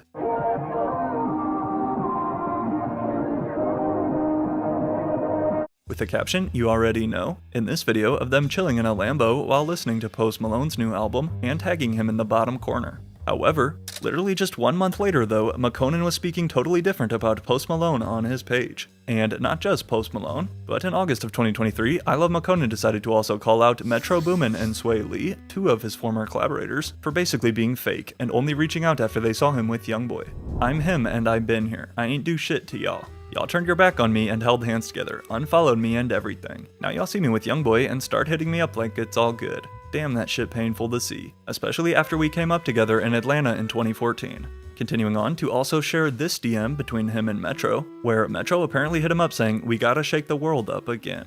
We can chop it up anytime you see me. I don't do the public drama shit," fired back Sway Lee in the comments, to which McConan then responded, immediately switching his tone and attitude. "We'll chop it up. It's love. It's just a conversation. Don't be mad that the only way I get support is if some drama going on. You know the music is fire, and you know everybody been trying to deny it. It ain't no beef. You stay up too." Yet, combined with these lyrics by Drake on his album with 21 Savage, rapping, "What happened to that nigga claiming OVO, we traded him." Although this could honestly be about anyone, of course some speculate these lyrics were aimed at McConan. However, while at this point I Love McConan was simply written off as another one-hit wonder who we would never hear from again, nobody could have predicted what happened next. In September of 2024, I Love McConan announced that he was officially retiring from music. "I am retiring, I Love McConan. Thank you all for your support and interest over the years. It's time I move on and go live my life." Now, rappers claiming that they are retiring is by no means anything new. And in fact, this wasn't even the first time that McConan himself claimed that he was hanging it up, as he tried to pull this same retirement tactic back in 2016 after leaving OVO, before returning with a new song only a few weeks later, which it turns out was McConan's strategy here as well. Because although his 2024 pop album Inflated Sense of Importance remains his latest project, that's not to say he hasn't still dropped new singles. However, at the same time, aside from his small core fanbase, nothing has made any noise. Now creating for the simple love of the game, I Love McConan has come to terms with the fact that his time in the music spotlight is long gone. So no cap, while I'm in LA, and if you got a job that, you know what I'm saying, could pay me, let me know, because I'm trying to do some shit. And I actually am really trying to try out for some roles as an actor, you know? I'm just out here feeling like I'm starting over from scratch and just trying new things. So if you got any opportunity for me that you think would be great for me, that's gonna be able to pay my bills, okay, and take care of my family. Stating that he wants to, quote, start over from scratch in order to pay his bills, combined with also announcing the launch of his new podcast. Recently, I Love McConan has been making waves with his videos on TikTok, allowing fans to see his outgoing personality and him just being real, such as 2 months ago in August of 2025, when McConan found himself going viral for the most unexpected reason. I'm literally at work type shit. Look at all these people out here. They're working, getting this money, Cooking up. We got the smash burgers going off tonight, you know. I'm tired already though, but you know, I love cooking for the people. I'll never forgive Drake for this. The top comment reads, OVO will pay for what they did to your career. While it is totally cool to work a more regular type of job, like being a chef or at a restaurant, you know, do you get your money? But by simply seeing someone who a decade ago was raking in millions of streams every single day, for fans to see I Love McConan grilling burgers now came as a big shock, including to Joe Budden. Doing shows back at the crib in Atlanta, and it was a little scene unfolding where you got like McConan, what's the McConan. Yeah, it was a scene bubbling, bro. McConan. Anyway, there was a scene bubbling, and I don't know why I be having these motherfuckers so pressed. It's like I don't even know y'all. I never met y'all. I really be minding my business. And then people be trying to cover me and shade me and just get so disrespectful, right? Explaining that he's just been minding his business while people like Joe Budden are constantly hating, although he does have some previous restaurant experience in Atlanta before he blew up. However, the truth behind this viral TikTok is so much deeper. "I'm not embarrassed, I'm just surviving like every human has to," McConan said in a recent interview. Rather than a full-time kitchen job to pay his bills, which many users just assumed after seeing the video, it turns out that this viral TikTok was just a kitchen shift McConan was working as part of a fundraiser to help his community rebuild after a fire devastated Portland's Burn Money Studios. And ironic name aside, Burn Money Studios was a hub for local artists where McConan, now at age 36, had been working. By the way, there is also a GoFundMe page to help them raise money that I will be sure to include down below if anyone wants to donate. You know, may look like, oh my God, how he's fallen off. It's just unfortunate that there are people who don't even care about, what may have happened. "I never chased a recording career," McConan closed with saying. "Music was a way out, but once I saw the politics, the egos, and all the fake shit, I knew this wasn't for me. Respectfully, I want to remove myself." And with some of course dragging Drake into the clip that blew up, people always tie my story back to Drake, but I haven't had a relationship with him since 2015. "Everybody I've known turned their back on me," he says, and pretty much said, "F you. We'll come around when you're dead and tell everybody you were a legend." 24kGoldn released one of the biggest hits of the entire COVID lockdown, and then was forgotten about forever. However, until this video, the deeper truth has never really been explained. Back in 2020, 24kGoldn's track Mood unexpectedly skyrocketed up to #1 in the world. Why you always in the mood? Around acting brand new. I ain't trying to tell you what to do, but try to play it cool. But despite this viral TikTok hit changing his life overnight, in terms of mainstream audience though, Mood was the last they've heard of 24kGoldn, now 5 years ago. So what happened? Is he simply just another one-hit wonder? Well, even 24kGoldn acknowledges his own decline. But while there's no stopping his comments from flooding with jokes about how he fell off, his latest music is finally revealing the truth. And as we're about to see, the real reason behind his disappearance is actually respectable. It's no fun when you're successful but alone, or the only people that are there for the wrong reasons. With over 2 billion Spotify streams and currently certified 7 times platinum, artists around the globe work entire careers and never sniff close to the success of 24kGoldn's Mood, featuring Ian Dior. However, at the same time though, landing a smash record like Mood is actually a gift and a curse. As we'll learn in a sec, 24kGoldn has admitted the downsides that follow a #1 song. Like, of course, the pressure to live up to expectations and not go down as a one-hit wonder. But yet, as it turns out, that is far from the only reason that 24kGoldn not only took such a long and costly break, but then even went as far as to recently burn all of the plaques for his multi-platinum record, Mood. What's it feel like to throw the Mood plaques in the fire? Why'd you do that? And was it real plaques? Yeah, those are the real plaques. But it wasn't until I'm actually there doing it like, yo, this is kind of crazy. Like, what the fuck am I doing? Like, the music industry can be a cutthroat business, and as it appears, 24kGoldn is yet another example. But along with this possible bar about his former collaborator Ian Dior betraying him, in his latest music video, 24kGoldn is seen here throwing his platinum plaques for Mood into the fiery flames. A very bold move. But in order to fully understand exactly what led to this decision, first we have to learn how we even got here. Although I keep talking about Mood, and that's what everybody remembers him for, it was actually a different song that initially blew him up. Following the release of 24kGoldn's first ever track titled Trapper's Anthem, which is still up on his channel today. Hey, is this you? Is this you, Golden? Yeah, that's me. Oh shit. Hey, you want to hear some new shit? Let me get the aux. Alright. After graduating from high school in San Francisco, 24kGoldn would then enroll at USC in the fall of 2018, where he would attend on a business scholarship as well as join a fraternity there. However, it wasn't long before school became a thing of the past. I really didn't know that things were going to happen so fast when I came to USC, recalls Golden Von Jones to the Daily Trojan. While only a freshman in college at Southern California, Golden released his new single, Valentino. And from there, life was never the same. Combined with marking his first entry onto the Billboard Hot 100, Valentino is actually now double platinum, and led to 24kGoldn's first record deal in 2019, with Columbia Records. If you ever wonder how random songs blow up nowadays, the answer is almost always TikTok, which TikTok is in large part to thanks for the success of Valentino. So I was going through TikTok, and they put the song Valentino on TikTok a couple months before. Right. And I was just refreshing it, and I was like, all right, 10,000 videos, a couple hours later, 11,000 videos, a couple hours later, 13.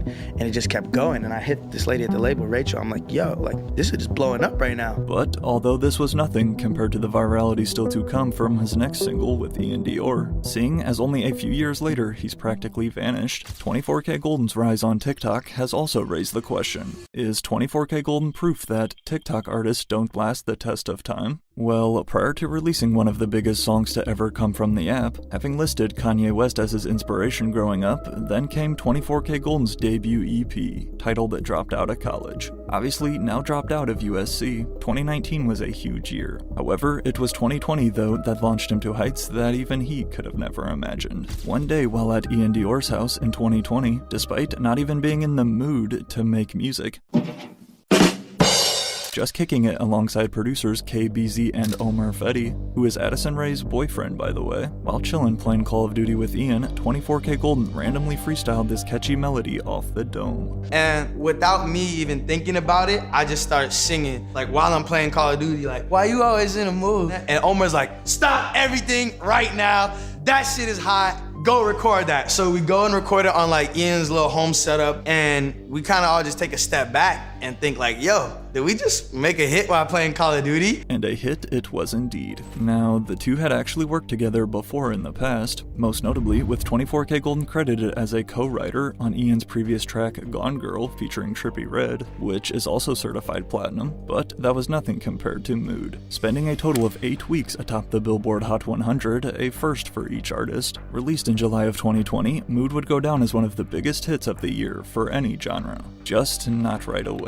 The label didn't believe in it, so there was no plan to do any videos, no priority playlisting, nothing like that, said 24K Golden. So I took a couple $1,000 and just started linking up with influencers and running marketing campaigns myself and making that shit work. There's no doubt that the strategy of his was working, at least at first. However, looking back on it now, was attaching himself to that TikTok scene so much like he did the best idea for long-term success? I'll take some responsibility because from the ages of 18 to maybe 20 and a half, I was posting some like cringy type shit on TikToks and this and that. My special guest, 24K Golden. Woo! Woo! Just like Dixie D'Amelio, today 24K Golden has basically disappeared. But back in 2020 though, during the pandemic, they were both all over the internet. The same month that Mood hit the charts for the first time, 24K Golden was named an XXL freshman, besides other names making the 2020 list such as Jack Harlow, Rod Wave, Polo G, and Baby Keem. And according to XXL's own website here, 24K Golden actually earned the most fan votes, which landed him the 10th and final spot on the list. But the year still wasn't finished. Combined with then a Mood remix featuring superstars Justin Bieber and J Balvin, as well as a Kid Laroi remix that never got released, clearly 24K Golden had found a successful working formula, and his fanbase was growing by the day. So how did everything come crashing down just a year later? Well, first, you know who else found a working formula though? That would be today's sponsor, Raycon. Raycon's latest everyday earbuds come packed with multiple new and improved features that make them a must-have. And compared to other premium audio brands out there, Raycons are not only half the price, but with their incredible active noise isolation and a super comfortable in-ear fit, Raycons are perfect whether you are working out, just chillin' listening to music, which Raycon's bass makes them especially good for hip-hop, or for me, I also use them to work on videos. As you can see, I went with the simple clean black look, along with also this nice concrete protective case, but they come in a variety of various colors to match your style if you wish. The battery life is also very solid, and not to mention their convenient new quick charge feature, Raycons are honestly hard to beat. And just when it couldn't get any better, Raycon is offering viewers of my channel an extra 20% off. Go to buyraycon.com/11 to get 20% off the best-selling everyday earbuds. Brought to you by Raycon.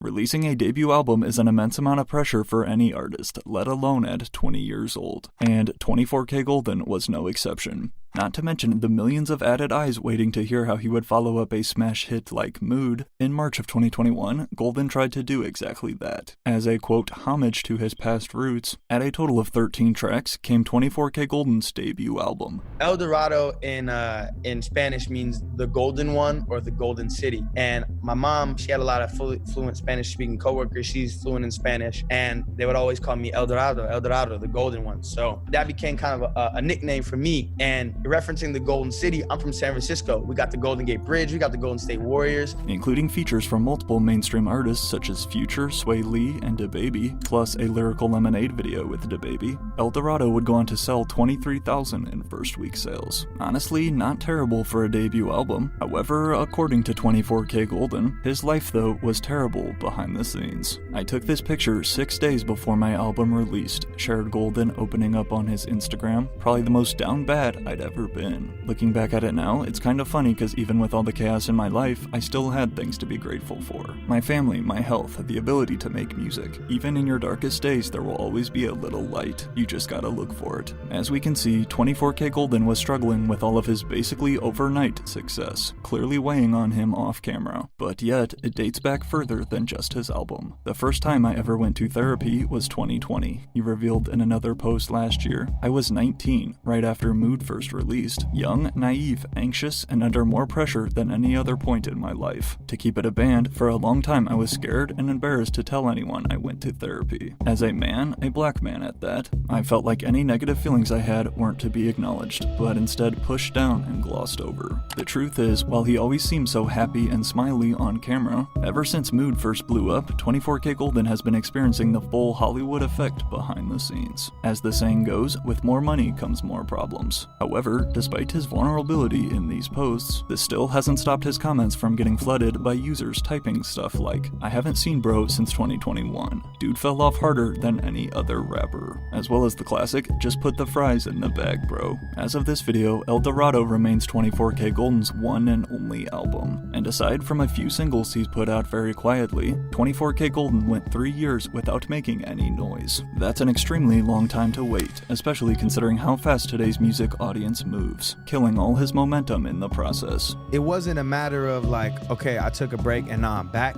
It was like, nah, I had to work through it and work to find myself. But having already been chewed up and spit back out by the industry, rather than continuing to just chase another TikTok hit, instead 24K Golden has done the exact opposite. Switch everything up and take a totally new artistic direction. Yet another pretty bold move. However, has it worked?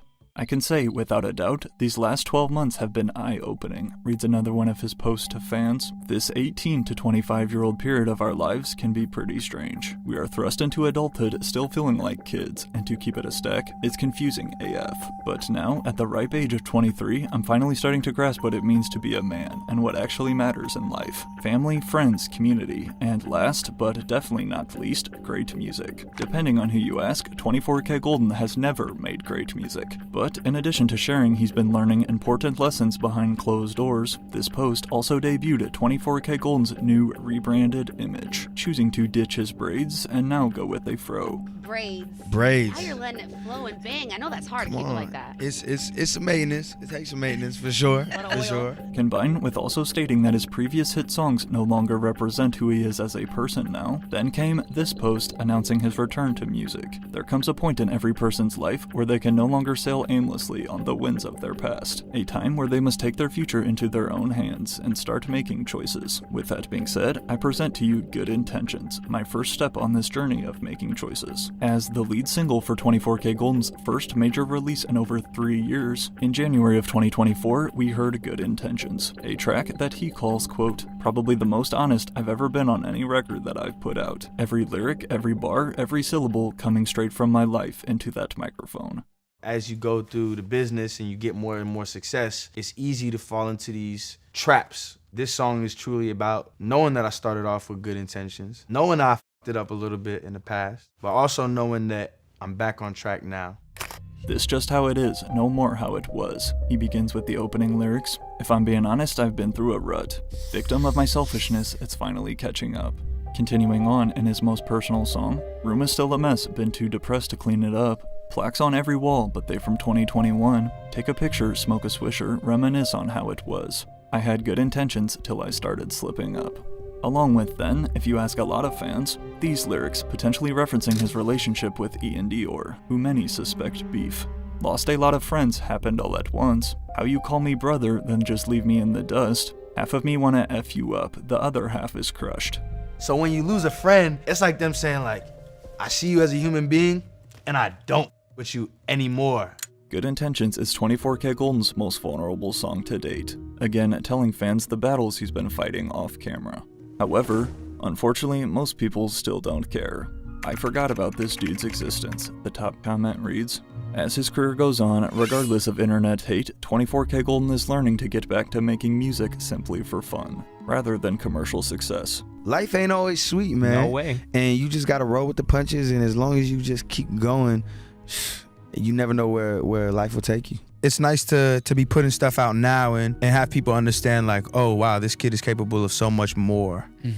As we saw, to then officially put an end to his old era, right here in the Good Intentions music video, 24kGoldn burns all of his previous platinum plaques, which again he claimed to be the real trophies, attempting to fully put the past behind him, despite first announcing the title all the way back in spring of 2022. 3 years after his debut album, then came the release of his short new 7-track EP titled Growing Pains. But instead of his previous 2 rap and hip-hop projects, this EP is under the genre of pop. This project, Growing Pains. I feel like the name is very like parallel with the experience of like, wow, I've come so far from this college kid not really knowing what the hell's going on in the world to like this point now. At only a short 19 minutes long, don't feel like you're alone if you had no idea this project even existed. When you went crazy 2019 to 2021 and then took a hiatus, but now you're back and people don't realize you dropped new music, reads this TikTok he posted. Bro, who are you? I'm being for real. Unfortunately, the mainstream audience has forgotten about 24kGoldn. Aside from simply being known as the guy who made that one-hit song 5 years ago, the truth is Mood catapulted 24kGoldn into fame faster than even he was prepared for. That song transformed my life, he recalls of Mood, but it was like hitting the fast-forward button, because everything just happened so fast. Adding to the challenge too, the weeks he spent at #1 were the early months of the pandemic, meaning 24kGoldn's come-up was anything but traditional. Missing out on the chance to tour and do shows while sitting atop the charts, this forced him to skip a crucial step of an artist's breakout moment. However, with all of that being said, an almost diamond hit sets you up for decades, if not life, off the royalties alone. And still, at the young age of just 24 years old, although 24kGoldn's peak days in the spotlight appear to be behind him, as we've learned from the past power of TikTok, there is no saying never. Life is a roller coaster, you know, there's peaks and there's valleys. All that matters is if you could put your arms up and enjoy the ride at whatever part you're in.